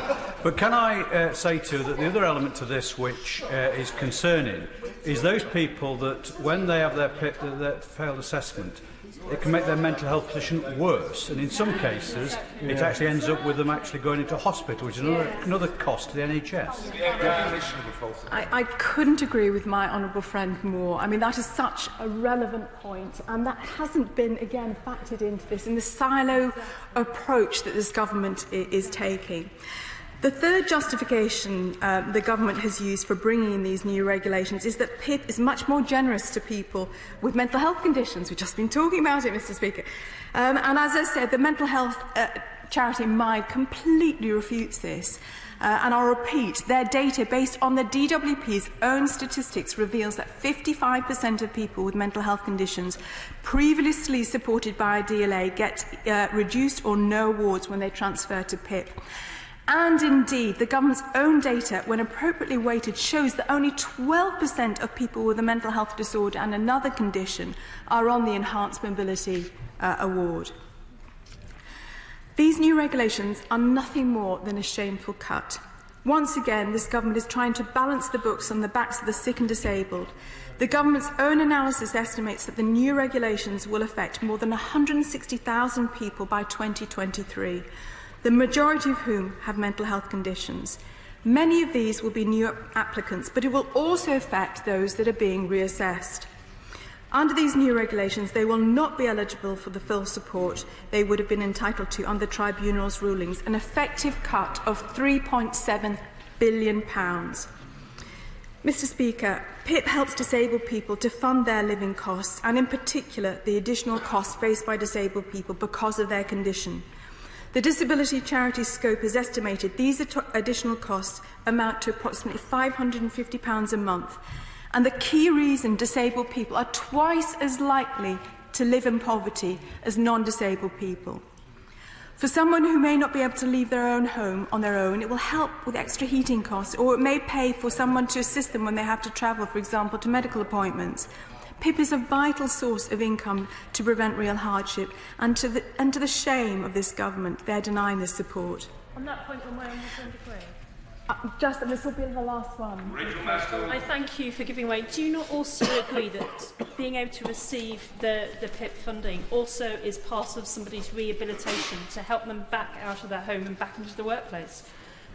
Absolutely, and my honourable friend has first-hand experience of that in her former professional capacity.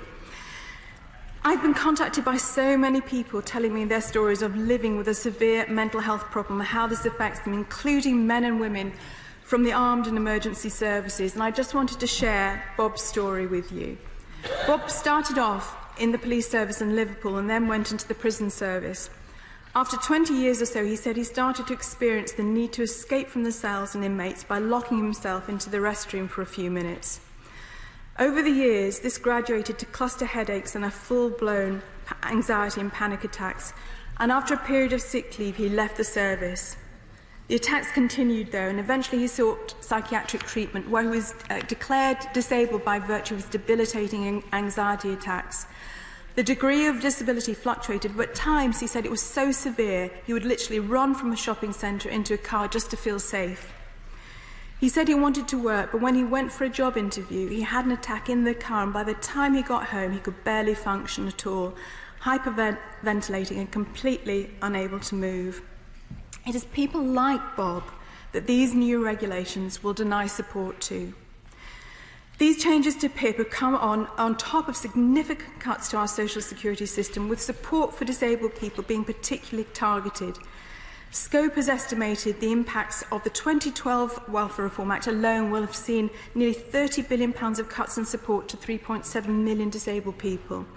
Next week, as we've already heard, another £30 a week will be cut from disabled people who are found not fit for work in the ESA RAG group, and for those on the UC limited capacity to work component. The disabled community is tired of this government's rhetoric. They want and need to be treated with dignity, not plunged further into poverty, and there's plenty of new evidence to show this is exactly what's happening since 2010. Will the Minister now publish a cumulative impact assessment of all tax and social security changes and the impact it has and will continue to have on disabled people? For some time now, there has been growing concern about the way PIP is working. Why does systemic issues with PIP see 65% of those who appeal to the tribunal succeed? Over a quarter of all PIP assessments are challenged and referred for mandatory reconsideration, with the majority of these decisions changed. So why can't we get these assessments right first time?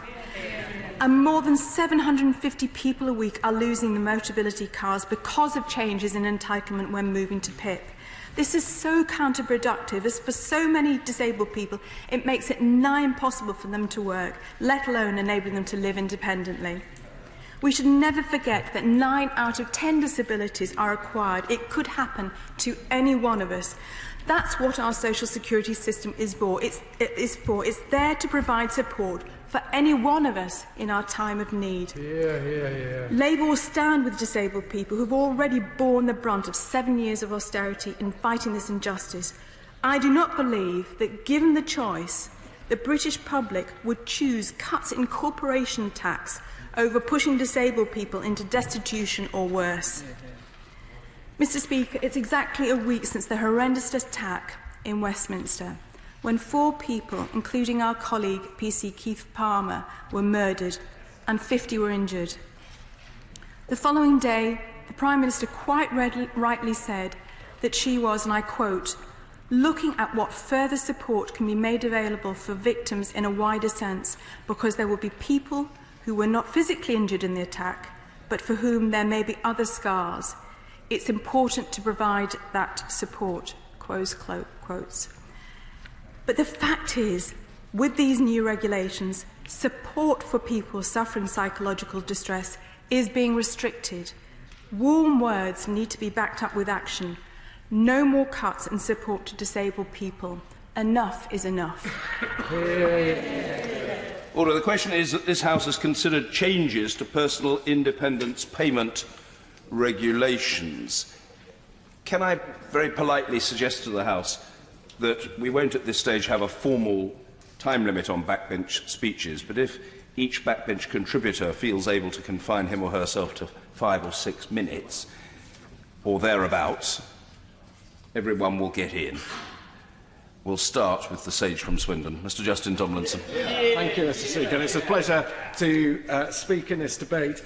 I wanted to just give, having spent 14 very happy months as the Minister responsible for this area, I wanted to pass on some of my observations during that time. And to be absolutely clear, the stakeholders and the charities do recognise that PIP is a better benefit than DLA. It isn't perfect. There is much, much more work still to do to deliver further improvements, but the stats show why it is better in a little bit.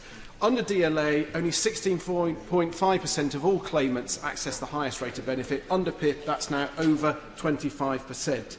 It is particularly better at identifying and supporting those with hidden impairments, including mental health, where under DLA, only 22% of claimants with a mental health condition access the higher rate of benefit, where it's about 66% under PIP. And this is why that this benefit, the improvements this benefit has seen the government spending an additional £3 billion a year supporting those with long-term health conditions and disabilities, which is around about 6% of all of government spending. Now, understandably, in all of the debates I've attended, people talk about, well, yes, there's a 65% success rate on appeal. Surely the quality of the assessments isn't good enough. And that is why we have to look at what's going wrong. And the majority of the successful appeals are because of late additional submitted evidence. And it's these sorts of areas that we would need to look to improve. And if the system is so good, why do people need to come and see us? Because we have almost 100% success rate in my office of getting what that person is entitled to without any intervention from any of us. Because presumably, when a claimant comes to speak to any of us as members of Parliament, we will talk to them about where they feel the decision wasn't right, because when they get the letter that doesn't give them the benefit that they were hoping for, it actually spells out why.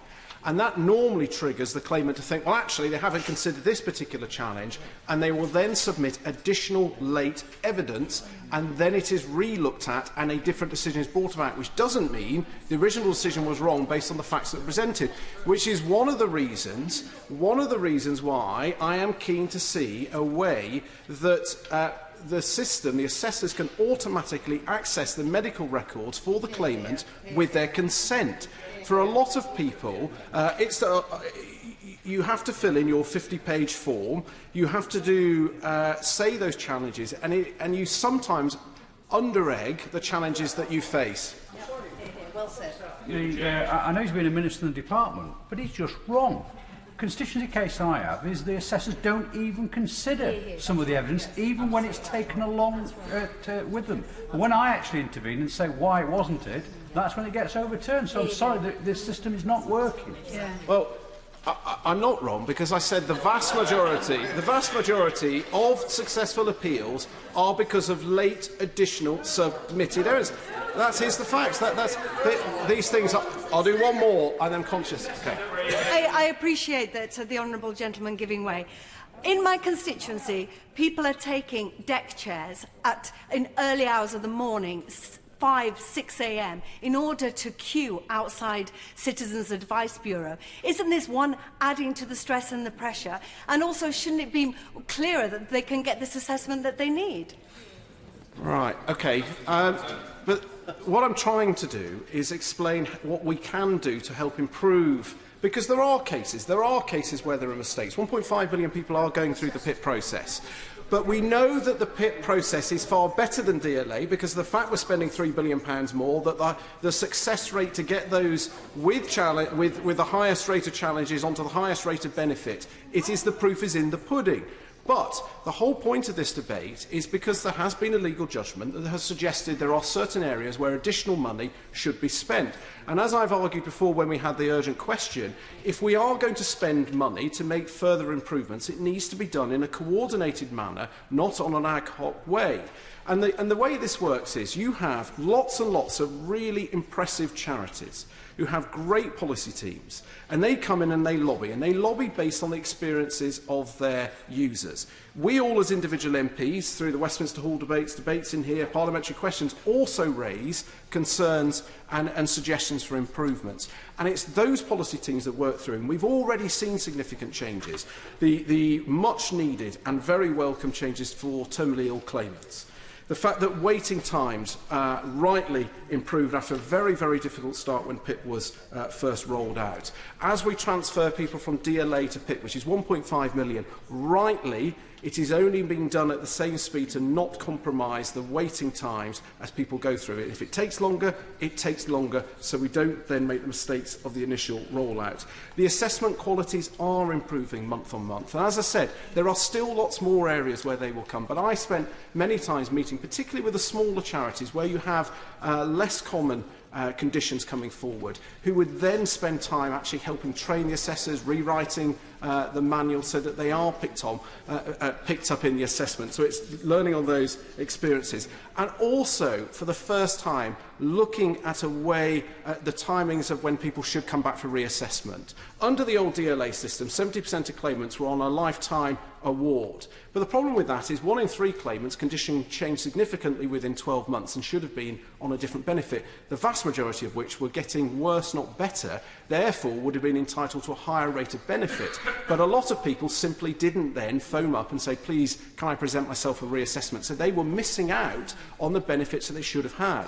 In the PIP assessment, they will make a judgment, and if you've entered at a lower rate of benefit and they can see that you are likely to worsen in your condition, therefore would access a higher rate of benefit, it will automatically estimate when that will be, and that will then trigger the reassessment to make sure people who are most in need get that money at the best possible time. Yes. I'm grateful to him. Thank you. I'm grateful to the old gentleman for giving way. I do not always agree with the government on welfare, but I do believe the assessments have been improving. I think my concerns are that the actual application, the 50-page application form, is not improving and people are struggling, which is part of the issue. And additionally, access to the assessments where people are being put in taxis for up to an hour is also an increasing problem. I thank my honourable friend, and he was one of the greatest advocates for pushing for changes, and I had many constructive and challenging meetings with him as he brought forward suggestions. And that's exactly the point, that we have to look at this in a coordinated manner. There is further improvements for the initial application form, for the way some of the descriptors are applied. There is and the government is considering this, allowing the automatic recording of all assessments so that that can then be used in the appeal, and that would benefit both the assessors and the claimants who have been asking for this. Last one. Yeah. Thank you very much indeed. I think broadly, what I'm hearing, I'm agreeing with, that the PIP process is a working process and it needs to get better. And I could give you 100 stories about my experiences of sitting through the PIP processes where it's going wrong.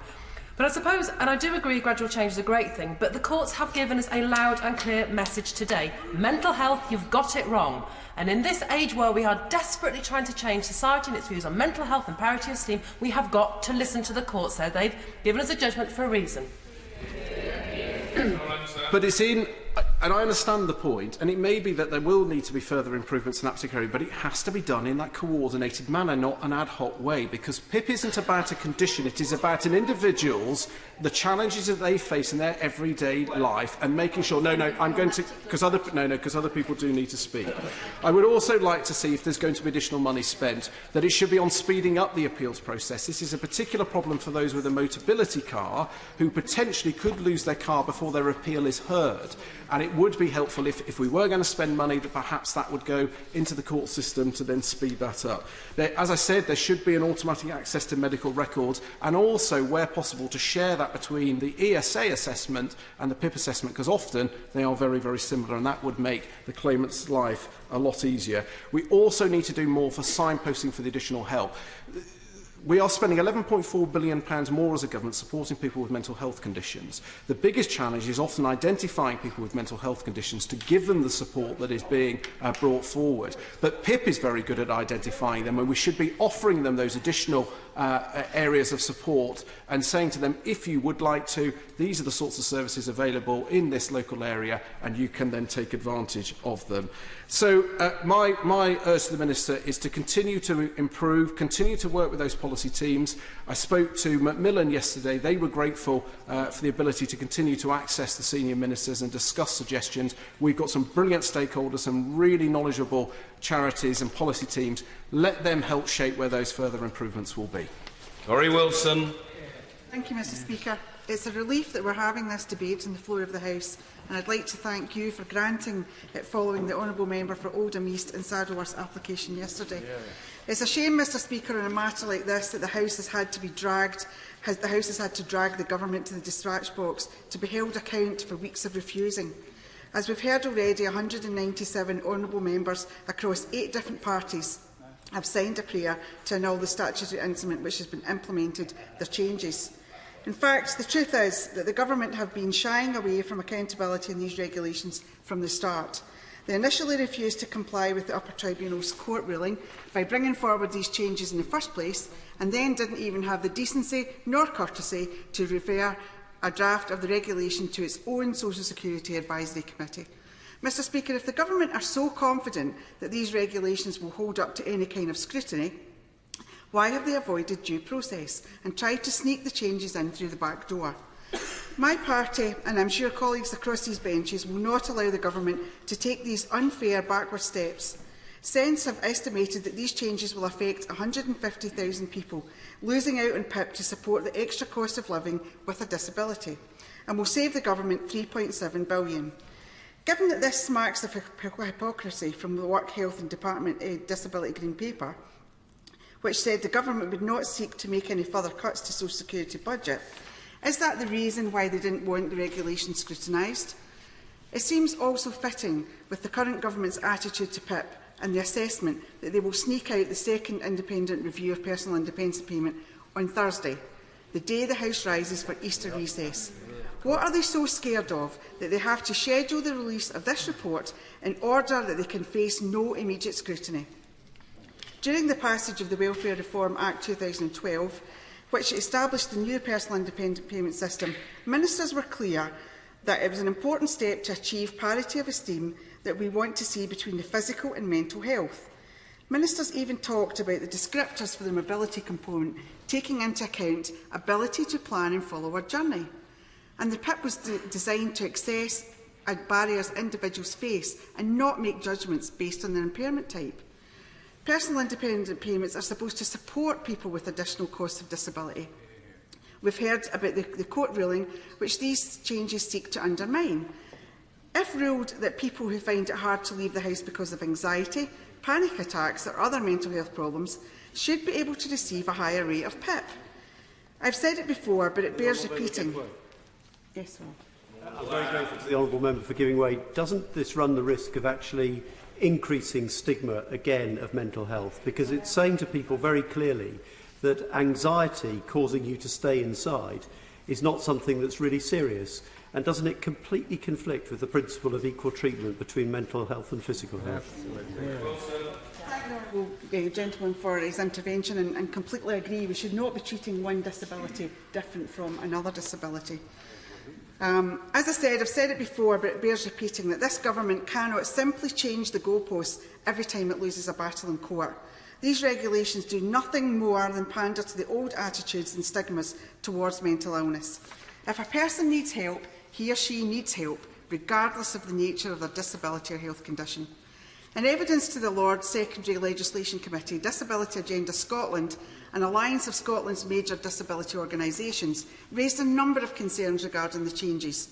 They said, "We disagree with the Government's presentation of the change, that this will not be a cut for people currently receiving PIP, as it's clear diversion from the stated aims of the legislation back in 2012, which was intended to award the enhanced mobility component if a person's mobility is severely limited by their physical or mental condition." Essentially, the Government is intent on trying to spin their way out of this outrageous, stigmatising move against those with severe mental health conditions.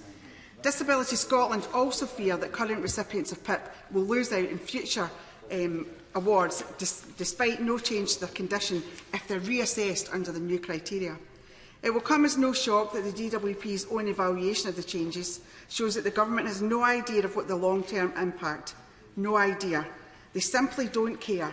Happy to push forward with a move that makes a clear and distinct distinction between people with different conditions and against the ruling of the court.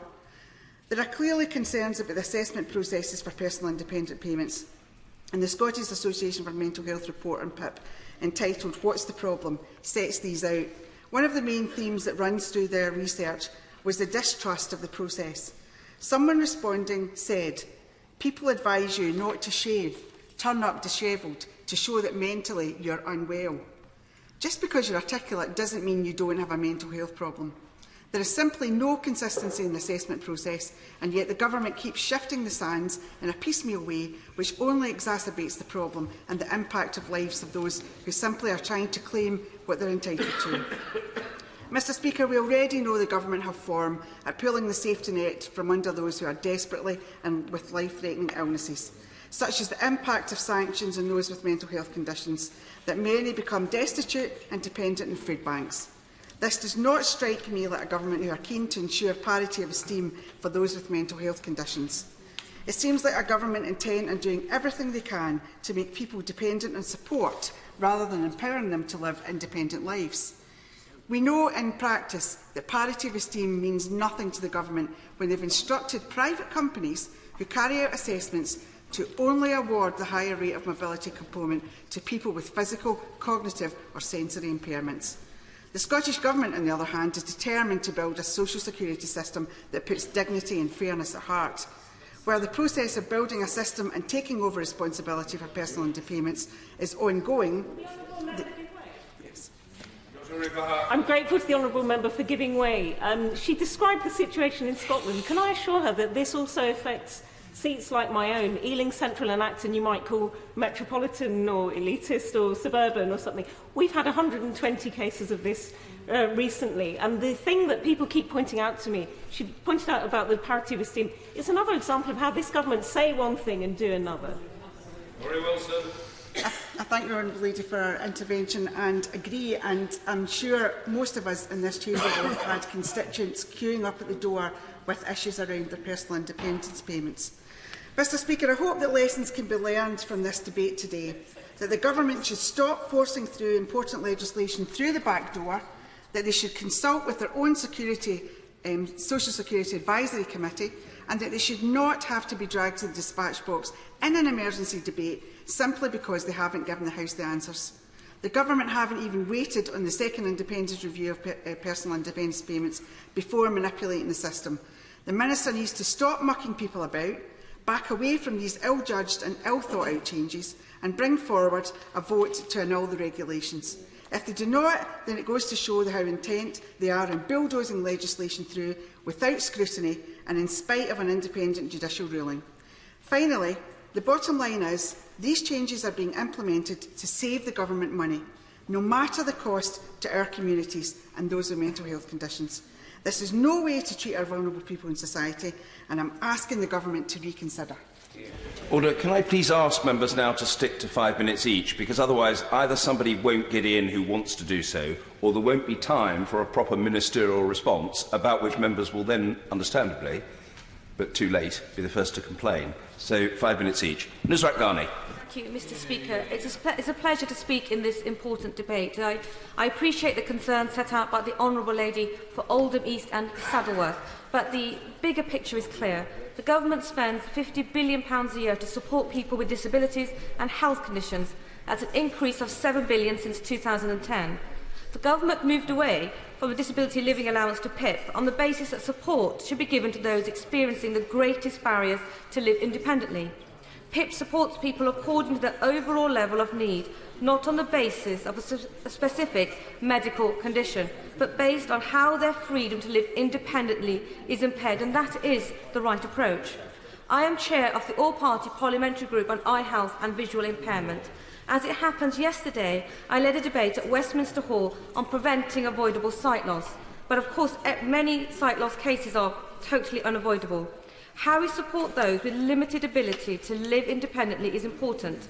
Sight loss affects nearly 2 million people in the UK, and the huge personal challenges and hurdles people with sight loss have to overcome to live independently can never be underestimated. Through my work with the cross-party group, I have seen first-hand the Government's commitment to helping people dealing with sight loss. Last year, the then Employment Minister, now the Secretary of State for International Development, my right honourable friend, the member for Witham, facilitated a meeting with her team about support to help blind and partially sighted people.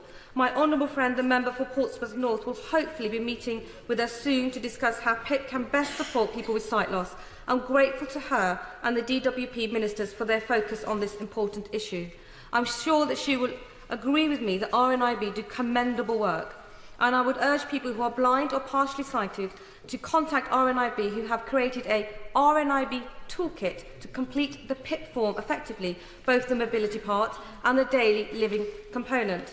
I would like to share with the House the personal experiences of PIP, which have been collated by RNIB and are available on the website today. I'm sorry, this isn't enough time. Research and evidence was gathered by Thomas Pocklington Trust and Sense and RNIB, and the key findings of this study, which reflected real-life experiences of people with sensory loss and visual impairment, is that those participants who transitioned from DLA to PIP received a positive financial outcome with PIP.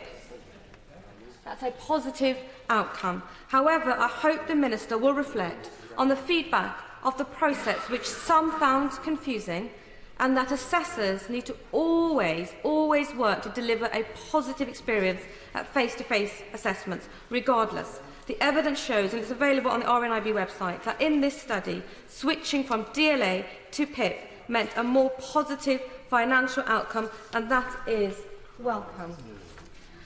Members opposite have accused the government of betraying people with mental health conditions. The government is spending £11.4 billion on mental health this year alone, and there are more people with mental health conditions receiving enhanced PIP daily living and mobility rates than were previously getting the equivalent under disability living allowance system. There just isn't enough time for everyone to get in. 66% of people getting PIP with a mental health condition get the enhanced daily living amount, compared to 22% receiving the highest rate of DLA care. I'll finish by focusing on this government's record helping disabled people into work. Since 2013, the number of disabled people into work has increased by 500,000. However, those with sight loss are at the bottom of the table, and I hope we can do more to ensure that they get the... Mr. Kevin Jones. Can I just say that the Honourable Lady is making a very good speech, makes some very valuable points to think about PIP, but her speech has got nothing at all to do with the regulation we're actually talking about today. The Chair has to make a judgment about pertinence, and at this stage I am content with my own judgment. If the right honourable gentleman is not, I shall do my best to bear that burden with such stoicism and fortitude as I am able to muster. Nusrat Ghani. So we have heard experiences where PIP isn't working, but I wanted to share experiences where it is working, and I think that's important to hear those experiences as well. And the point I was trying to make is we have got many more people with disabilities going back into work, but I want to make sure that we campaign hard for those that have sight loss to ensure they have those opportunities too. So we have 500,000 more people benefit from opportunities to be able to secure work, and 500,000 more people who can support families and loved ones. 500,000 more people supporting themselves and their communities and the economy. And I thank the Honourable Lady for giving us the opportunity to reflect on that, and no doubt welcome those figures as well. Mr. Stephen Timms. Mr. Speaker, I want to congratulate my honourable friend on securing this debate and on the important case she made from the dispatch box. And what I want to do is just to challenge some of the assertions made by the Secretary of State in commenting on these changes since they were announced. I've no doubt that the comments he made were made in good faith, but I think they were incorrect. And in particular, these changes do not restore the original intention of the benefit. The changes are clearly a cut.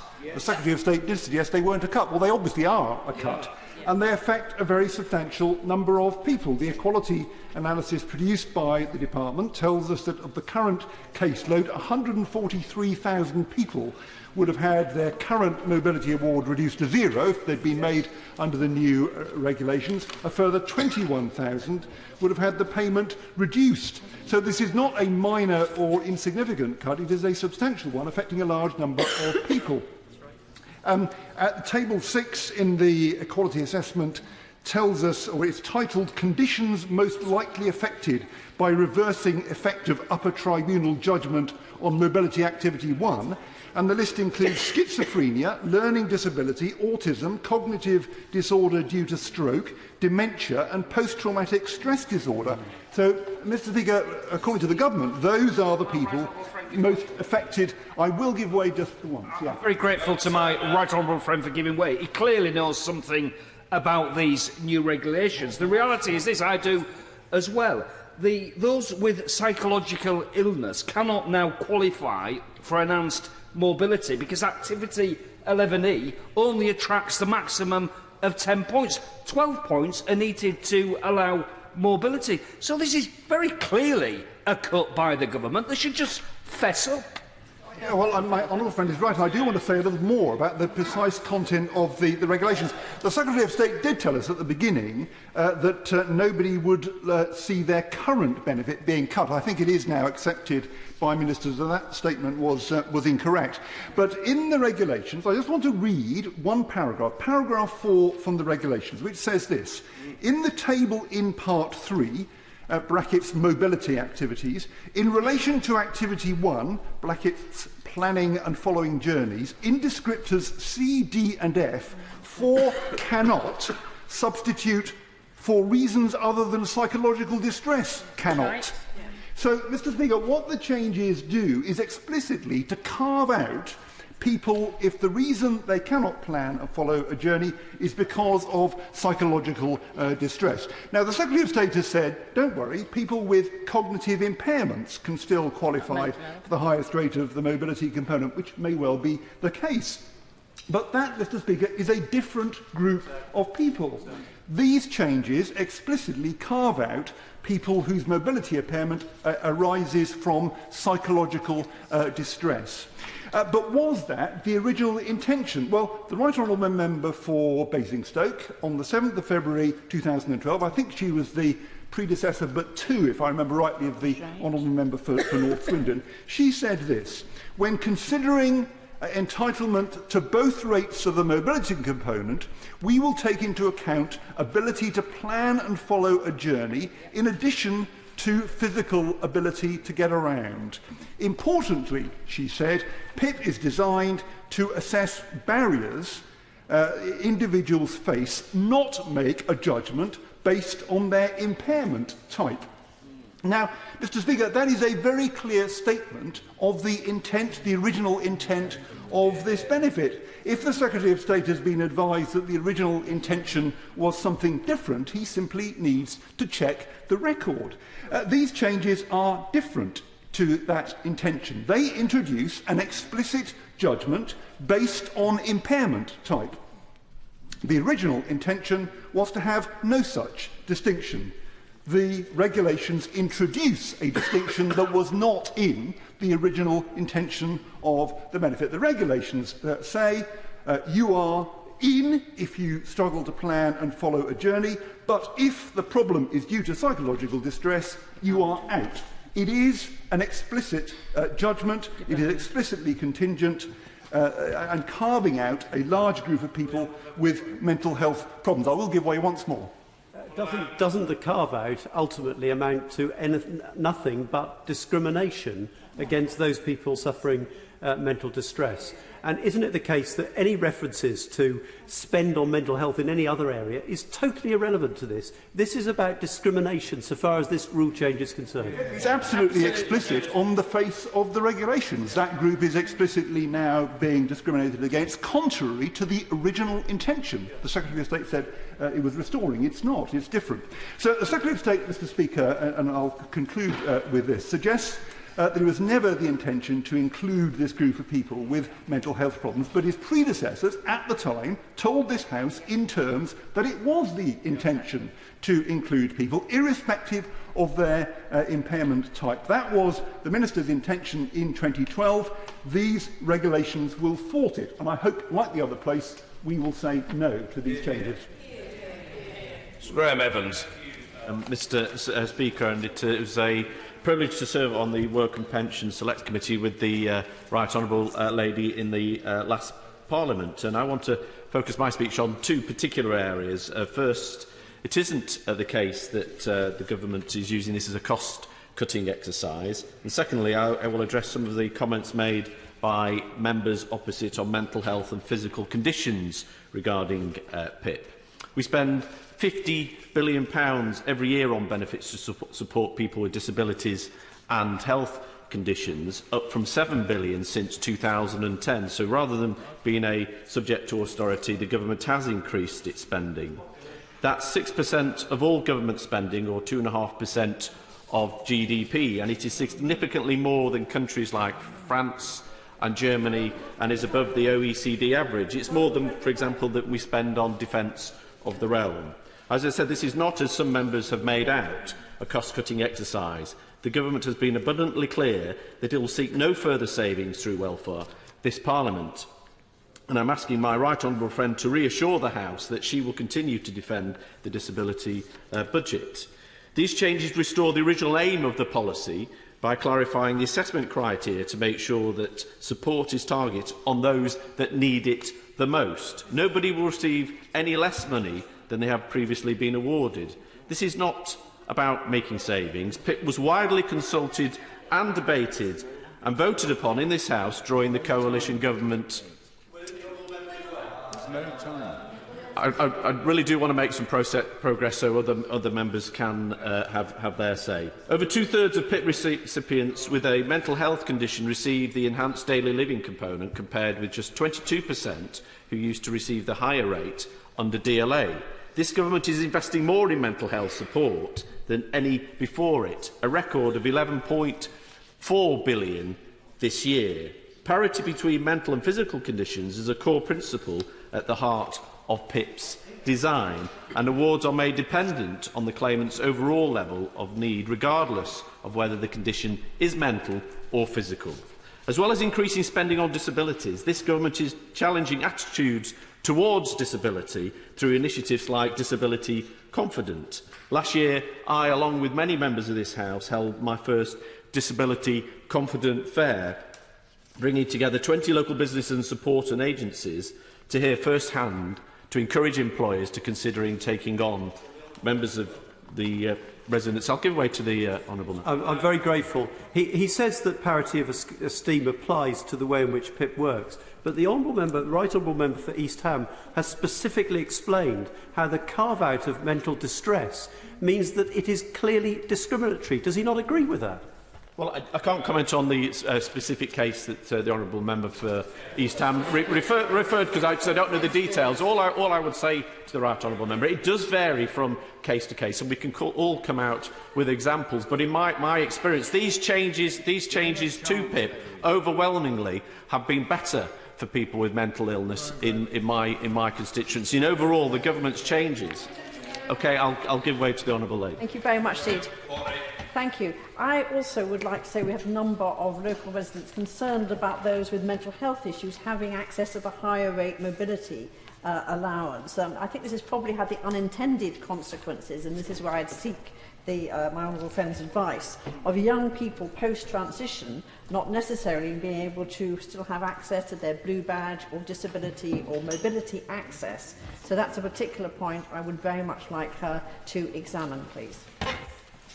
Well, that's for the Minister to answer. And just in closing, as I say, the Disability Confident Fair brought employers within Weaver Vale to those with disabilities, mental health issues within Weaver Vale, to marry those two together. And I encourage members across the House to consider doing something similar. I learnt a lot about the challenges of my constituents and helping bring employers and those with disabilities together. And as I say, in closing, this government has done a lot more ensuring our welfare system is a strong safety net for those who do need it. And in closing, PIP is a more modern, dynamic and fair benefit than its predecessor of DLA, focusing that vital support on those in our constituency that need it the most. Mr Stephen Twigg. Thank you, Mr Speaker, and can I thank my honourable friend and congratulate her on securing this important debate, and to reaffirm the points she made about how disappointing it is that the government didn't find time for a debate and a vote on these regulations before they come in. And I would say to the government that it does not reflect well on this House or on the government in terms of public trust in our proceedings if we do not conduct these debates and votes prior to such significant regulations regulations coming in. We know, as others have said, that disabled people are at least twice as likely to live in poverty as non-disabled people. PIP helps to level the financial playing field between disabled and non-disabled people. And I represent a constituency that has a very significant level of poverty, and the numbers in receipt of PIP in my constituency are 3,410. We've all received representations from a range of third sector organisations about this assessment process, and we've all seen, as I have in my constituency, the impact of how the assessment process works. I want to highlight two organisations that I work with. One is the Motor Neurone Disease Association. I'm very pleased to be patron of their Merseyside branch, and their analysis shows that over the 3 years from 2013 to 2016, the proportion of people with MND who saw their award reduced as they moved from DLA to PIP was 13%. Now, this is a condition which, by its nature, is both progressive and terminal. And what MNDA, when I spoke to them this morning, said is that they want me to raise in this debate the quality of assessments, because they believe the poor quality of assessments have contributed to the issues that have been raised by others in this debate. I will give way to the Honourable Lady. Thank you. Just on that point, one thing that startled me when I've been through PIP assessment myself, either a mock one or observing with a constituent, is the generalist nature of the assessors. They're expected to be experts in mental health and physical health, mobility, and it's just not possible in my view. I think there needs to be some kind of triaging. And I bear that out from the experience in my local office. And the Disability Benefits Consortium research suggested that 71% of respondents said that assessors had not sought any evidence or information about the specific condition. I think that's part of the reason why 65% of those who challenge a decision then find that that challenge is actually successful. Of course, I get thank my honourable friend for giving way. I think we've always got to be careful when the government says it's targeting somebody or something, because you know right away that's a code word for cuts and a reduction in benefits. But I find amongst my constituents, they very often find it an ordeal because they're going into the unexpected and they don't know what the outcome's going to be.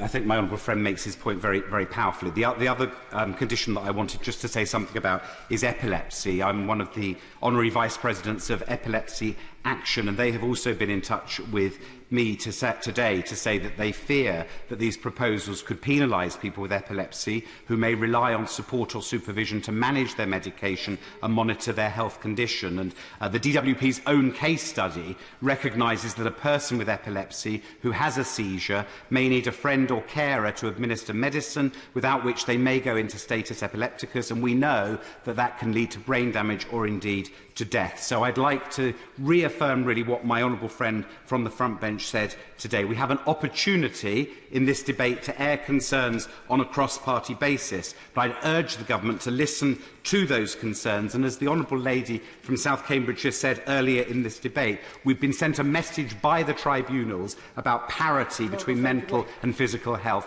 Let us say very clearly that we listen to that message and we urge the government to look again at these regulations. Helen Whately.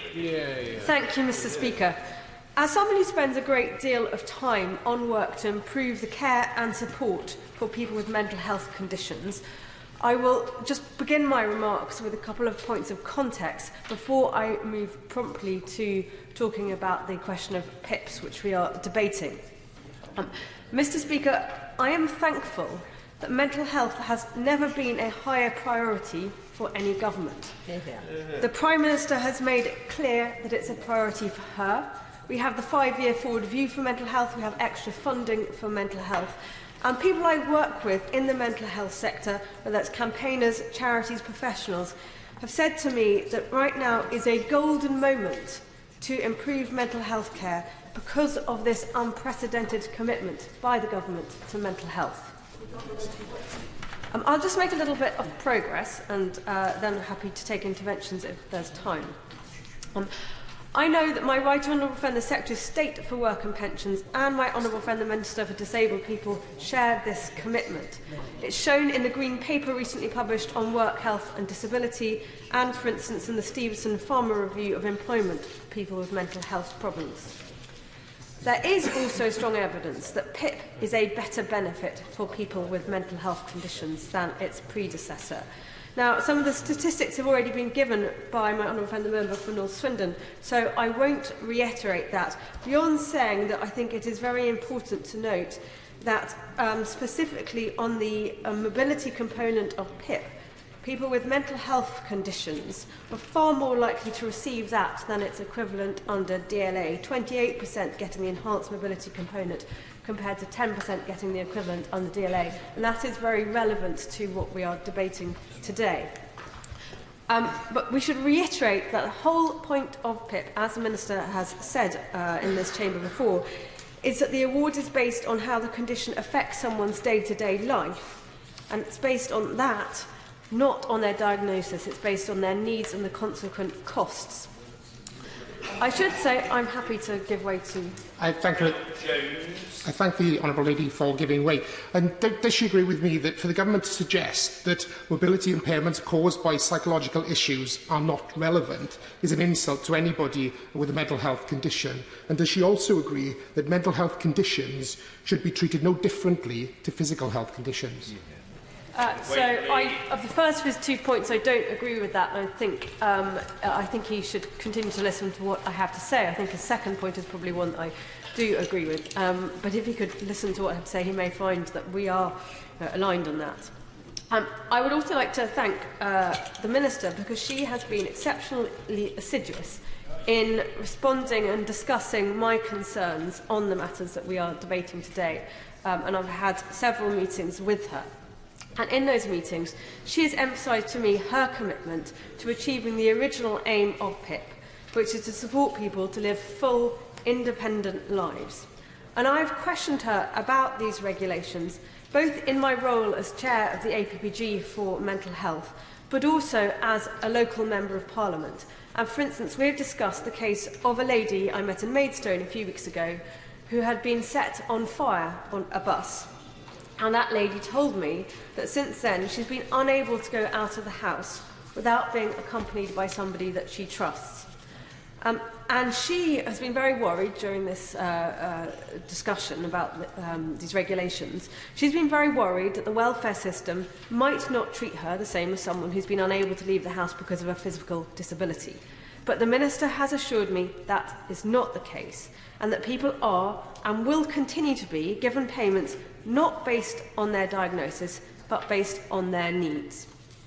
Now, I would ask my honourable friend the Minister to clarify to all of us today that, for example, somebody suffering with severe psychological distress, for instance, somebody suffering from post-traumatic stress disorder, who needs to get out and about, for instance, to go to work or take children to school, but finds it impossible to go out and about without significant assistance, could and would receive the enhanced rate mobility component of PIP if their needs justified that. I'd also ask my honourable friend that, given the concern about this issue and these regulations, for her reassurance on 3 counts to do with implementation. One, to make sure that the guidance to PIP assessors is absolutely clear, that people with mental health conditions can and should receive PIP awards based on their needs and costs, and that may well be the enhanced level. Secondly, to make sure through the audit system that she has told me about, that she will make sure that this is what happens in practice.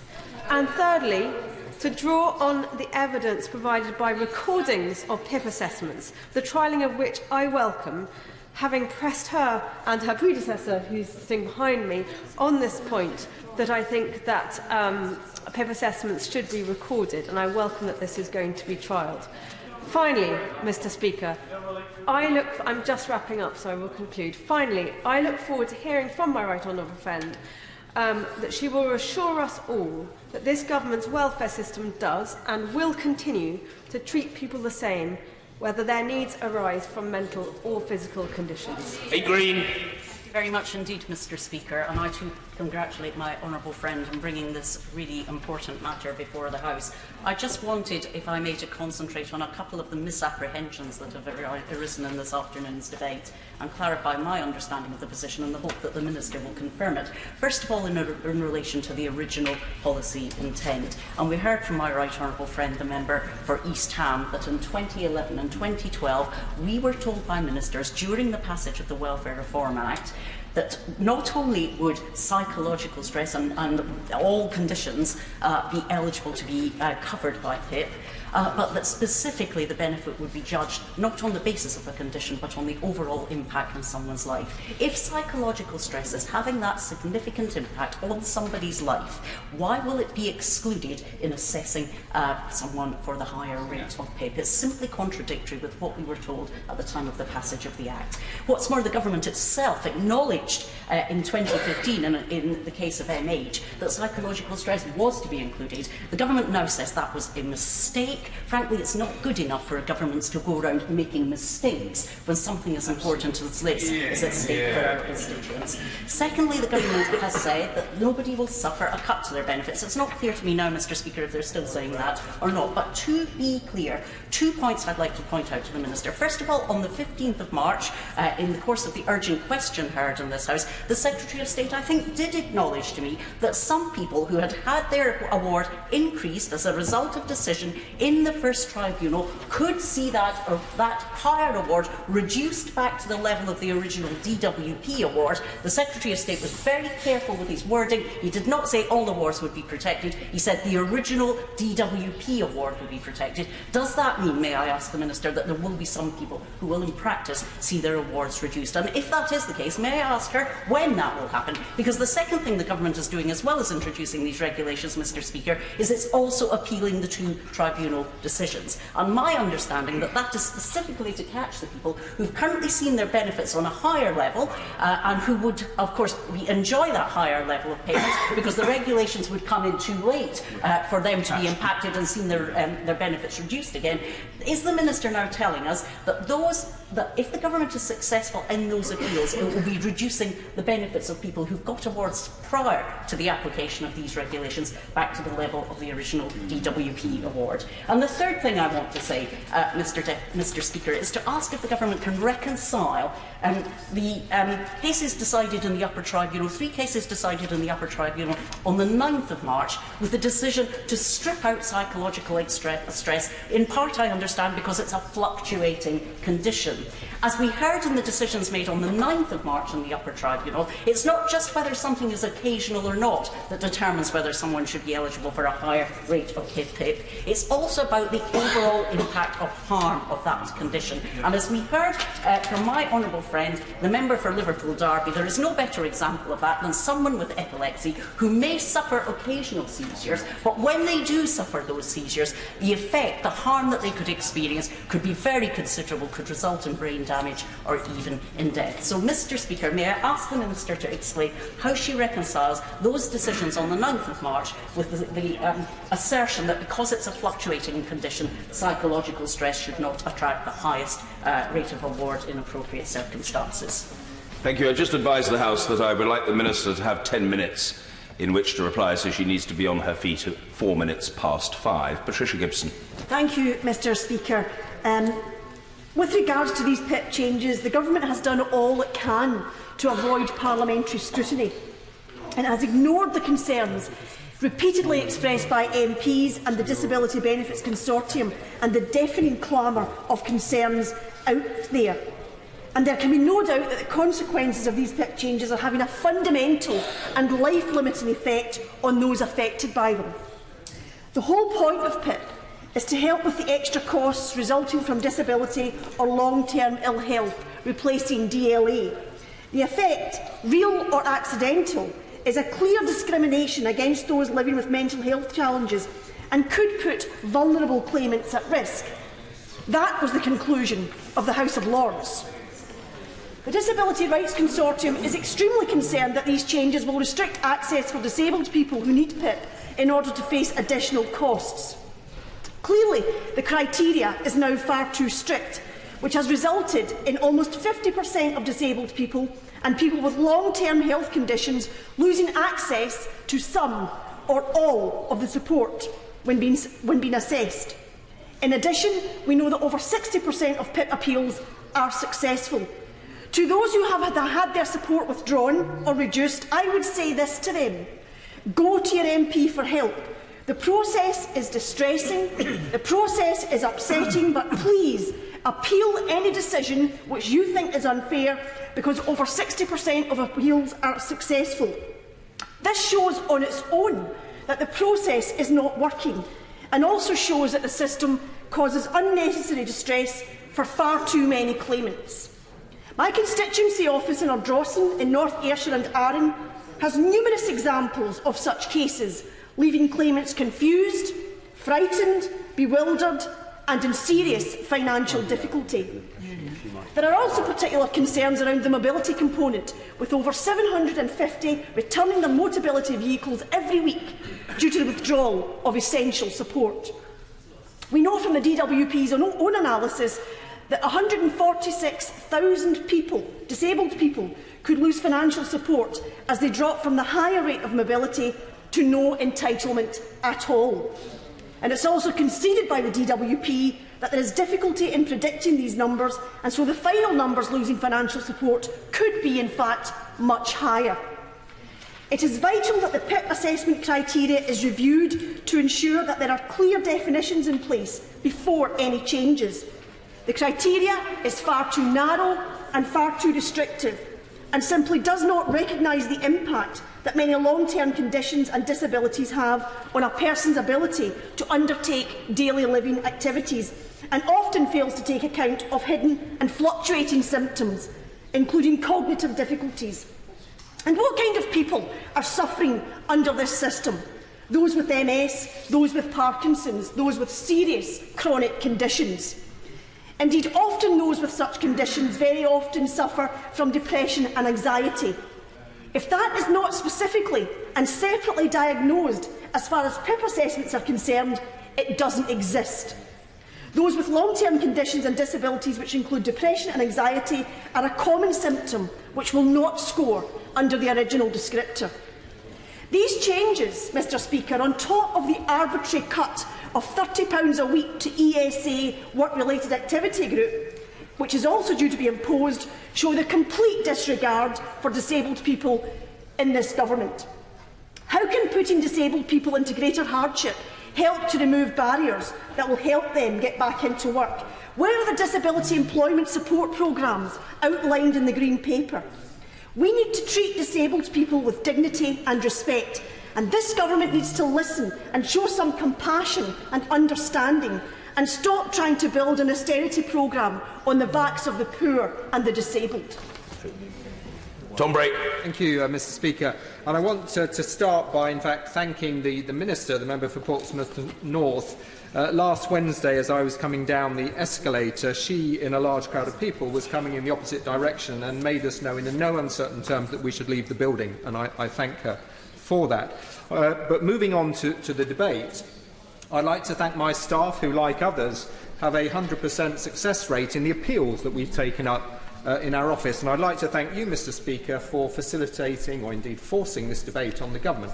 The government should have done so in a timely manner, and they stand condemned for failing to do so in spite of a cross-party request that they make time available. I'm very pleased that the original prayer, which we tabled with the support of the opposition, the main opposition party, has led to the successful securing of the debate under SO24, thanks to the member for Oldham East and Saddleworth. Now, as members have said, PIP helps disabled people to meet some of the costs related to their impairment or condition, and the government have a stated intention of securing parity of esteem for physical and mental health. And so how does this move to stop people with mental health problems securing extra support, activity 11 I believe, through PIP, to help them with their journeys, help achieve parity of esteem? Now, the government will claim that they are simply affirming what the legislation originally intended. Mr Speaker, I dispute that. The evidence disputes that. Members have quoted the Right Honourable Member for Basingstoke, for instance, in terms of what she has said about this, and particularly the phrase that PIP is designed to assess barriers individuals face, not make judgment based on their impairment type. I would quote Lord Freud, who said that one of the big differences between PIP and DLA is that the personal independence payment looks at the person's ability to plan and execute a journey, not just at their physical capacity. I think these examples alone demonstrate that the government's intention was to allow people with mental health problems to receive PIP to assist them if their mental health meant that they could not travel without assistance. Mr. Speaker, if the government want to change the law because of the extra costs that they have identified associated with this, with funding parity of esteem, so be it. But let's have proper scrutiny, a proper debate and a proper vote, not this piece of parliamentary jiggery-pokery. Well, it's grateful to the right honourable gentleman. Can I just advise the Minister that she should sit down no later than 5:13? Minister Mordaunt. Thank you, Mr. Speaker. Can I start by thanking all honourable members on all sides of this House who've contributed to this debate. There are many points that I need to answer, and I do not have much time, but I will do my best, and any outstanding points I will write to honourable members about. As honourable members will know, at the core of PIP's design is the principle that awards should be made according to a person's level of need, not whether their condition is one sort or another.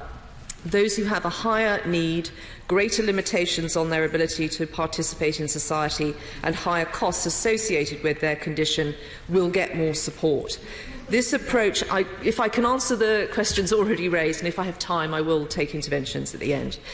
This approach, using the social definition of disability, is important. Assessments are therefore complex. The assessor will be trying to understand the impact on that person's life and how their disability or their health condition will affect them in their caring duties, being a parent, in their social life, in their daily living. As this House has heard many times, recent legal judgments have interpreted the assessment criteria for PIP in ways that are different from what was originally intended under the coalition government. The upper tribunal judgments were concerned solely with the interpretation of that wording and not, as the honourable member, my honourable friend from South Cambridgeshire says, about policy. We have therefore made amendments to clarify the criteria used to decide how much benefits claimants receive. This amendment both restores the original aim of the policy previously agreed by Parliament, which followed extensive consultation, and adds essential clarity for all. If I could just make some progress. And as my right honourable friend, the Secretary of State for Work and Pensions, has said in this House and in his letter last week to the honourable lady opposite, the right honourable lady opposite, forgive me, it is important to be clear what these regulations are not. They are not a policy change. They are not intended to make new savings. And they will not result in any claimant seeing a reduction in the amount of PIP previously awarded by DWP. There is no change to the budget and no change to guidance that we give assessors. And to answer the honourable lady's point, she is right that between the rulings being made and the regulations coming into force, there will be a handful of people, we think currently about 8 people, that will have been awarded a higher amount in the tribunal rulings. We are not going to claw back money from those people, but we will look at those cases, and it would be our intention to restore them to the original benefit level. And that is one reason why we have acted quickly. But people who have previously been awarded an amount by DWP, and obviously those going ahead in the future who will be being assessed on the same principles and the same policy, their amounts will not change. It is entirely appropriate for the government to act to restore the clarity of the law, as governments have done before and will no doubt continue to do in the future. Indeed, the opposition, when in government in 2000, introduced a change to the rules for disability living allowance, which overturned a commissioner's decision that held that telephone conversations to someone with severe depression and chronic anxiety should count as qualifying attention for the care component of DLA. That decision was seen to have significantly widened the gateway not only to DLA but to attendance allowance too, and the government therefore took a similar decision to the one we have taken to restore the original policy intent. Let me assure the House that we want to ensure that our policies are working and being delivered effectively, and we will continue to regularly review our policies, including PIP. I wish to remind everyone that this government has already introduced 2 formal statutory reviews of the PIP assessment, and we remain committed to publishing Paul Gray's independent review as set out in legislation. We will remain committed to continuous improvement and making those improvements to the PIP assessment and our decision-making, and improving the advice that we provide people to guide them through the process. We know that feedback from claimants and stakeholders give us valuable insight into the services we deliver, and that is why we are setting up service user panels for PIP and ESA claimants, their carers, advocates and representative groups to gather views on PIP and ESA. These panels will start next month and will run for initially 12 months, asking people's views of experiences of claiming, capturing new ideas for improvement and testing reactions to specific changes in the proposals.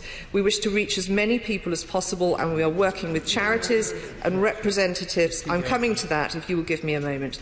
And representative organisations to promote awareness and draw on their expertise. And following reference to those panels last month in the other place, we have started to see requests from claimants keen to participate. We are also carrying out pilots to test whether there are any benefits to audio recording face-to-face assessments. Those pilots started on the 13th of March and will last for 6 weeks, involving 400 claimants. We are also trialling telephoning claimants to ensure all the evidence they wish to be considered has been collected and submitted, as my right honourable friend from North Swindon pointed out, is critically important to reducing those having to go to MR and appeal. And we're also giving fuller reasons to people why they have not been successful, to ensure they understand exactly why. We have strengthened clinical support and clinical mentoring for healthcare professionals that carry out assessments. Our assessors are discussing with that person the impacts on their life prior to taking medical history. The Right Honourable Gentleman from North Durham raised the critical issue of ensuring that there is support throughout the assessment process for people, particularly with a mental health condition.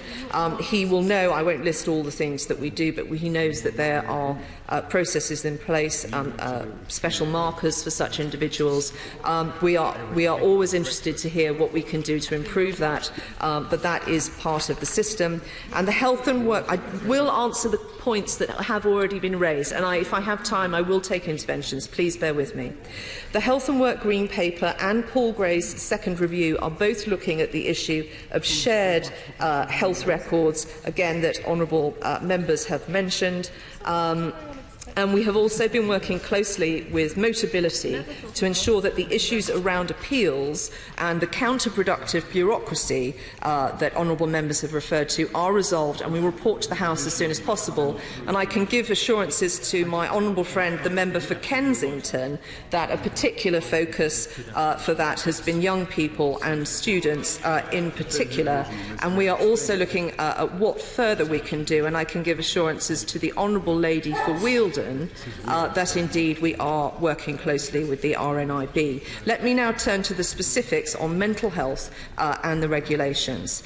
Supporting people with mental illness is a priority for this government, and that is why we are spending more on mental health provision than ever before, £11.4 billion in this year alone. We have introduced the first ever access and waiting standards for mental health services, and these changes and the investment are already making a difference. Since 2010, the number of people accessing mental health services has risen by 40%, and I'm coming on to that, and the number of consultant psychiatrists in this country has risen by 5%. We're working to join up the healthcare system, the welfare system and society more widely, so that we focus on the strengths of people with disabilities or health conditions and what they can do if properly supported. And it is for that reason that in the summer of 2015 the Health and Work Unit was created in the Department of Health, and why in October last year we published Improving Lives, the Work and Health. You rightly, Mr Speaker, ensured that the Minister had enough time to answer questions. None of this is about the key issue in the regulations. Well, the right honourable gentleman must seek to intervene if he can and pursue other mechanisms if he can't. Minister. I am coming on to the regulations, but I think the key to this whole debate is that people are questioning the parity of mental health with physical health. And I'm wishing to point out to the House that mental health has never been more prominent on any government's agenda before. If you will allow me to turn to the issue of the regulations. I will not repeat the statistics about the numbers of people with a mental health condition receiving PIP more favourably than was on DLA. But let me just tackle the issues around the regulations. Several members have concluded that someone who is suffering from psychological distress, that would not count towards their scoring, and if they did suffer from psychological distress, that they would somehow be excluded from scoring the maximum amount on the descriptors. That is not the case, and as time is tight, I can perhaps place, if this is in order, Mr. Speaker, some case studies in the library. But if you are suffering, as people have pointed out, from autism or PTSD or depression or such conditions, you can score 12 points on that descriptor.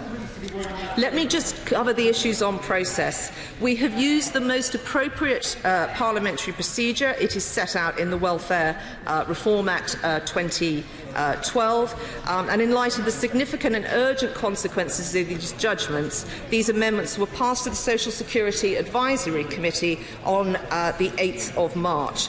That is after the regulations were laid.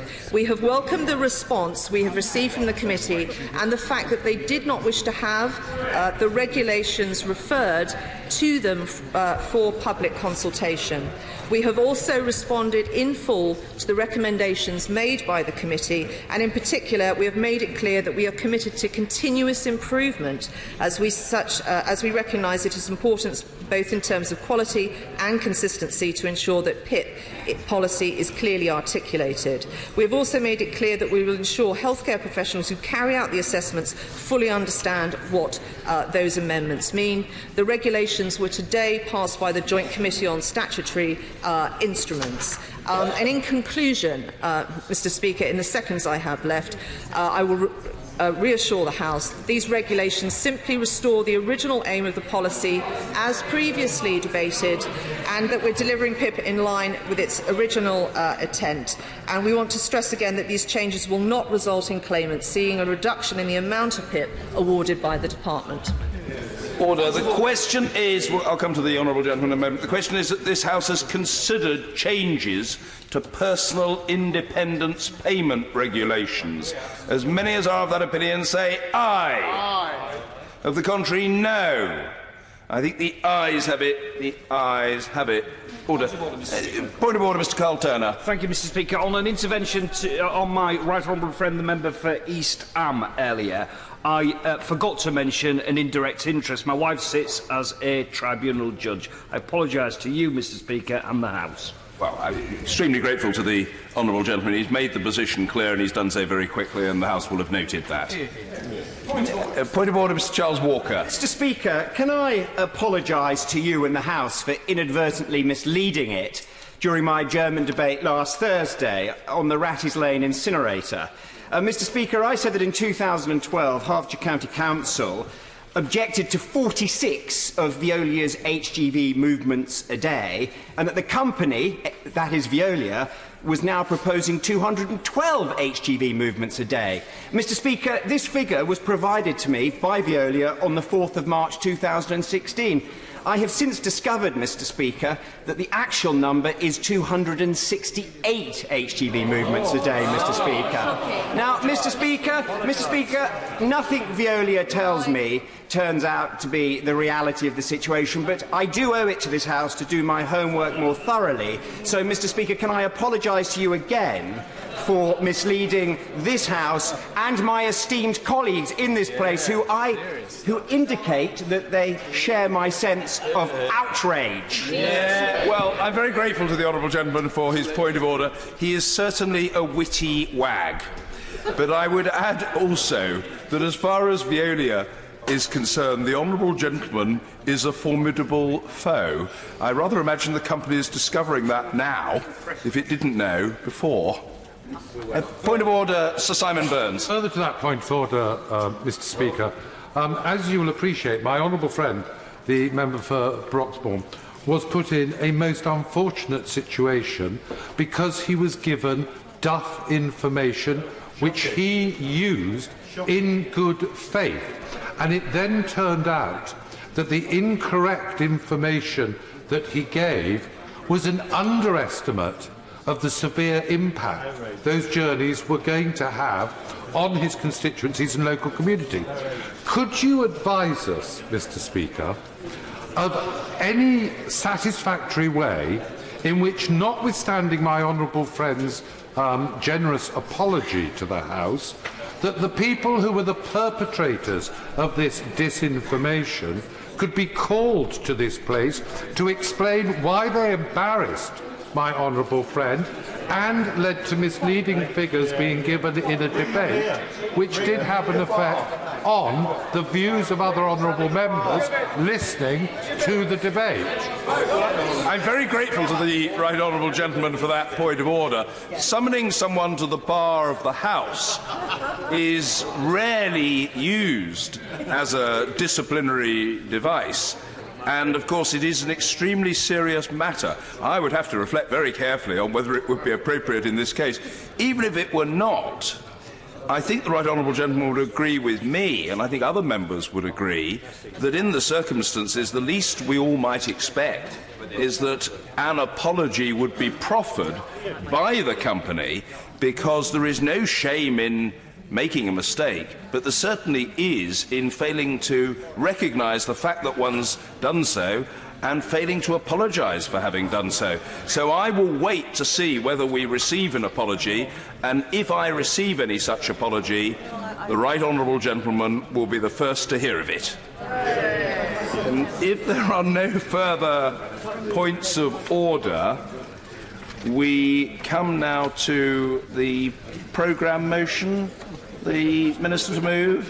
Formally. Thank you. The question is, as on the order paper, as many as are of that opinion say aye. Of the contrary, no. I think the ayes have it. The ayes have it. Order. The clerk will now proceed to read the orders of the day. Pension Schemes Bill, Lords, as amended in the Public Bill Committee, to be further considered. No. Under the order of the House just agreed, I must now put the questions necessary to bring to the conclusion proceedings on consideration. Members will be aware that when the House previously considered the bill on Wednesday last, the sitting was suspended and subsequently the House adjourned during the division on the question that new clause 1 be read a second time. I shall begin proceedings on the bill today by again putting the question to the House.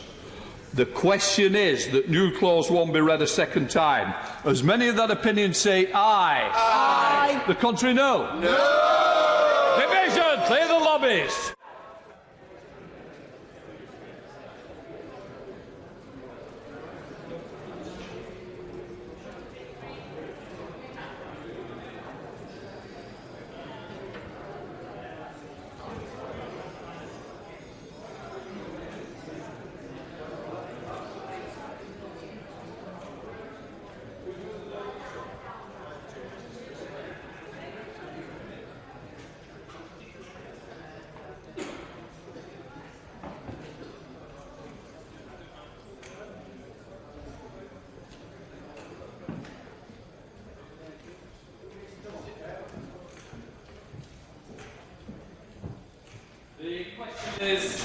That new clause 1 be read a second time. As many of that opinion say aye. Aye. The contrary, no. No. To list for the ayes, Jeff Smith and Tangan Debonair, and for those, Chris Pincher and Chris Eaton Harris.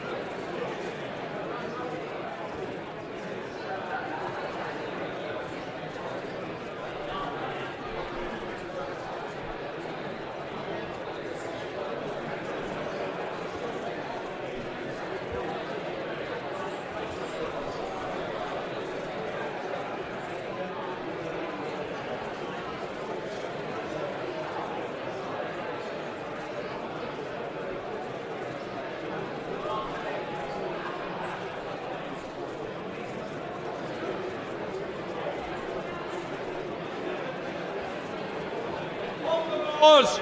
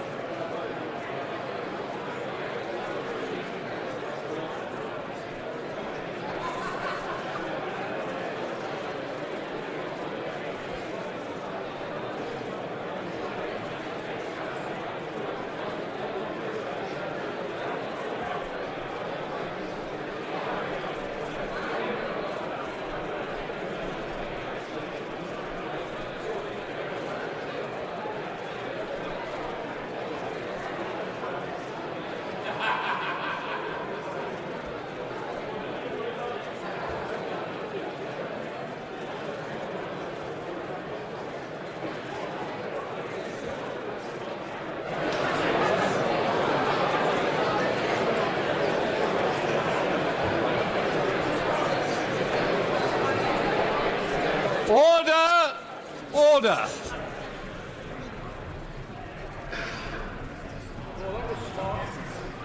The ayes to the right, 230. The noes to the left, 289.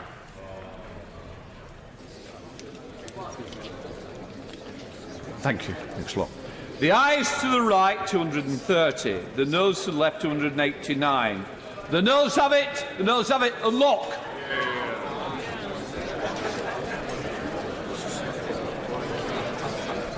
We come to new clause 2. Move formally. Formally? Formally? Thank you, sir. The request is that new clause 2 be added to the bill. As many that opinion say aye. Aye. The contrary, no. No! The ayes are. Division. Leave the lobby.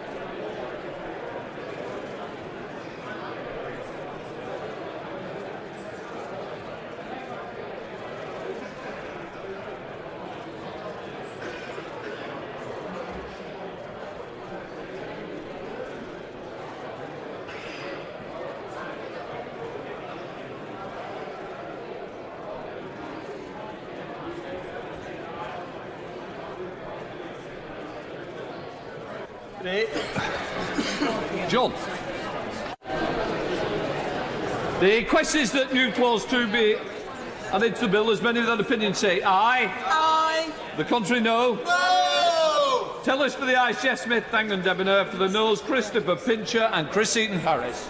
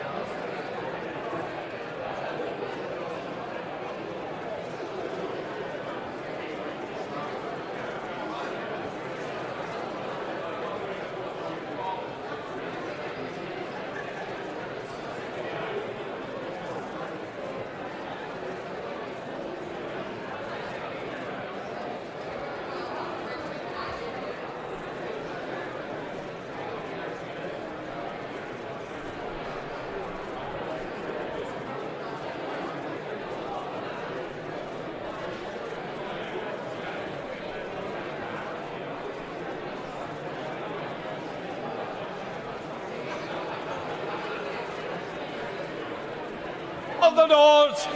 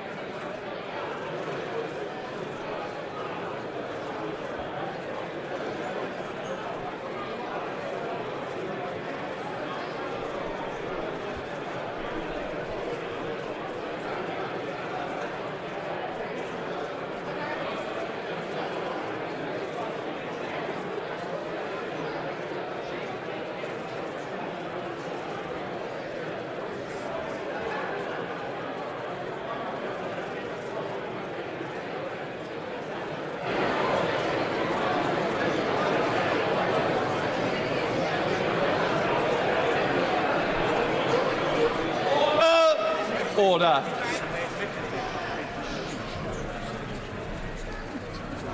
The ayes to the right, 187. The noes to the left, 289.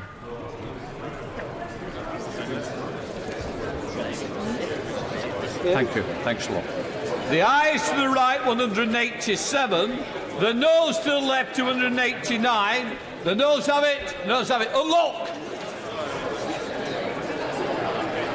We now come to Amendment 1. Move formally. The question is that Amendment 1 be made. There's many of that opinion say aye. Aye. The contrary, no. No! Division, clear the lobbies.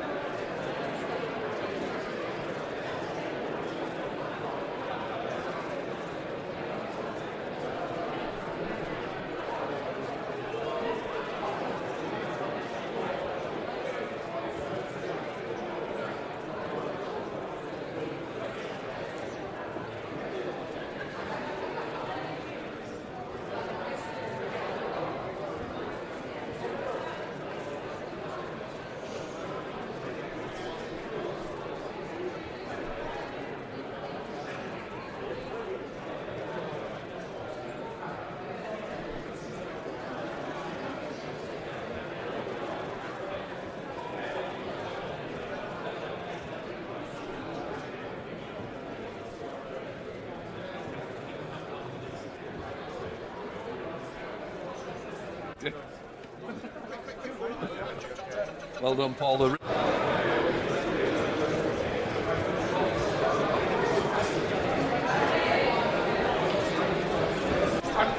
Order. The question is that amendment 1 be made. Does many of that opinion say aye? The contrary, no. So listen to the ayes, Jess Smith, Thangan Debonair. For the noes, Christopher Pincher and Chris Eaton-Harris.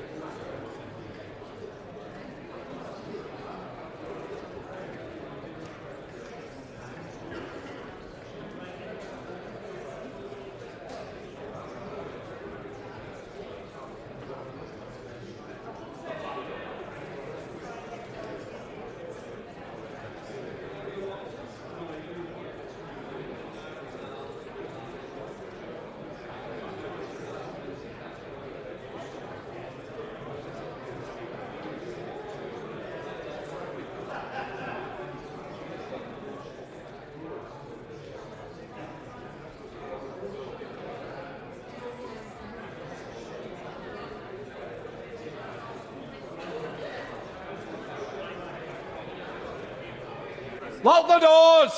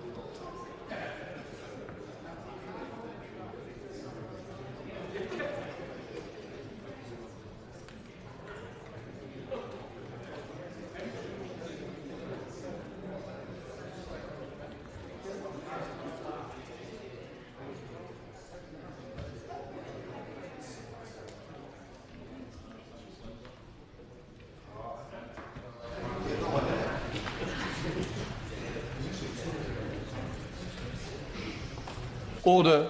Order.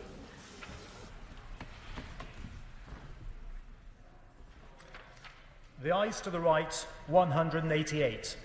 The noes to the left, 286.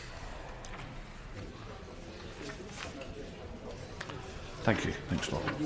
The ayes to the right, 188. The noes to the left, 286. The noes have it. The noes have it. Unlock.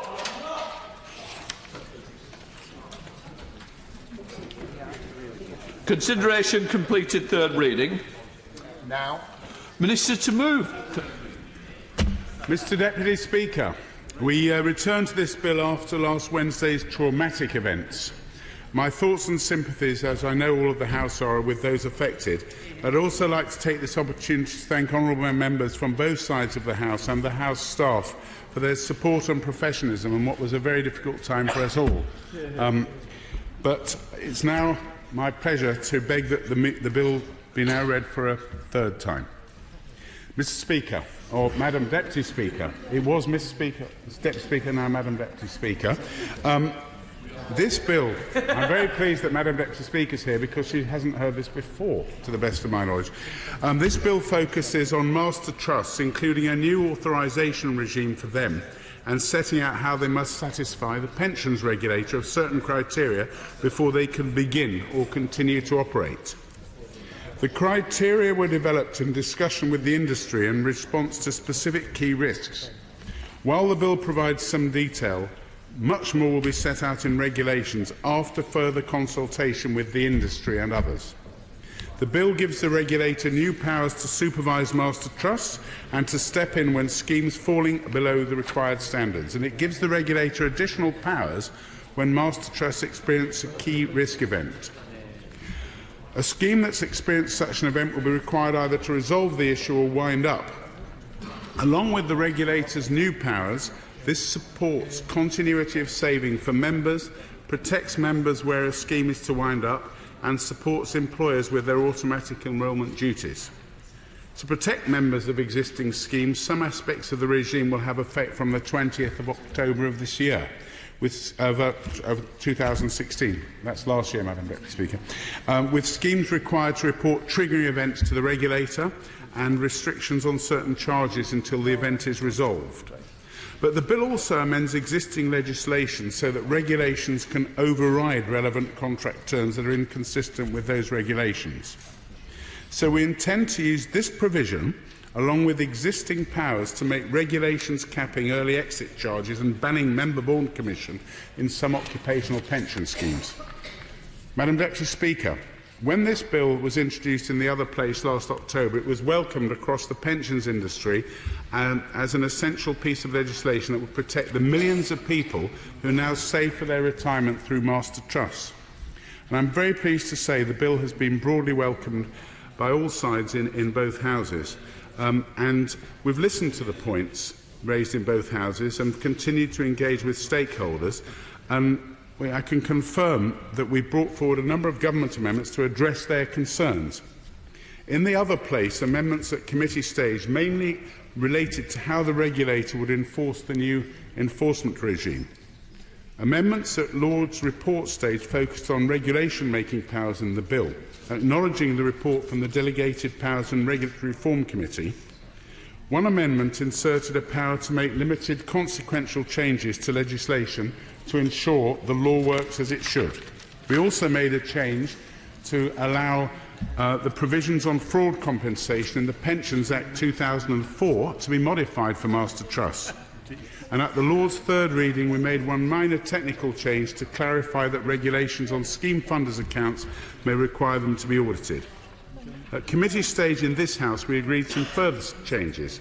First, Madam Deputy Speaker, the committee removed a clause that had been inserted after a narrow vote at report stage in the other place, which provided for a scheme funder of last resort to meet the costs where a master trust is being wound up without the necessary funds to transfer the accrued benefits. We discussed this once again at report stage earlier this afternoon, well, last week that was, when the House accepted the government's argument that this additional provision is unnecessary. In response to a point raised in the other place about an unintended consequence of the bill, we made amendments to enable a scheme funder to engage in activities in relation to any part of the scheme, not just the money purchase section. The original requirement in the bill that the scheme funder must be a separate legal entity and must only carry out activities directly relating to the master trust schemes in question was amended to address concerns about the impact of this requirement on business. The amendments enable scheme funders to operate more than one master trust and to give the Secretary of State the flexibility to make exceptions that scheme funders' activities are limited to the master trust of which they are the scheme funder or prospective funder. Madam Deputy Speaker, I would like to thank honourable members from both sides of the House, the honourable gentleman from Stockton North, who is the shadow spokesman, and the honourable gentleman from Ross, Skye and Lochaber, particularly because I can now pronounce the name of his constituency without reading it, Madam Deputy Speaker, for his contribution, and everyone else. I'd like to particularly thank the Bill team from DWP and everyone that has contributed to make this bill, which I believe is an excellent piece of legislation. Madam Deputy Speaker, I beg to move. The question is that the bill be now read a third time. Debbie Abrams. Thank you so much, Madam Deputy Speaker. As we know, the passage of this pensions bill was interrupted this time last week as a result of the horrendous attack that took place just metres away from this place. And I would like to echo the remarks of the Minister and express my sincere condolences to everyone who is grieving for a loved one or who's recovering from their injuries. I also want to express my gratitude to the emergency services, but especially to the incredible support team that we have working in and around this amazing place. So just to say that how treasured you all are. Yeah. On to the bill. I'd like to put on the record my thanks to my honourable friend, the member for Stockton North, for his unstinting work on this bill. Our colleagues in the other place, who it's already been mentioned, have kicked this whole process off. And all of our teams for the hard work they have put in to try and make sure that this pension scheme bill which is about closing the gaps in the regulatory framework for master trusts and increasing protections for their savers, is as effective as possible. It will come as no surprise to the Minister that I regret that he has been a little bit intransigent and failed to accept our amendments. He may have been constrained, but I wish we could have done more on this. It really would have strengthened the bill and to have protected savers more than it currently does. However, as it does stand, the bill goes some way to increasing protections placed for master trust savers, the vast majority of whom were automatically enrolled through their sponsoring employer. This has not been the easiest bill to scrutinise. The content is, of course, technical, but there is also an unusual amount of legislation that is left to secondary regulations, which, Madam Deputy Speaker, I think is a real concern. It's becoming a hallmark of this government is entirely regrettable. It has not only brought criticism to the government from the Constitutional Committee, who suggested that the government was writing legislation in lieu of policy, but has also made it quite difficult for this House to get a full picture of exactly how this legislation will operate in practice. Nevertheless, we are about to point to a number of significant gaps in this government's approach to this legislation, as well as some parts that we believe require further thought. So I'd like to briefly touch on some of the points here. As my honourable friend mentioned last week, we tried to table amendments to this bill at committee stage to enact our commitment to the WASPI women that we would extend pension credit to those worst affected, ensuring that hundreds of thousands of these women became eligible for up to £156 a week. Sadly, these amendments were not selected. It is, however, a real disappointment the government did not use this bill to address the plight of these women. Labour has a clear costed plan targeted towards the most vulnerable women, and we're exploring further options to help as many as we can. And given that we understand, and the Pensions Minister can put me right, that this is going to be the only pensions bill in this Parliament, there are many other pensions issues that should have been included in a more comprehensive pensions bill. We believe, as we've said before, it was a wasted opportunity. But on to the specifics of the bill, if I may, Madam Deputy Speaker. On the funder of last resort, it is a shame that the government did not heed the advice of our noble lords in the other place and provide a provision to guarantee a funder of last resort. Our amendment would have ensured that scheme members were protected in the event of a master trust becoming insolvent. It would have offered them a clear route for the drawdown of their savings. The Minister believes that the new regulatory framework provides sufficient protection to make this clause unnecessary. Yet he did seem unwilling to give a guarantee that no future master trust would go bust. I'm glad that the Minister has such faith in the regulatory regime, and I genuinely hope that his faith is justified for the sake of scheme members. Madam Deputy Speaker, we also hope to improve the clauses in the bill relating to the pause order. Under the legislation, following a triggering event, the regulator can step in to halt both accumulation and decumulation from a failing master trust. The government has made an exception for people getting divorced to allow them to access funds held under a pause order, but it did not see fit to offer the same opportunity to, for example, disabled people or those in ill health. This is likely to cause distress to those in desperate need of drawing down their savings. The government also did little to consider what would happen to those savers affected by a pause order who wish to continue putting contributions from their salary and their sponsoring employer aside for retirement. Our amendment had suggested that the employer take responsibility for holding on to these savings until the pause order has ended or a new master trust found. Again, the government unfortunately rejected this practical suggestion. With regard to the issue of transparency regarding costs and charges, this is one of the scandals of the pension industry, and in spite of government promises to tackle it for years, I can remember being a member of the Work and Pension Select Committee going back several years, Madam Deputy Speaker, and in fact one of the Treasury Ministers promising in the last Parliament that this would be done, and we are still waiting. It is one of those issues that, unfortunately, we were taking far too long to tackle. And I appreciate we've got a review that will be published at the end of the year, but it'll be too late for legislation. Again, it will be up to the industry to determine what and how and when they will publish around their costs. With charges, and this is this real scandal, I wonder if anybody here can say how much they know their pension scheme is being charged. It has been estimated that it's up to £120 billion a year, and that affects all savers. We need to decide really whose side we are on. Are we going to look after savers, or are we going to prop up the pensions industry? We tried to raise the issue of opaque costs and charges being applied to member savings pots by investment managers and brokers, but again the government failed to respond. For too long, people have been encouraged to put their faith and, more importantly, their money in a distant savings pot, with very little information about where that money was invested, the performance of their savings, and, importantly, how much the investment was costing them in terms of costs and charges they incur. In short, neither the scheme trustees nor the scheme members have been able to adequately ascertain whether they were getting value for money on their investments.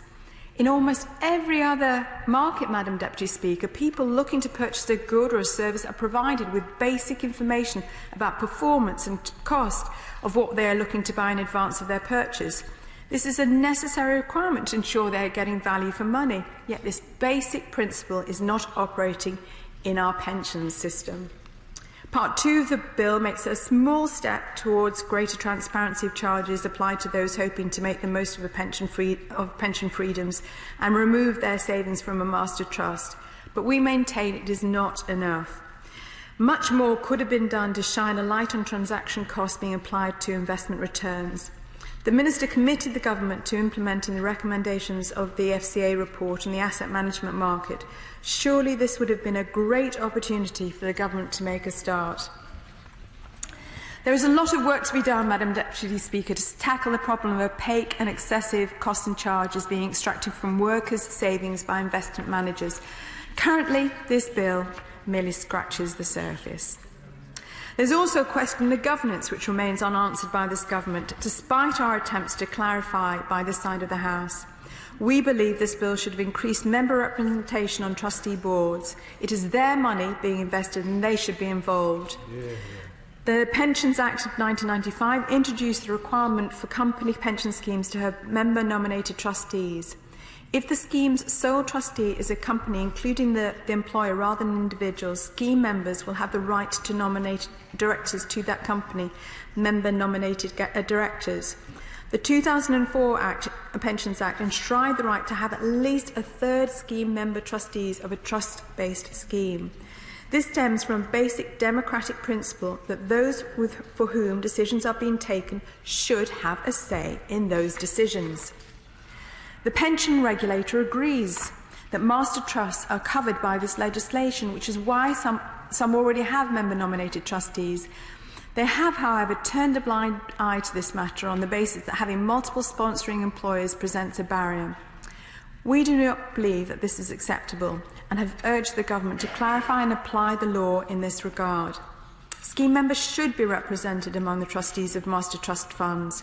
It is, as I've said, their money, and they have a direct interest in ensuring a sound and a sustainable investment strategy delivered at good value. It is disappointing that the Government did not take up this matter, which requires urgent action, nor was a convincing argument given as to why master trusts should not have to meet their statutory requirements, especially in light on the increased risk being borne by scheme members. Finally, it's disappointing that the bill also does nothing to build upon the success of Labour's policy on auto-enrolment by ensuring that saving into master trusts is accessible and encouraged for a number of groups which were excluded from auto-enrolment provision by the Government's changes to eligibility criteria. Throughout these debates, we've recognised that the Government has announced a review of auto-enrolment, but have not yet heard an explanation as to why the review comes after this bill. The self-employed, women, those working multiple jobs, carers and people on low incomes could all benefit hugely from an enhanced opportunity to save towards their retirement. Although the Government did not feel it would could commit to a proper statutory basis for its review, we shall hold them to account under the review itself to ensure that it is properly served excluded groups. To conclude, Madam Deputy Speaker, we of course welcome legislation to strengthen the regulatory footing of master trusts. We have, however, tried to address a number of serious issues throughout these debates, both through pragmatic engagement with the bill itself and through highlighting its many gaps. One would have thought that the Government would have had time to include much more detail on this piece of primary legislation to allow for proper scrutiny in both places. It seems, however, that they were unable to get their act together on this part of pensions. I can, from the chunnering from the government benches. I think there's dissent there, Madam Deputy Speaker. We do hope, however, that through the debates we have at least drawn attention to these important issues and the need to create further security and dignity in retirement for working families across the UK. Thank you.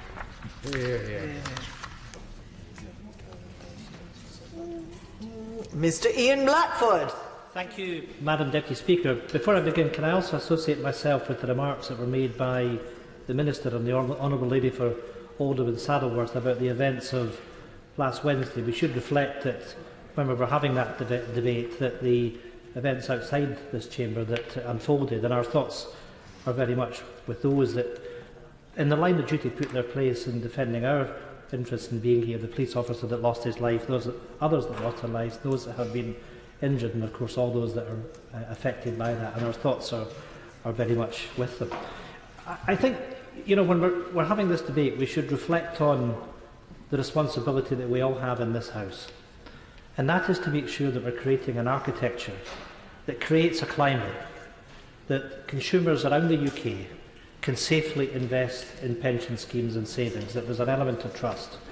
And on that basis, I do welcome broadly this bill in improving that landscape. It is an important step forward insofar as that it brings that level of protection which is necessary for those that are investing through auto-enrolment. It is crucial that we have the regulation that has come forward in this bill. I, like the spokesperson from the Labour front bench, would prefer to have seen some of our amendments accepted by the Government. Having said that, I was very much encouraged by the response of the Minister in responding last week, in particular to the amendment that I moved in relation to Section 75, and that there is a commitment that we can come back and revisit this issue. And I think the bill, as has been said, has got to be seen within the wider context of what we're seeking to achieve in pensions. And there were two new clauses in mine that weren't taken for debate. One was on the establishment of a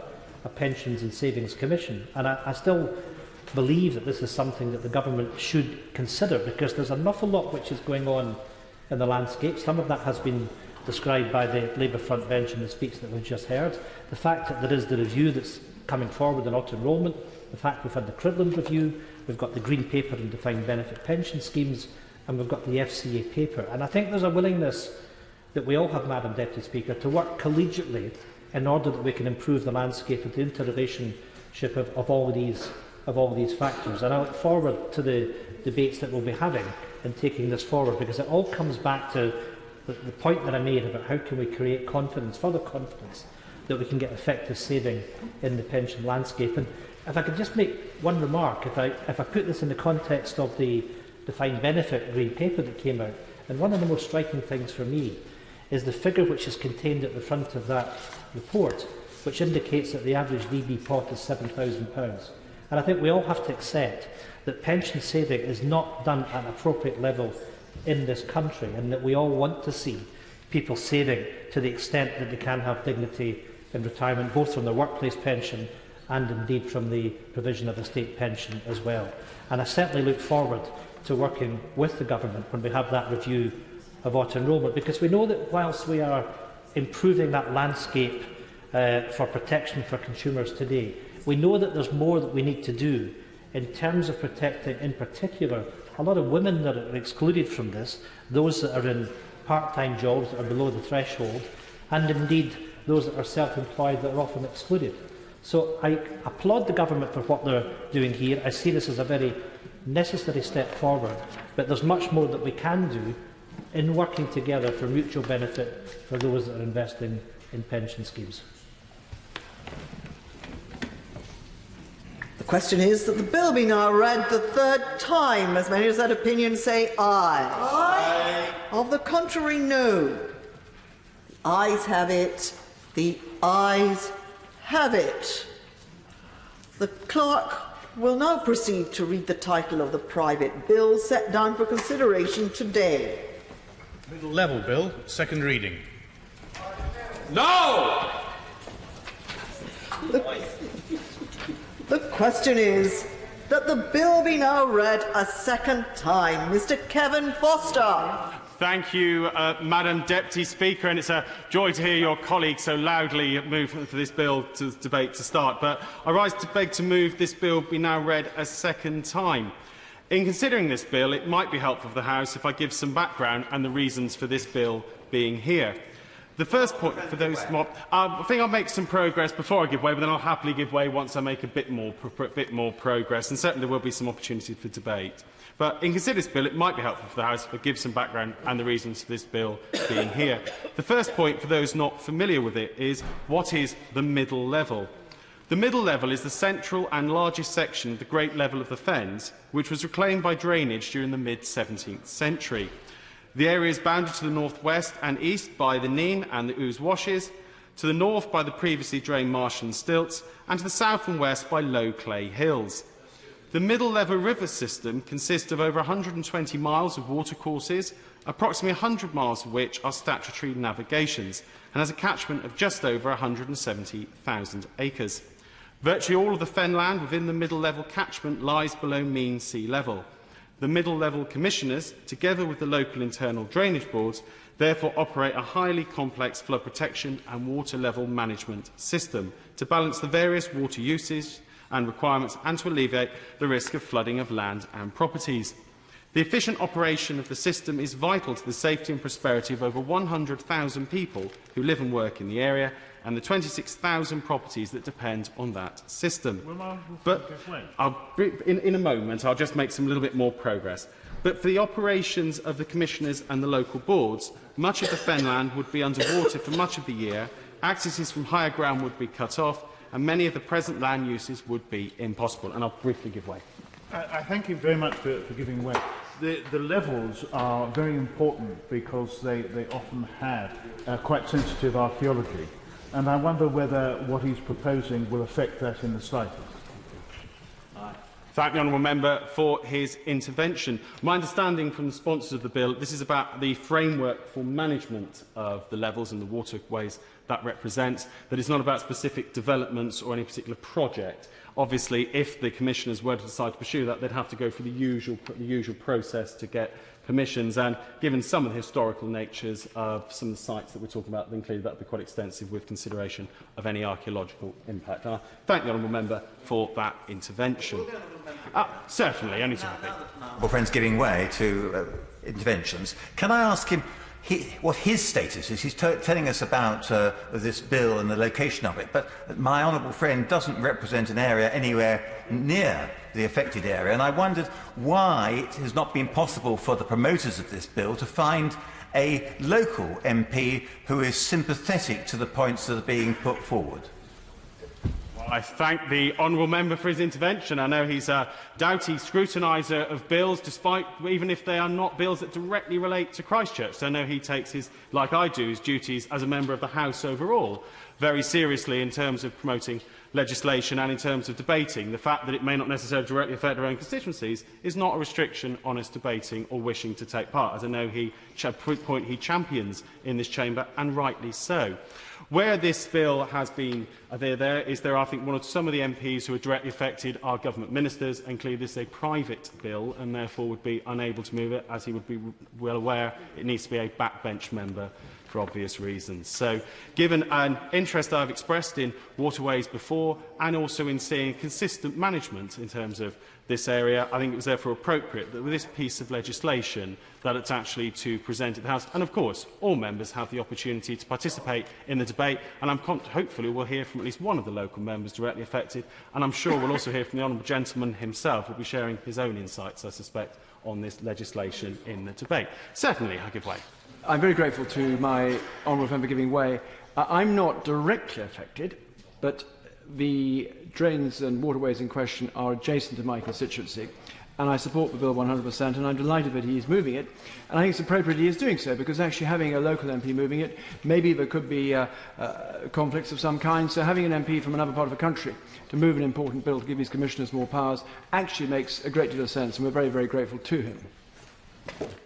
Well, I thank my honourable friend for that intervention, and I think all I can say is I couldn't have put it better myself. So, moving on to why a bill. As many will know, I regularly make the point on Fridays that legislating is not a thing to do for the fun of it or a unique form of parliamentary sport. For a bill to be worthy of parliamentary time, there must be a clear need for it. This private bill is being promoted by the Middle Level Commissioners, a statutory corporation constituted under the Middle Level Act 1862. The Commissioners provide flood defence and water level management to the middle level area and are the navigation authority for the middle level river system. The legal framework which governs the Commissioners' navigation function is made up of a number of 18th and 19th century acts regulating the use of waterways that were themselves mainly laid out in the 17th century. Certainly. I thank my honourable friend, and may I, through you, Madam Deputy Speaker, offer my sincerest apologies for my lateness. I was detained coming into the palace. Would my honourable friend agree that the area covered by the middle level commissioners is not strictly analogous to other navigation authorities, in that the middle level area is essentially interconnected drainage basins rather than standalone bespoke rivers and canals? I thank the honourable member for his intervention, again showing his exceptional knowledge of his constituency and the assets that support it. Yes, he's right. Fundamentally, as we'll come on to when we talk about talking about the framework of regulation, these were fundamentally built as a drainage system, but of course have developed a pleasure boat usage and other uses as time has progressed. And one of the reasons for this bill, as we touch on, is the fact that some of the uses would not have been envisaged at the time in the 1862 Middle Level Act. Clearly, motorboats were not something that existed even at that time, and the concept of what our canals and other things were used for was very different, and that during that period. But as we touch on, I think I'm going to make some more progress just for a moment, and then I'll be only too happy to give way again. As we're touching on, the regulation of these waterways that mainly laid out in the 17th century, these acts are now considerably out of date and do not align with either modern requirements or the statutory framework applicable to other navigation authorities, including neighbouring ones. In particular, the current legal framework which governs the Commissioners does not include adequate provision for the registration of vessels using the waterways or the levying of charges for the use of the waterways and associated facilities. In my briefings with the promoters of this bill, it was remarked how this framework means exemptions are for pleasure craft and those transporting manure. As a result, the Commissioners currently do not receive any income from navigation of the waterways. This has meant that monies raised through drainage rates and levies have had to be used to fund navigation rather than purely be used for flood defence purposes. In the financial year ending the 31st of March 2016, this amounted to £178,929.06 of unfunded expenditure. The Commissioners are therefore seeking to update and clarify their powers to enable them to properly regulate and fund their waterways. The powers sought are similar to those already used by other large inland navigation authorities, for example the Canal and River Trust, the Environment Agency and the Broads Authority. In essence, the future maintenance and management of the waterway will be funded in a similar way to others, not based on just one set of users, and those who benefit can be asked to contribute to it. In terms of why a private bill, the Commission originally proposed to update their governing legislation in the 2000s, using a Transport and Works order, and approached DEFRA to do this. However, DEFRA, rightly I think, considered that the introduction of the proposed registration and charging schemes would be outside the powers of a TWAO, and the Commission proposals did not proceed any further. Having consulted on updated proposals, the Commissioners approached DEFRA again in 2016. In October 2016, I understand that DEFRA confirmed that its position had not changed and that a TWAO could not be used in this instance. Their reasoning was that it could not be used to impose charges in a navigation where the primary legislation governing it does not in itself contain charging provisions, as is the case with the middle-level navigation. It was therefore the Commissioners were suggested to pursue a private bill to update their powers. I'm sure members will agree this is the right approach, and it is welcome, therefore, given this bill, we can have this debate coming into this evening on these important subjects. Whilst it is the first opportunity for a wider debate in the House on this matter, the proposals will not come as a surprise to those who might be affected, as there has been a wider consultation already. Certainly. My honourable friend is making a very good speech. Can I just put it to him that at first sight this is an attempt to regularise vis-à-vis other navigation authorities' legislation to the middle level, but what is missing on the face of the bill, and it might be different with secondary legislation, is any commensurate commitment to upgrade the facilities which are similar to those of other navigation authorities. And I think that is the Achilles heel of this bill, and where it may need to be looked at again by this House or in another place. I thank the honourable member for his comments. I'll come on to respond to some of that when we come on to the petitions. I'm conscious there. But I agree with him that there is clearly a need. Nobody wants to be paying extra charges just to have the same facilities. But I think it's clear if we don't change the legal framework, then actually it's asking those using this for drainage to pay for facilities for those who wish to use it for navigation. That means it's very, very unlikely those will ever be developed. But I think it would need to go hand in hand. I'll come on a bit more when I come on to the response to the petitioners, what the views I've had come back from the Commissioners in relation to this point about if people are being required to pay, what facilities could they look forward to in exchange. But in terms, very briefly, I'm grateful to my honourable friend. Is it right to say that this consultation took place at the same time as the EU referendum, which we celebrate the outcome of today? And is it also right to say that the March Cruising Club, for example, which is headquartered almost opposite the offices for the Commissioners, that club was not consulted, and other petitioners were not consulted either? Thank the honourable member. I know the honourable member, like myself, will agree that most people are more than able to have two issues going at the same time. And whilst the EU referendum was a very important referendum that many people in this House engaged in, I know he engaged passionately in putting his side down.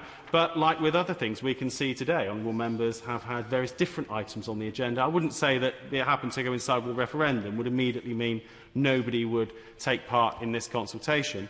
Yes, there have been petitions deposited in relation to the bill, and of course, one thing if this gets through second reading is the petitioners would then be heard at a opposed private bill committee where actually we could scrutinise in more depth. So actually I would hope that he would see this as a reason to give this bill its second reading so those points can be made, they can come along, and then we can look at how we can work quite constructively and appropriately to reframe this as a modern framework for regulation rather than continue with one that's mostly based on the needs of the 17th, 18th and 19th centuries. And I'm very briefly, yes. Very good. He's been very generous in giving way. And I think he made the key point in replying to my honourable friend, the member of Christchurch, and that is bringing it up to date, making it more fit for purpose, making it more modern, and bringing it into line with similar powers on other waterways exercised by, for example, the Environment Agency, the Canal and River Trust, the Broads Authority, very near my constituency. It's a question of actually a long overdue update. I thank the honourable member for his intervention. Again, he puts very succinctly the exact points that need to be made. Is that the current system of regulation dates from another era, and in coming in line with the successful system we see elsewhere. And the House isn't being petitioned to revert other areas to this system, but it's noticeable there is a demand to change. So it might be helpful for members if I go through the consultation that did take place between February and June 2016. The Commission has notified affected parties, including navigation interests, land drainage interests and local authorities, publishing newspaper notices and placing details on their website. 23 responses were received, 18 of which were supportive, 3 neutral and 2 opposed. And it might be helpful if I list the supporters. They included the Inland Waterways Association, the East Anglian Waterways Association, the Association of Nene River Clubs, the National Association of Boat Owners, the Middle Level Watermen's Club, the Residential Boat Owners Association, the Association of Waterway Cruising Clubs and 5 local councils. And I also note, of course, the honourable member who represents a nearby constituency indicating his support as well. But I would say in mentioning the support, it is right that I mention the concerns as well. 6 petitions have been deposited against the bill from individuals with varying interest in the navigation of the waterways, from the March Cruising Club, which the honourable member for Christchurch mentioned, and from the National Association of Bargee Travellers. The Commissioners have been considering the points raised in the petitions, and as I touched on in response to the intervention from the honourable member for Christchurch, if the bill is given a second reading, we'll be able to respond to them prior to the opposed bill committee stage, and both the Commissioners and the petitioner will then have the opportunity to give evidence directly supporting their cases before the committee, which will determine whether the line-by-line detail of the bill and also whether the principle of the bill has been approved.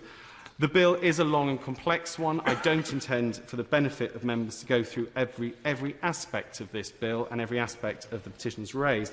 But there are 2 issues that I think I should cover at this stage, which may assist the House. The first is the issue in relation to houseboat owners. For some, the middle level is their home, not just a pleasure watercourse. I recognise, therefore, that one of the petitioners is the National Bargees Travellers Association. I have raised this issue, particularly in relation to the bill's powers. And of what I've been advised, I can say that the Commissioners are a public authority bound by the Human Rights Act to comply with the Convention rights. If removing a vessel would interfere with its owner's Article 8 rights to respect for private and family life, home and correspondence, this could only be done if it was proportionate to do so. The courts have indicated this is more likely to be proportionate if a vessel plainly fails to meet safety standards or its owner consistently refuses to show that they have insurance, but not likely to be proportionate where there is a genuine dispute about breach of licence conditions. Again, it is certainly something that the Commissioner can spell out in more detail in registration bylaws if this bill was passed, and of course those bylaws would also be subject to ministerial confirmation. I would also suggest that this is something we could explore in more detail at Bill Committee stage, as ultimately those who make this place their home could also benefit from gaining better facilities and a more secure future if there is a more modernised system of regulation and legal framework around the middle levels. The second point is the one that the honourable member for Peterborough highlighted, which is the idea of paying more but no facilities, i.e. is this just going to become a tax on using this stretch of water? And I think I accept, and I hope the bill's promoters do as well, that this has to be a two-way street. It cannot just be more charges for those who navigate and a pretty similar service at the end. There has to be a clear benefit. And having raised this with the bill's promoters, they've advised me that the Commissioners recognise that navigators being asked to pay charges will have to get something in return for their money. No two ways about that. They've agreed with the Inland Waterways Association, East Anglian Waterways Association and the National Association of Boat Owners. They will set up a users panel if the bill is passed, modernising the framework. This panel will be able to discuss an annual programme of maintenance and improvements before each year's charges are set. The precise arrangements for the panel haven't yet been agreed, but the Commissioners could certainly set out more detail before the Bill Committee if that was helpful to members. If that was helpful, and I hope that gives some reassurance to the House. But again, this is a matter we could explore in some depth at the committee stage, although I would make a point that, like we're talking about the older acts that currently regulate it, we may wish to consider carefully how much we want to put on a face of a bill versus how much could sensibly be left to allow some flexibility for day-to-day management of the levels. As I say, there is a lot of detail I could go into in discussing this bill, particularly relating to the patchwork of rather elderly acts that regulate this waterway. And to allow time for debate, I will not go through them all. But I will be happy to respond to points raised during the debate, and I look forward to the Minister's comments as well. I therefore beg to move that the bill be given its second reading so that promoters and petitioners can make their case before committee and the middle level can have a modern, up-to-date system of regulation that it deserves. Question is, that the bill be now read a second time. Sue Hayman. Thank you, Madam Deputy Speaker. and I'm pleased to rise to speak to the private bill on behalf of the official opposition. Can I thank the honourable member for Torbay for giving us such a thorough covering for the background and why this bill is needed. But I'd like to emphasise a few points because I think it's important the House has a clear understanding about the proposals and why this bill is needed. The bill amends and updates the powers of the middle-level commissioners to regulate navigation on the middle level of the Fens. And it brings the middle level into line with powers granted to the Environment Agency, the Canal and River Trust and the Norfolk Broads Authority. We've heard that the existing legislation dates from the 18th and 19th centuries, primarily the Middle Level Act of 1862, so it is remarkably out of date. The Middle Level Commissioners provide flood defence and water level management to the middle level area, and they are the navigation authority for the middle level river system. And the middle level is the largest of the great level of the Fens and was reclaimed by drainage of the land back in the 17th century and currently consists of over 120 miles of watercourses, with 100 of these being statutory. And but for the operations of the commissioners and the local internal drainage boards, much of this fenland would be underwater, as much of it is below sea level. And this would have a devastating impact upon the 100,000 people who live and work in this area. The commissioners have consulted widely and thoroughly with interested parties, and the substantial majority were in favour of the proposed changes. So, in a nutshell, the bill would allow the middle-level commissioners to charge vessels to use the waterways, to fine people staying longer than allowed at moorings, to check boats using the waterways have valid insurance, to remove sunken or abandoned vessels, temporarily close sections of waterways for works or for events, and enter into arrangements with other navigation authorities for the mutual recognition of registrations and licences. Chris Howes, who is a local boat enthusiastic, told the Whig Speech Standard in March 2016 that he agreed with the Commissioner's plans and cited the apparently abandoned boats rotting away on the old Nene, which could be got rid of under the new powers. He said that the proposals are potentially so exciting and so beneficial to Fenland that it's hugely important that they come to fruition. So if we want Fenland to aspire to be a tourist destination in the same way that Holland is, generating income to invest in our currently largely inaccessible waterways is a necessary stage. Ian Smith, the Chief Executive of the Middle Level Commissioners, has said that it's important that we update the laws to enable us to have better control of the waterways that we oversee. Additional income for the Commissioners could make a real difference to Fenland and to the waterways. I personally know the area well, having lived near there for a number of years, and would support any efforts to boost the local economy. So this bill brings legislation covering the middle level into the 21st century, in line with other navigation authorities, and we would support it. Minister Therese Coffey. Deputy Speaker, for calling me to speak to this bill. I congratulate my honourable friend on his opening remarks.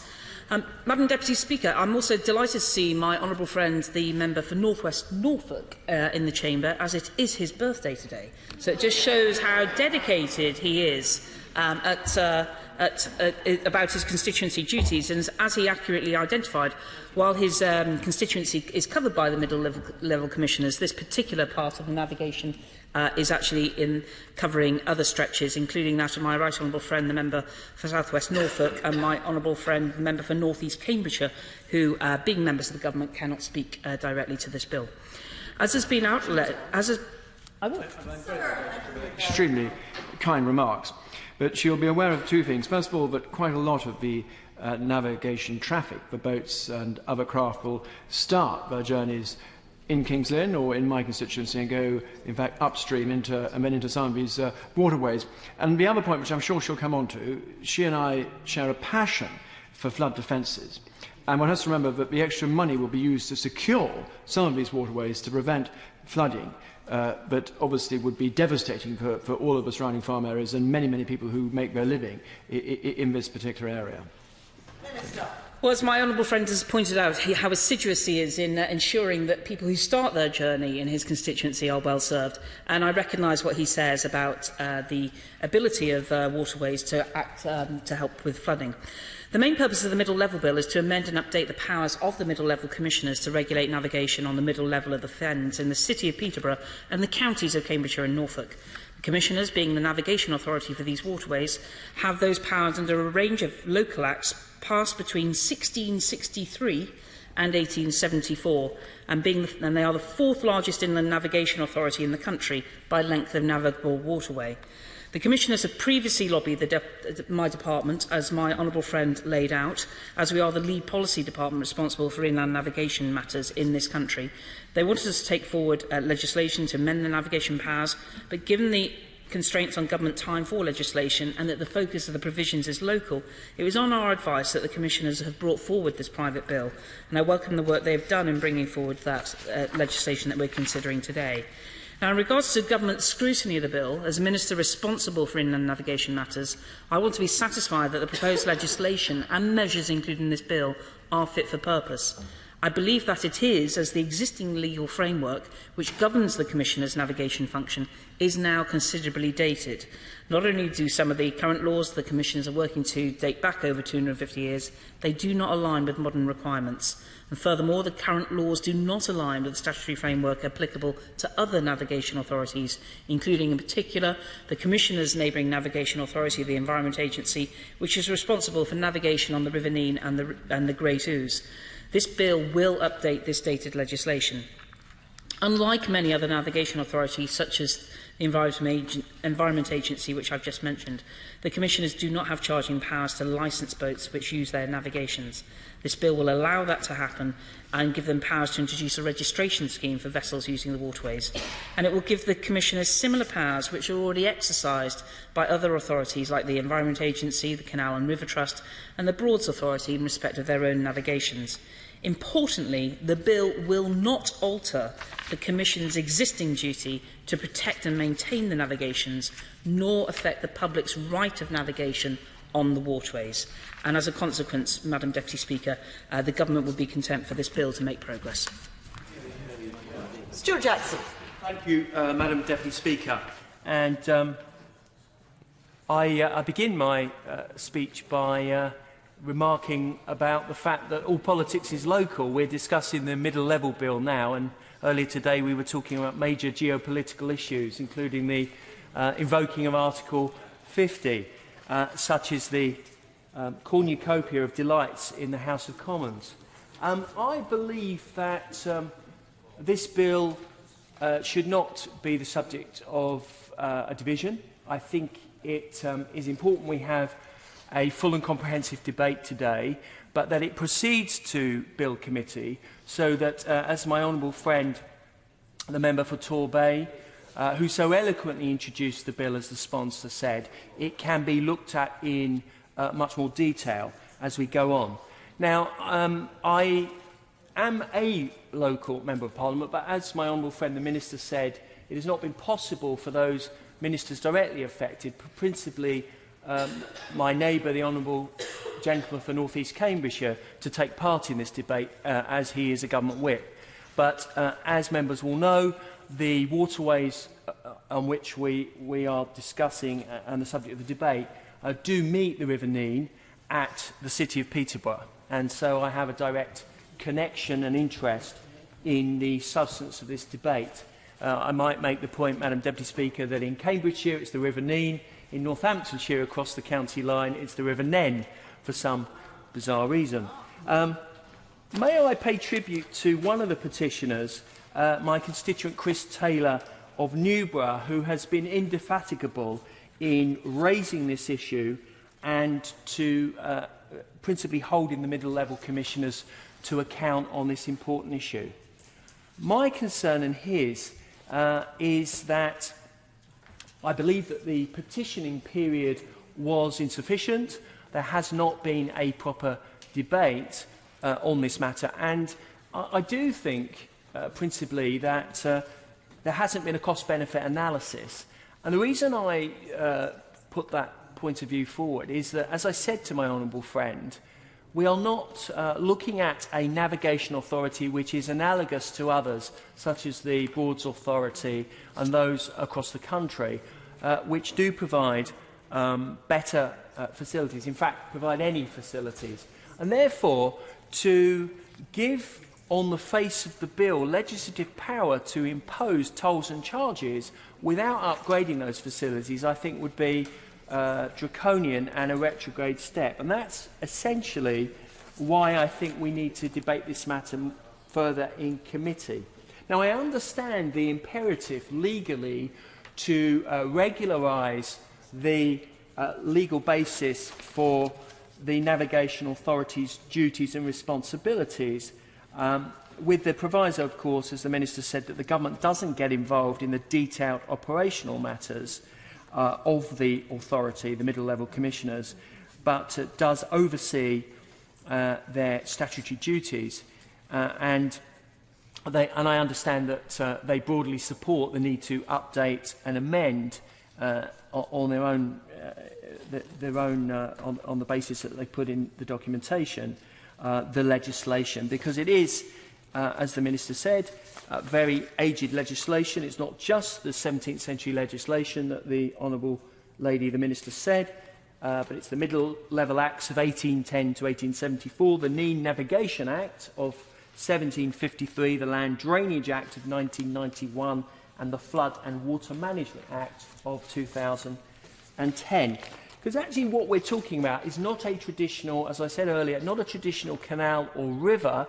We are talking about interconnected open drains which were effectively drained in the 17th century in order to release land for agricultural and other usages. And of course, because it's below sea level, until that period, it was effectively an inland sea. The town of Whittlesea, the clues in the name, it was pretty wet and it was not used greatly. Although I would say, of course, as a local MP, that it is some of the finest agricultural land in Britain, if not Europe, because it's incredibly well irrigated.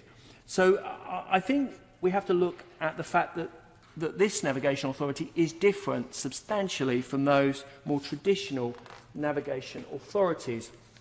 And I think the key issue which has caused concern is not just the very basic issue of charges as covered in Part 2, Clause 3 and potentially Clause 9 under bylaws of this bill, but the fact that it is a contention of the petitioners, and I accept that they are in the minority, but it is a contention of those petitioners that those not quite ancient rights, but very well established historical rights bestowed upon them in the latter part of the 17th century by the Duke of Bedford, a major landowner to the east of Peterborough and in the Fens as a whole, that those are being curtailed and reduced, those public rights of navigation.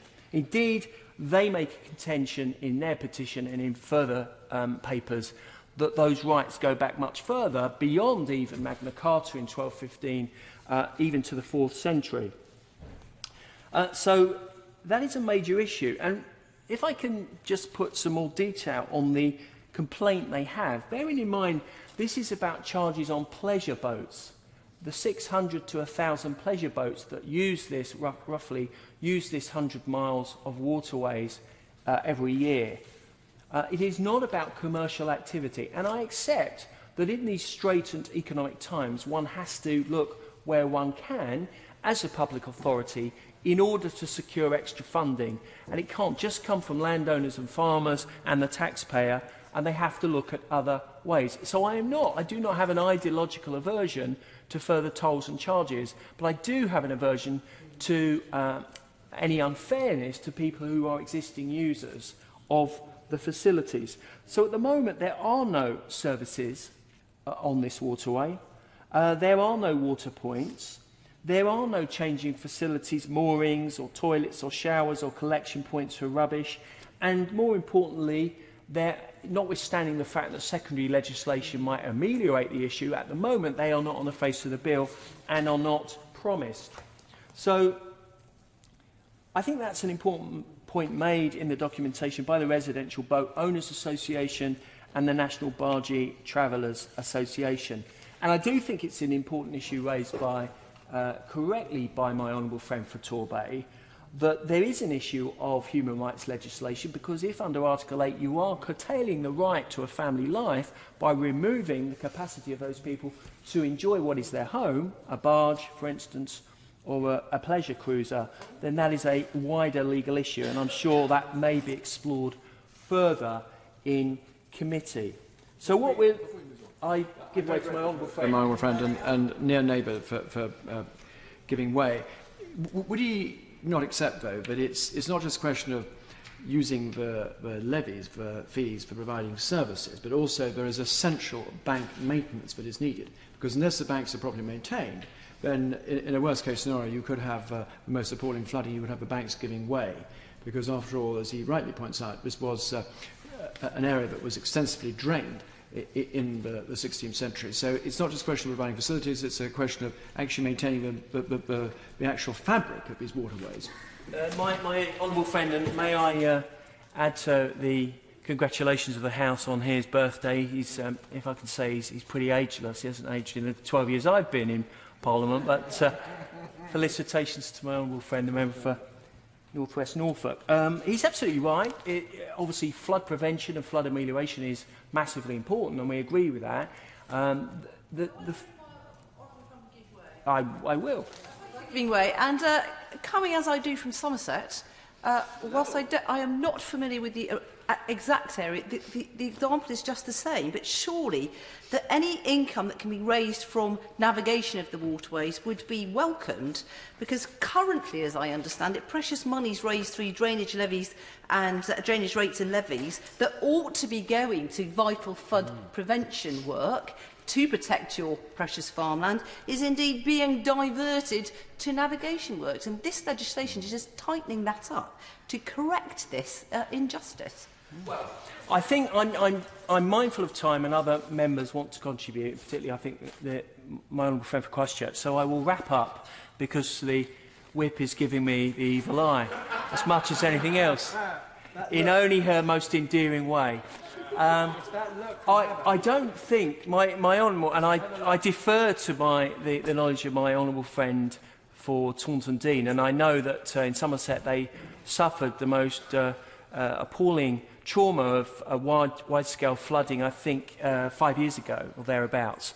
And I don't think that it's mutually exclusive for us to be removing sunken boats, to be dredging, and to do important infrastructure work that needs to be done. But I think it needs to be done on a more systematic way. And I'm unconvinced as to whether this private bill, which seeks to be quite innocuous, but is potentially quite draconian in what it imposes on people whose rights have been established many hundreds of years, I'm not convinced. So I will conclude by saying, Madam Deputy Speaker, it's been a pleasure to have had the opportunity to represent Mr Taylor and some of the other people. If we're not here to represent unfashionable views of our constituents, then we're wasting our time.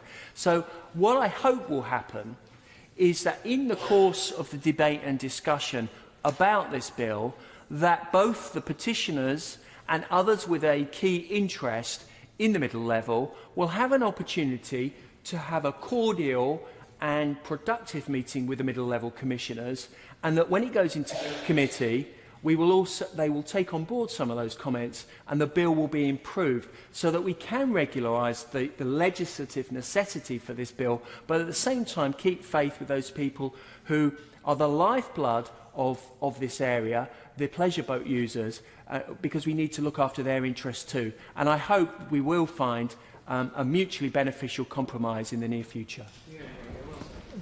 Wendy Morton. Madam Deputy Speaker, and I'm very mindful of the hour, so I will keep my contribution very, very brief.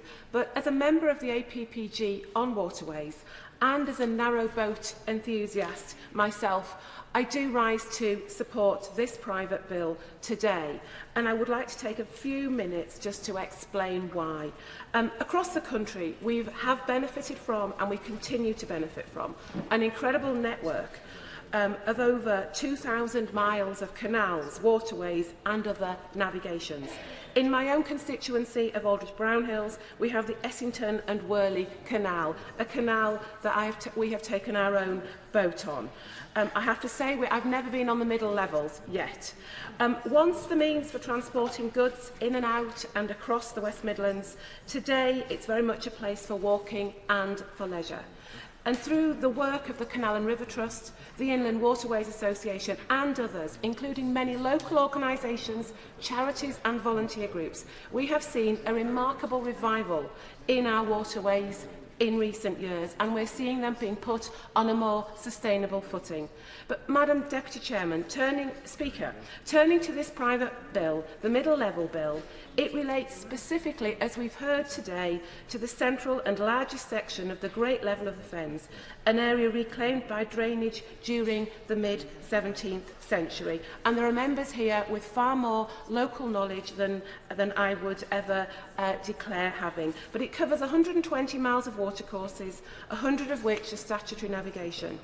As we've heard, the bill in front of us today seeks to modernise the Commissioner's operational powers, and in particular allows them to levy charges on users of the waterways to pay for their navigation functions. I will very briefly. For giving way.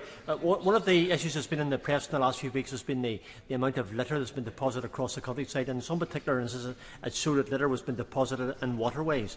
Does the Honourable Lady feel that the charges that were lifted off the boat owners will enable that litter to be taken away and disposed of in the place that it should be? Because if that's part of the purpose of what this is about, then it's got to be a step in the right direction.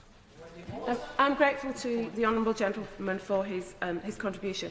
Certainly what I notice when I'm out on the waterways is that there are stretches that, yes, we do see a lot of litter and often debris in, but I think every user of our canals, be that on the water or actually walking, has a responsibility and duty to play their own part in collecting that litter, as well as there being provision for it to be placed. But referring back to the bill, what's particularly interesting is that these commissioners currently have no navigation income, and any navigation works must be subsidised by those who pay a drainage levy. In fact, they're the largest navigation authority in the country without a navigation income. And this bill, I'm almost about to conclude, so I am going to continue because I am very mindful of time pressures. This bill, to conclude, in my view, is needed because it will aid the middle-level commissioners to become, and this is the crucial thing, a sustainable navigation authority with the proper powers to manage a 21st century navigation, which I think is in the interest of those who use it and those in the local area as well. Yeah. Christopher Cho. Mr. Speaker, may I begin by saying that this debate would not have taken place if I hadn't actually blocked this bill going through on a nod at second reading. And I think that we've already heard the benefits of having a proper second reading debate on a private bill. And can I also say that I think that, having spoken to some of the petitioners on the telephone, that the promoters of this bill have a serious responsibility to actually engage with those people who take a different view or have concerns about the contents of this bill. I was told by one of the petitioners that there has been no contact whatsoever with the authorities on this. And it's easy to say, well, when we get to this going to an opposed bill committee, and I've got no objection to this having a second reading, but I think it's important that when it goes to the opposed bill committee, that is after there has been an exhaustive discussion between the petitioners and the promoters, rather than that being used as the forum for that discussion, because the private bill procedure in committee is an expensive and potentially adversarial one. And I would have wished that there had been more discussion between the promoters and the objectors. Of course, I give way to honourable friend. I thank the honourable member for giving way. In my own speech, he gave the example of the March Cruising Club, and helpfully I've asked for some clarification. And I'm advised they were written and telephoned to, but sadly a reply wasn't received. Although, of course, the petition's in, so that would allow further. But I have been advised that in relation to the consultation. But I would agree quickly that I would fully agree there needs to be that engagement as well as the formal session at the committee. I'm glad my honourable friend agrees with the need for informal engagement before it gets to the opposed bill committee, because apart from anything else, some of these petitioners are not well funded, and if there's a prolonged period in a private bill committee where they have to be represented by council, the costs are going to be, I think, very disproportionately high. Madam Deputy, the other point I'd make at this stage is that there's recently been a very illuminating report from the National Audit Office, published on the 21st of March, on internal drainage boards. And basically what we're talking about today is a whole connection of drains. We're not talking about canals, we're talking about drains. And in that report from the National Audit Office, there's a concern expressed about conflicts of interest and the need for proper oversight and assurance that these internal drainage boards are not going to engage in what are conflicts of interest. And then I noticed that within the middle level, there are 33 independent internal drainage districts, and each of which is responsible for the local drainage of their area. And so when we talk about giving more powers to the middle-level commissioners, I think we need to be very circumspect about what checks and balances there are in relation to the exercise of those powers. And I hope that that's something that the committee will be able to investigate when it meets to consider these proposals and the petitions against them. I'm going to refer briefly to some of these petitions, because one of the petitions is from somebody called Nigel Moore. He describes himself as a boat owner and manager of other people's boats on various navigations. He is an advisor on nationwide legal issues relating to boating, and is currently an approved lay advocate for a boater in a High Court action wherein issues arise over the interpretation of similar clauses to that proposed in this bill. He objects to the bill because it entails a clear abolition of private and public rights to no justifiable purpose, and will lead to unnecessary future litigation over the ambiguities. And he refers, like other petitioners, to the interpretation of the wide interpretation of the expression waterways, which is being sought to be included within the bill. And if one looks, Madam Deputy Speaker, at Schedule 1 of the bill, one can see that waterways will extend to a whole lot of areas which are not even navigable. And it would also extend the Commissioner's powers to adjacent waters, including private waters, which are not currently within the Commissioner's jurisdiction. And yes, and this apparently, so Mr. Moore says, has been a contentious point in related litigation. I could wait a moment. Seek a point of clarification from him, and that is, he mentions rights being taken away.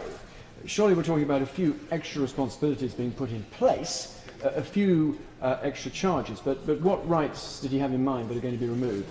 Well, at the moment, the people, for example, who are the owners of private waters, okay, which are not subject to the middle-level commissioner's control, they will be, as a result of this Act, incorporated within the responsibilities of the middle-level commissioners, and the middle-level commissioners will be able to use their regulatory powers in relation to what are currently private waters. So that seems to me to be an extension well beyond what one might have thought of as being the scope of this bill. But as so often happens, as my honourable friend knows, as an experienced member of this House, as soon as people get the opportunity to start legislating, they always want to take more powers than they strictly need. And that's one of the concerns of the petitioners. I give way to my honourable friend. Does he agree with me that there's a level of confusion as to the duties and responsibilities of the authority as enunciated in the bill, as between navigation and dredging? And I think that needs to be clarified when the bill proceeds to committee, potentially. Well, that again is a good point, and one which is raised by several of the petitions.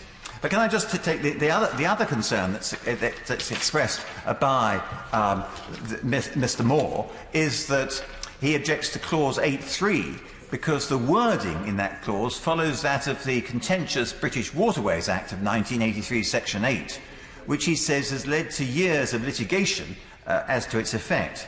And he would prefer the wording of the similar clause in the Environment Agency Inland Waterways Order of 2012, Section 16, because that allows for no ambiguity and potential attempted and unwarranted extension of powers.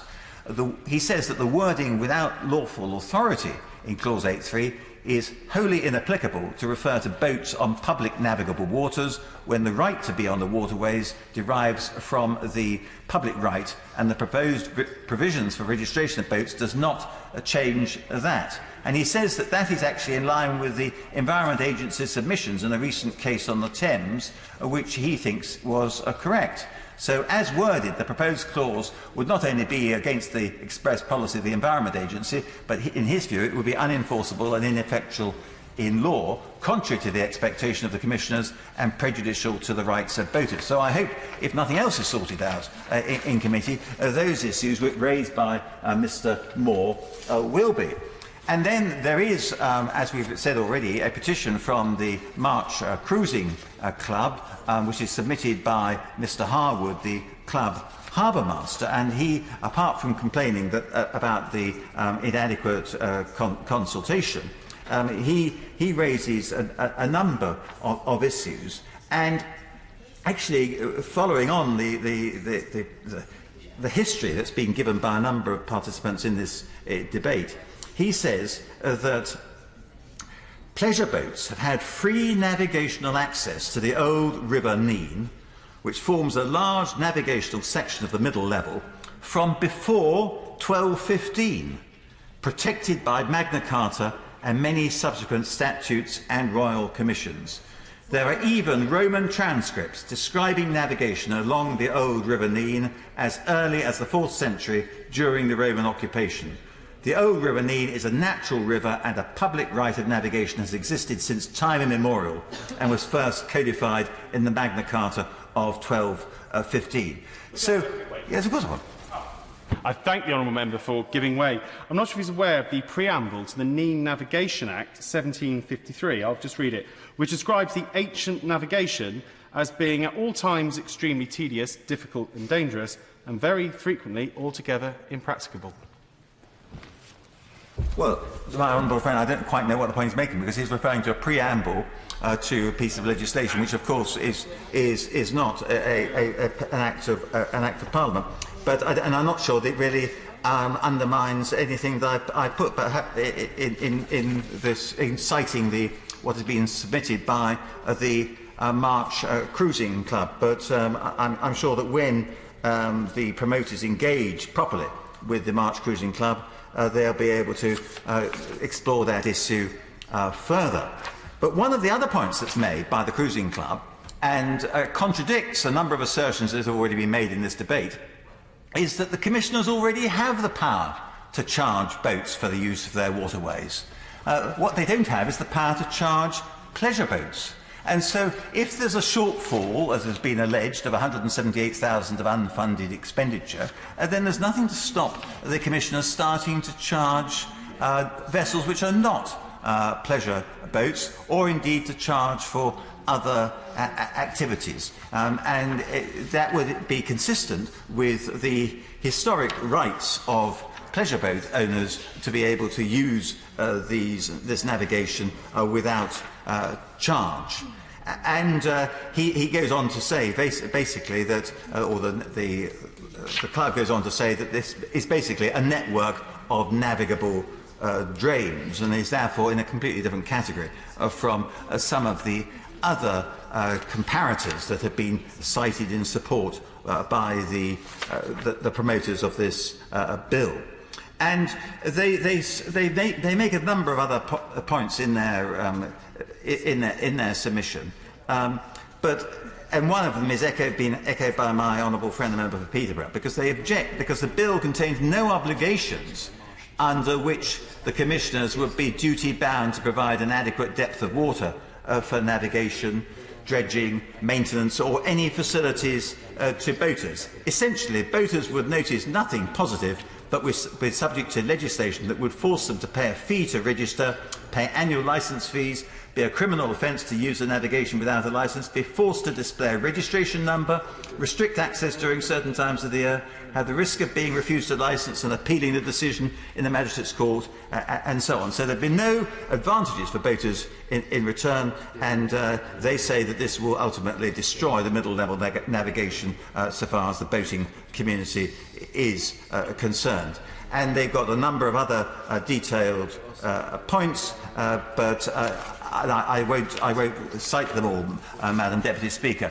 But unless these issues are resolved amicably between the petitioners and the promoters, then this bill is going to have a pretty slow passage, in my submission, or through this House, because I'm sure that members of this House will not wish to impinge upon the rights of individuals which have been enjoyed for many, many years, unless there is a very strong justification for impinging against those rights.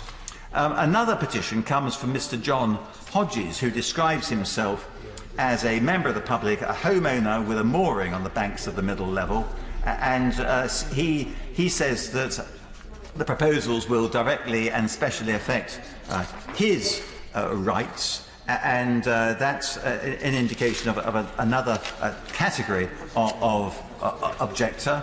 There's also a petition against this from somebody called Derek Pace, and Mr. Pace describes himself as living on a narrow boat, which, since it is not a commercial boat, most fits the description of pleasure boat in the Neen Navigation Act 1684, on the middle level, and this has been his home since 2011. He says it was only available and affordable because after he lost his home of 8 years when his father died. And he alleges that the proposals in the bill will directly and specially affect his rights and interests, including allowing the Commissioner's new powers to seize his home and sell it on for less than its value, effectively making him homeless, destitute and an additional cost to the state. And he says that the bill contains no protection for the homes of people who, like him, live on their boats. And indeed that was a theme picked up by Pamela Smith from the Bargees, who has told me that people who've lived and worked on boats for many, many years but don't have moorings feel very threatened by what is being proposed. And she estimated that there may be, Madam Deputy Speaker, as many as between 10,000 and 25,000 people, not just in this area, but throughout the United Kingdom, who are living on boats but not at a fixed mooring. And this is a sort of different sort of itinerant community. And Mrs.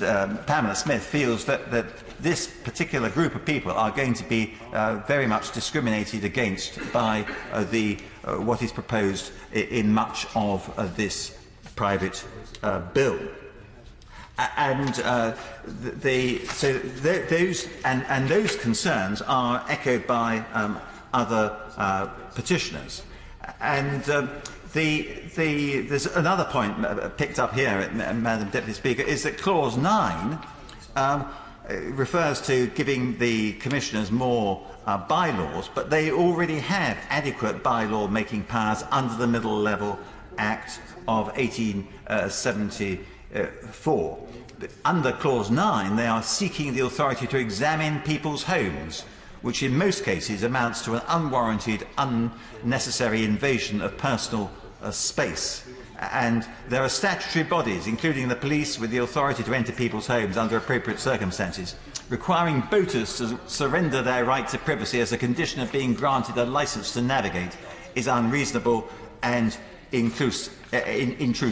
So you can see, Madam Deputy Speaker, that there are quite significant attempts in this bill to impose upon the rights of individuals. And I noticed that when the Minister gave her certification in relation to whether or not this bill was compliant with the European Convention on Human Rights, all that she said was that she had no reason to suppose that the assertions made by the promoters were incorrect. I'm not sure from that we can be satisfied that the government has yet explored these issues relating to human rights for its own purposes, and to ensure that actually the government can assure us that in the government's own view, not just relying upon the promoters, that this bill is fully compliant with the law on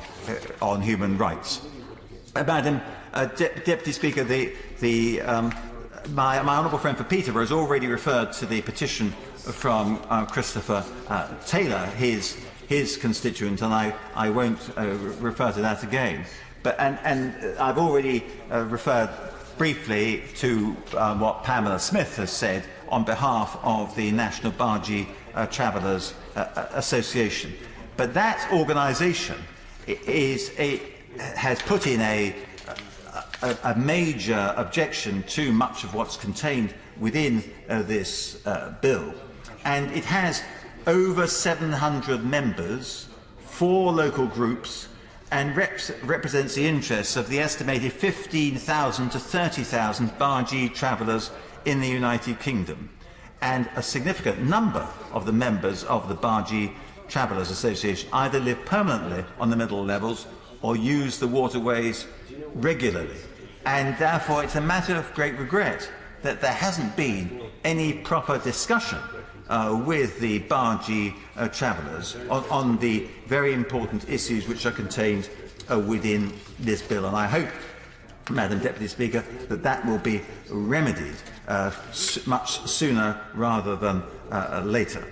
And they say also that many bargee travellers use the middle levels as a transit route between the East Anglian waterways, such as the River Cam, the Great Ouse or the Wissey, and the rest of the inland waterways. There's no other inland waterway route, and there would be no choice but to be bound by the proposed terms and conditions and to pay the proposed charges.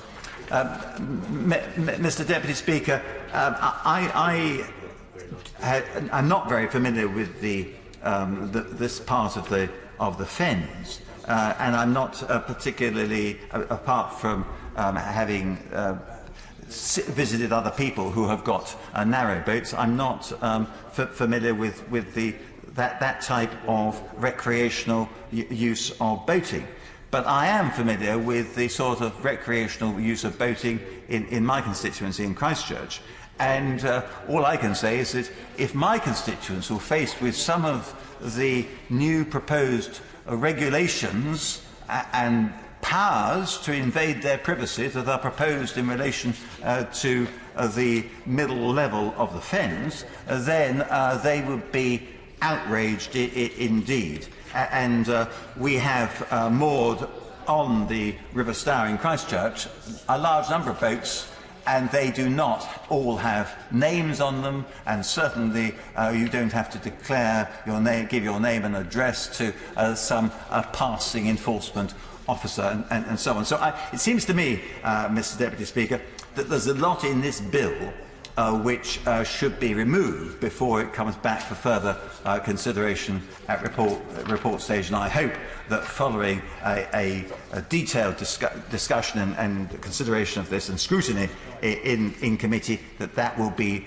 the consequence, and that when we will then be able to look back on this and say, well, this has been a worthwhile exercise because a not very good bill has been much improved as a result of proper scrutiny. So, Mr. Deputy Speaker, I'm not going to speak at length again on this occasion, but I reserve the right to actually, on behalf of the petitioners, and I know my honourable friend for Peterborough is equally concerned about this, that the rights of these petitioners are heard in this great home of democracy. Gavin Foster. Well, thank you, Mr. Deputy Speaker, and it's been a pleasure to sit through this debate. I won't detain the House for a long time by going through all the individual comments we've just had, but I would certainly thank the members for Peterborough, Aldridge, Brown Hills and for Christchurch for the detailed scrutiny and consideration they've given this bill this afternoon. I think there are certainly elements that we can take from this debate and deal with in committee stage, and in particular around some of the bylaw powers and the engagement there needs to be. But I think given we've had such a thorough airing of this bill, I think all it really remains for me to do is to move this bill now read a second time. Excellent. The question is the bill now be read a second time. As many of the opinions say aye. Aye. The contrary no. The ayes have it. The ayes have it.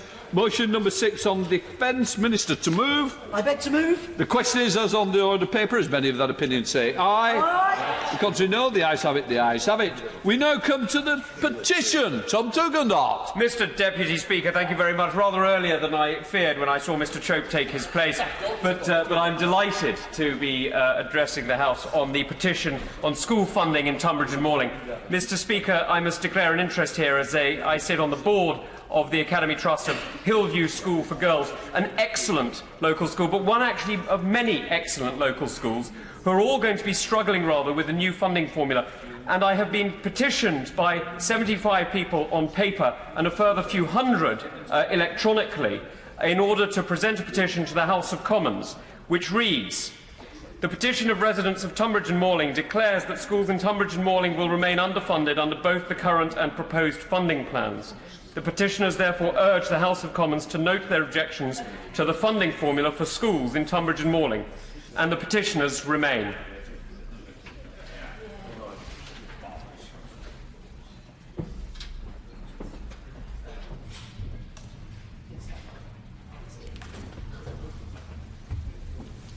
Thank you. Petition school funding in Tunbridge and Malling.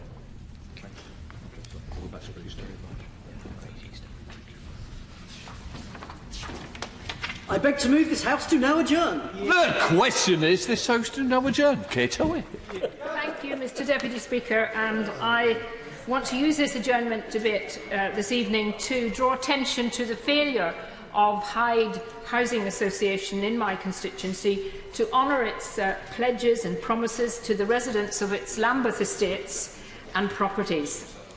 Back in 1999, the tenants and residents of the central Stockwell area in Lambeth voted for a stock transfer from the council to Hyde Southbank Homes, part of the Hyde Group.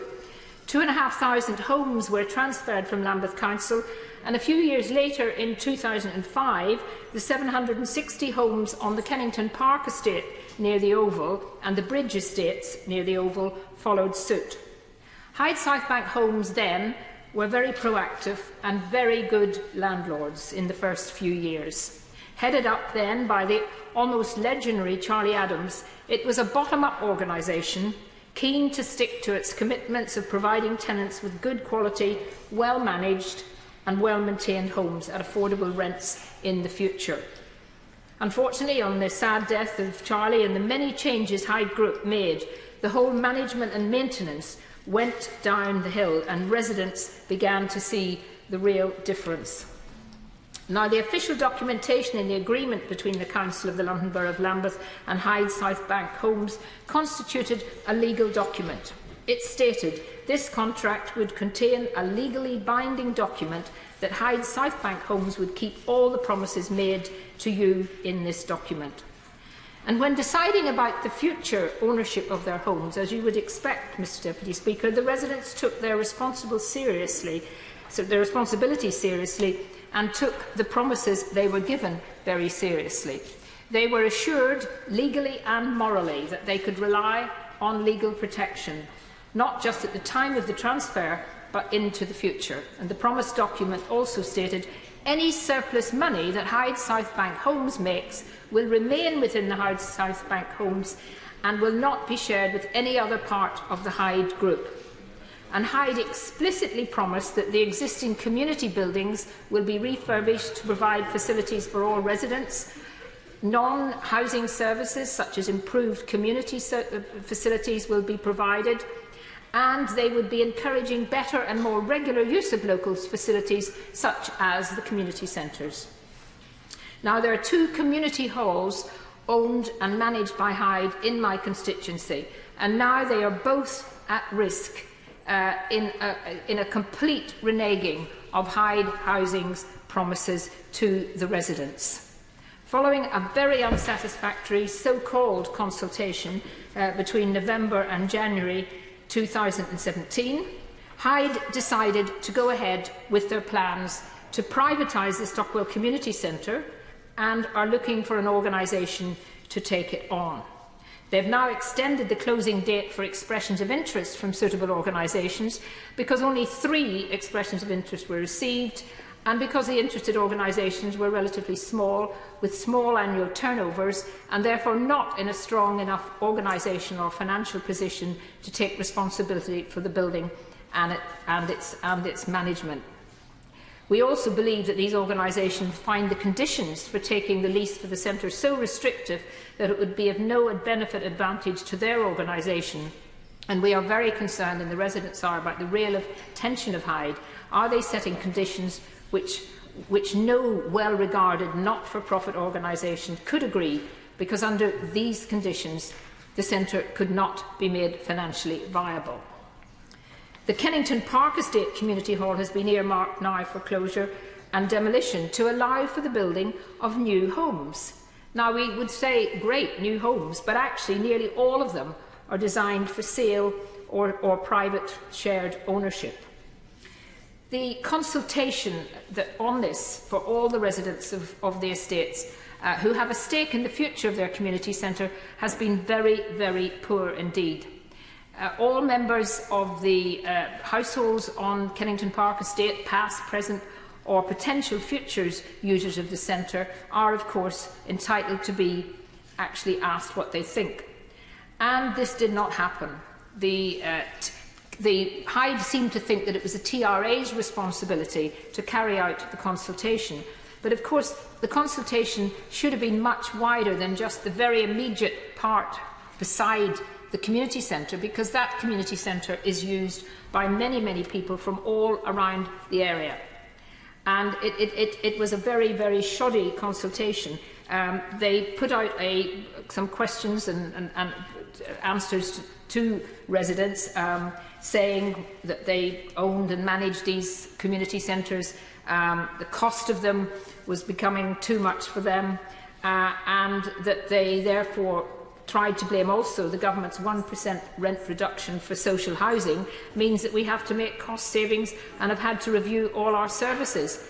Now, the Minister may be surprised to know that despite residents not liking this 1% rent reduction for social housing, seeing that how it might work, they actually aren't blaming this at all, because that's really misleading, inaccurate and inappropriate for Hyde to claim that Hyde subsidises the running costs, because of course it's income from the tenants' rents which contributes to the maintenance of services such as community centres. They also said that as a housing provider we need to make efficient use of our income to ensure we're able to prioritise building more homes to help address the housing crisis. And this means a responsible landlord is required to prioritise delivery of an acceptable standard of landlord services to its existing tenants first. And it's a real matter of concern and great disappointment to the residents, to the local councillors and to myself that Hyde only too clearly puts the funding of new build above its duty and responsibility to deliver to an acceptable standard the full range of landlord services as required by law. Now, what has happened, of course, is that as people have found out about this, it is very clear that the community is against this. The Hyde asserts, as I've mentioned, that it cannot afford to run particularly the Kennington Park Estate Centre or the one in Stockwell. Yet Hyde Housing Homes account shows a surplus for 2015 to 2016 over £2 million and revenue reserves of £46,136,000. Now, remember what I mentioned at the very beginning, the commitments made when the transfers took place. Any surplus money that HSH makes will remain within HSH and will not be shared with any other part of Hyde. That was the promise. In other words, the surpluses and reserves should be first being reinvested in HSH and should not just be given over to Hyde Group for the building of new housing for sale on the Kennington Park estate, while at the same time not replacing the community centre already there. Hyde's argument on the review of the community centre is that it needs to prioritise building homes. And of course, for all of us, that is a priority, and we know that more than anyone in the borough of Lambeth, where the housing waiting list is huge. But capital funding for new homes is not the same as the revenue generated from the rents. And the Kennington Park Estate Tenants and Residents Association have worked out that the revenue generated from the rents does cover the £22,500 subsidy which was provided to keep the centre open and running, given that that's less than 2% of HSH's 2015-2016 surplus, which incidentally was linked to a time when the community centre was closed very often, when the income was at its potentially lowest level due to Hyde's indecision and incompetency and bad management. There is just real shock that Hyde, after what they promised and in the early stages of how well they did work with local residents, have now decided to go down this route. And of course, Hyde Housing is failing on so many fronts. It's not just the community centres. From service charges, where, as one tenant leader has said, they are in chaos, to day-to-day maintenance, parking charges, pushing new housing in totally inadequate space, like on Burrell House. Now, one example, and one of my constituents has given me permission to quote from his letters to Hyde over service charges. It's typical of the way Hyde work, completely non-transparent. Service charges for this coming year based on estimates from so-called actual costs, but ones that have never actually been sent to the residents. And so they've been sent out service charges for this year without having any real proof of how the service charges for last year were spent. Now, this resident, who's had a long-standing discussions with Hyde, said to me and in the letter that he requested first the accounts and receipts for the 2013-2014 period, and this took over a year to finally arrive in October 2015 before they were able to examine them. To this date, we still have issues that were raised with those that remain unresolved by Hyde. And following on from that, he requested the 2014-15 accounts and receipts. And this took Hyde slightly better, well over 6 months, to finally provide. And after going through those, there were numerous issues that were obviously incorrect, and lots of invoices that weren't there or had been not identified by Hyde. And after a number of exchanges, and he dealt with 17 different people in Hyde trying to get this information, they finally got a comprehensive spreadsheet detailing the many issues cross-referenced to the invoicing scheme, and they have gone through that in great detail.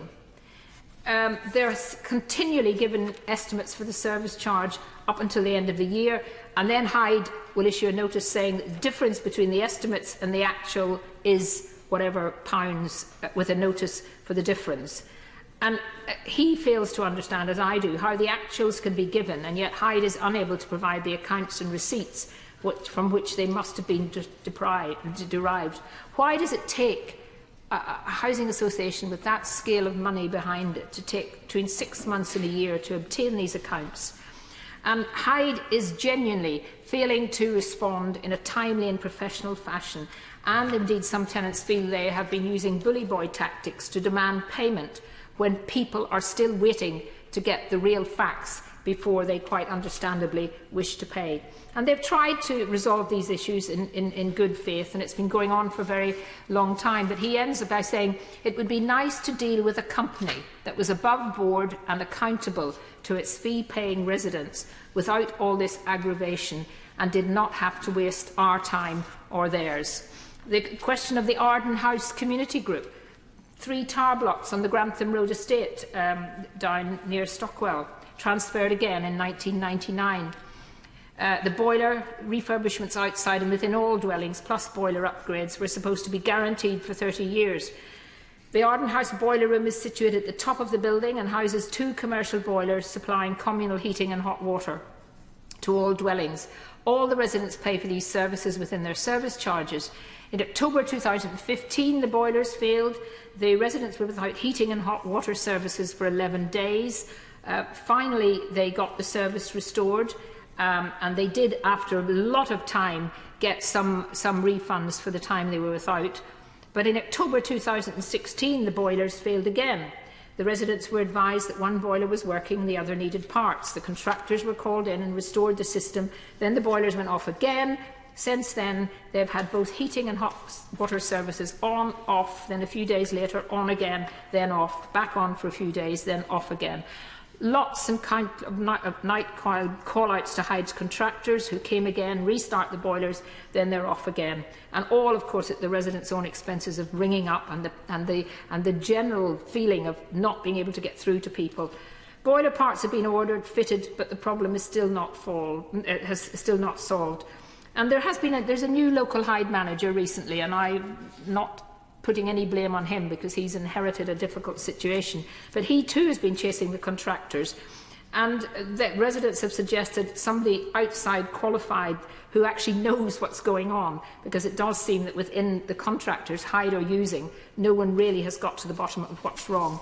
And they've had to pay the full charges for this service for 5 months and received less than half a service. Now Hyde are saying they want to look at an expensive boiler replacement, which will be metered into each dwelling, costing residents even more money. But Hyde can't even maintain what there is now. And they believe it's totally unacceptable and a disgraceful situation. And Joyce Hopper from Arden House Community Group ends by saying, Hyde Housing should hang their heads in shame. Will someone please intervene and get our heating and hot water services restored once and for all? Another, what may seem to some people a trivial issue, but on the Stockwell Gardens East Estate, Stockwell Gardens West Estate, problem over estate parking. At present, Hyde are trying to charge £90 a year for parking on their estates in Lambeth.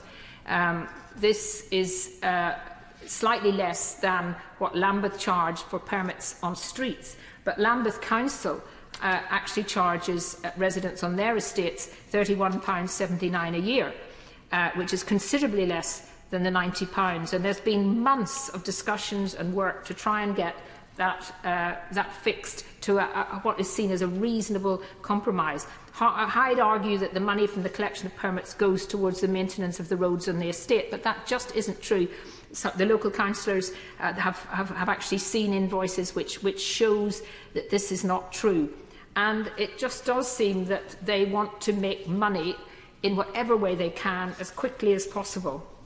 They're also trying to build on Beryl House, as I mentioned, and it wouldn't be so bad. It still would be bad because I think it's in the wrong place, and the residents who've lived there for many years are losing all sorts of facilities. But it wouldn't be so bad if it was going to be affordable housing. But it's going to be a house for sale, a huge house for sale, which they're going to not be able to use for affordable housing. And so the worry all the time now is that what started out, and I supported the residents when they wanted Hyde to take over because they weren't getting a great service, and they then had Hyde managing it when there was competitive tendering, and then it was working so well, they actually asked and agreed then that Hyde could take over, and Lambeth agreed to that. And it started off, as I said, well. But what seems to happen now is that Hyde is not really interested anymore in their residents and their tenants, particularly the long-term tenants and residents. They're interested in getting more housing, but not housing necessarily as affordable housing. There's been quite a lot of work done by one of these organisations that looks into the great detail of what has been happening at Hyde. And it's basically, you can see that what Hyde are using now are the community centres as assets. It's not whether the community centres are affordable, but it's whether Hyde wants to give them any priority whatsoever. And they have clearly decided that they don't want to do that. Hyde's bosses do claim that the money the group makes for its for-profit activities will ultimately benefit the rest of the Hyde group. But they would not feel, no longer do they seem to be worrying about the effect on the residents who are living there for this long time. The board now of Hyde has become incredibly corporate. The chief executive, some members may well know her, Elaine Bailey. She was 12 years at Serco before she joined Hyde. She was quite used to scandal in those days, so I expect she'll be seeing a bit more. 2013, she had to defend the company as it faced accusations that it overcharged the government through its criminal tagging. It was a bill of £68.5 million. The company took its flak for its involvement. And I mean, I could go through all the list of things, and I suppose it's not really fair to her, but at the same time, you can see why residents do not have really huge faith in her. The chairman actually ran the onliner retailer Net-a-Porter. Before that, he was an investment banker, as were two of his colleagues. They've got a corporate lawyer on the board, a very senior person formerly at BT and weapons manufacturer BA Systems, a chartered surveyor who's worked extensively in private sector housing development. Rounding up the rest of this is the boss of G45, the Prisons and Justice Division, which is a similar record to Serco. So charitable status and a lack of shareholders, aren't guarantees that an organisation will be run for more than money. But Hyde are actively pursuing a strategy that's put corporate success over the concerns of its residents. And Corporate Watch, who've done this financial analysis, are really bringing out some really quite, in inverted commas, dodgy things that I think the minister should be concerned about in terms of the long term. And of course, the chief exec herself, I think her salary went up from 196,000 last year to 236. I may have got that slightly wrong, but it's slightly more than I think most of the residents of my area would be earning, and indeed most of us in this House are earning. So yes, it went up from 189,000 in 2015 to 242,000 in 2016. I mean, Minister, why are these people paying themselves such large sums of money when they can't even get the basic repairs done for the residents?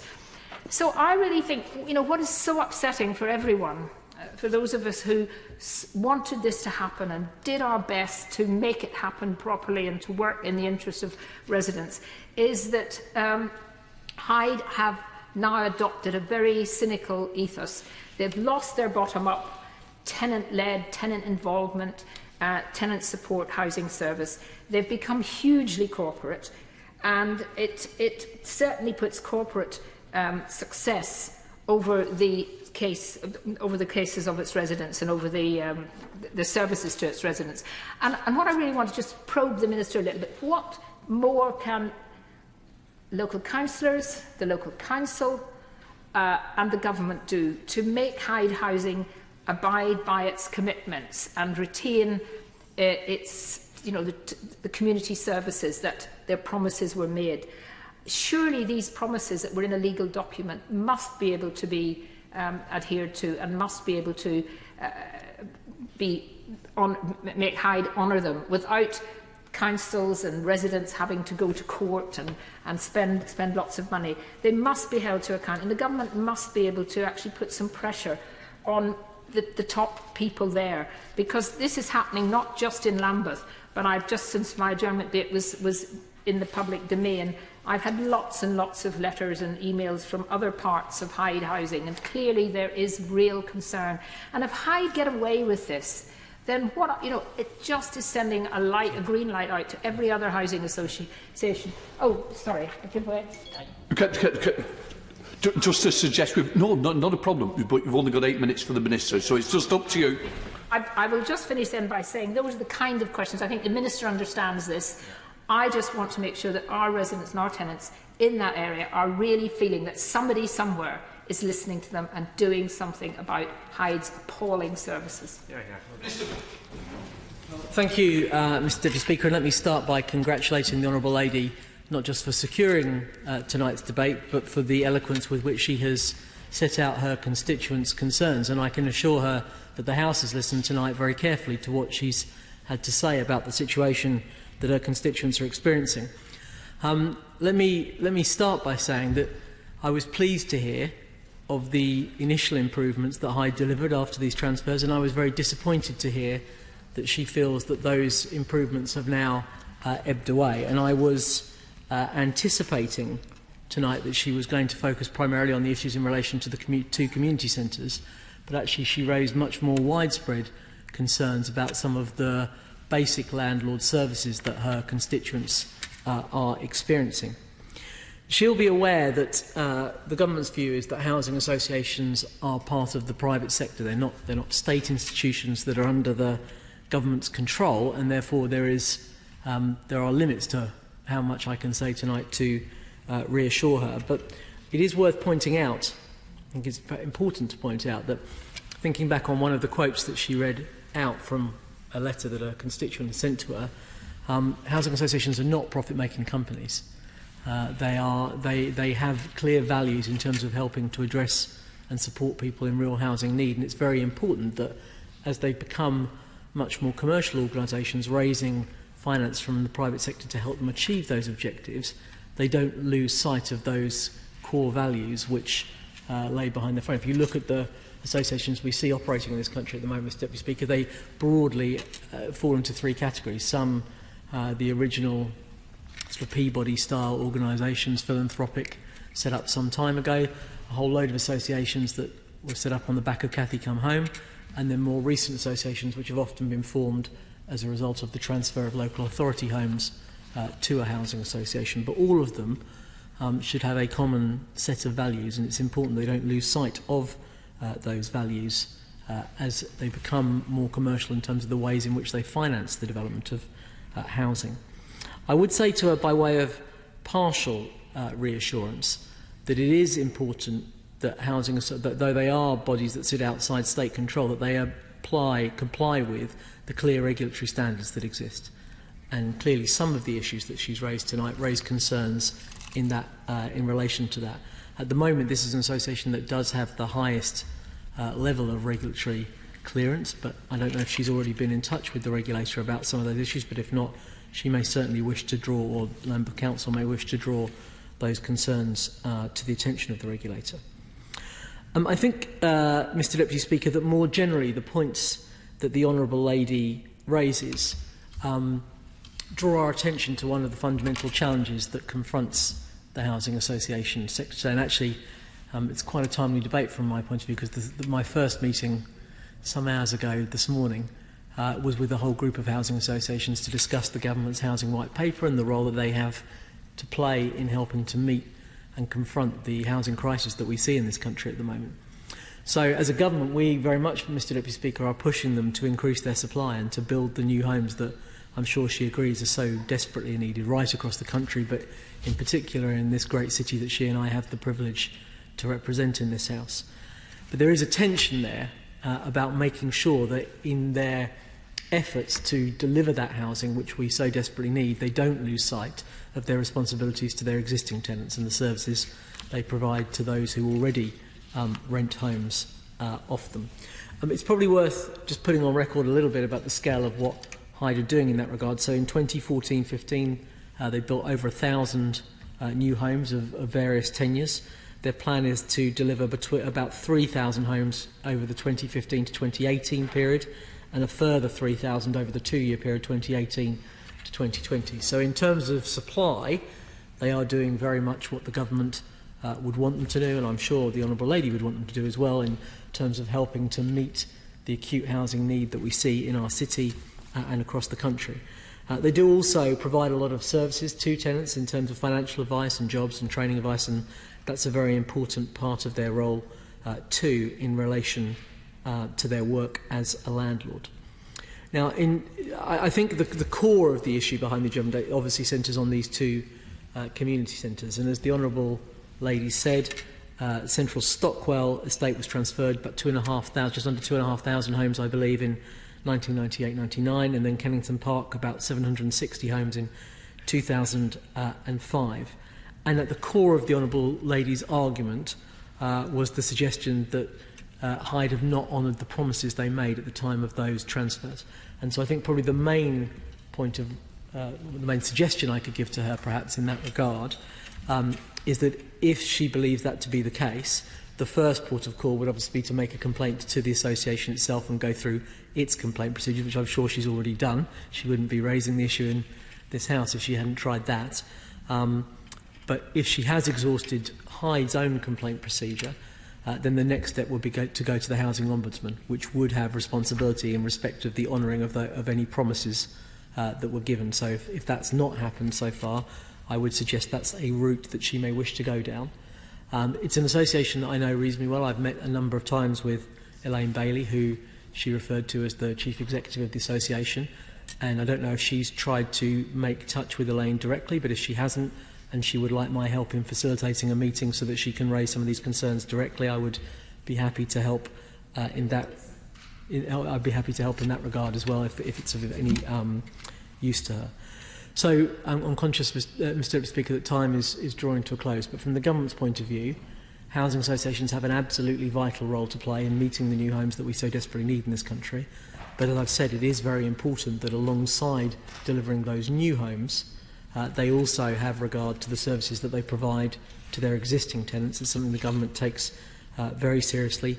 The two main ways in which control, if you like, is exercised is through the regulatory standards, but also through the Housing Ombudsman, where people have concerns that they wish to raise. And I would encourage the Honourable Lady to go down those two paths, and she may want to speak to me outside of this chamber further about these matters, and I will certainly use my office in any way I can to try and help her ensure that she gets the result that her constituents would rightly respect in terms of the services that they receive. And I'm grateful to her for drawing these issues to my attention in tonight's debate.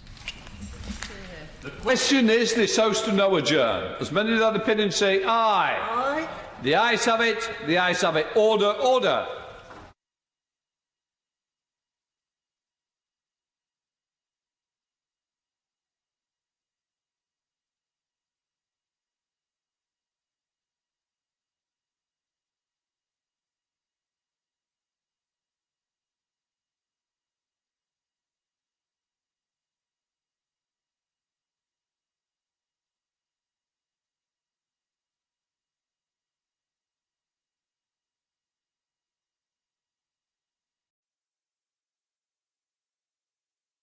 The proceeding has ended.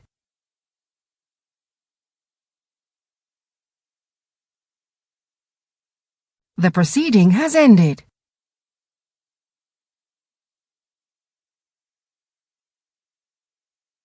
The proceeding has ended.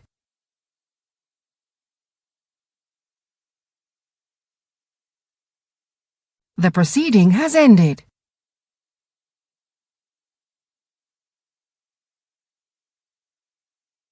The proceeding has ended.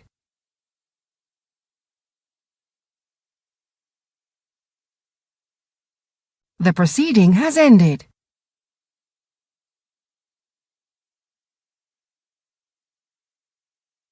The proceeding has ended.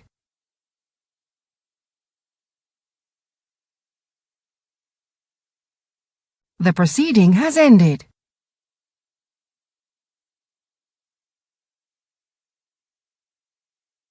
The proceeding has ended.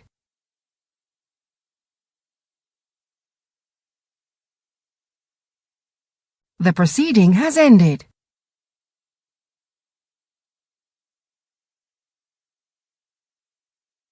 The proceeding has ended.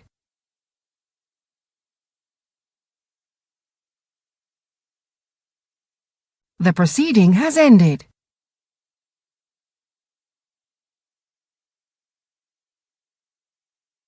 The proceeding has ended.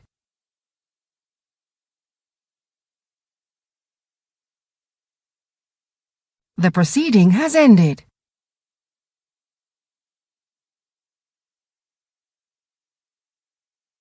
The proceeding has ended.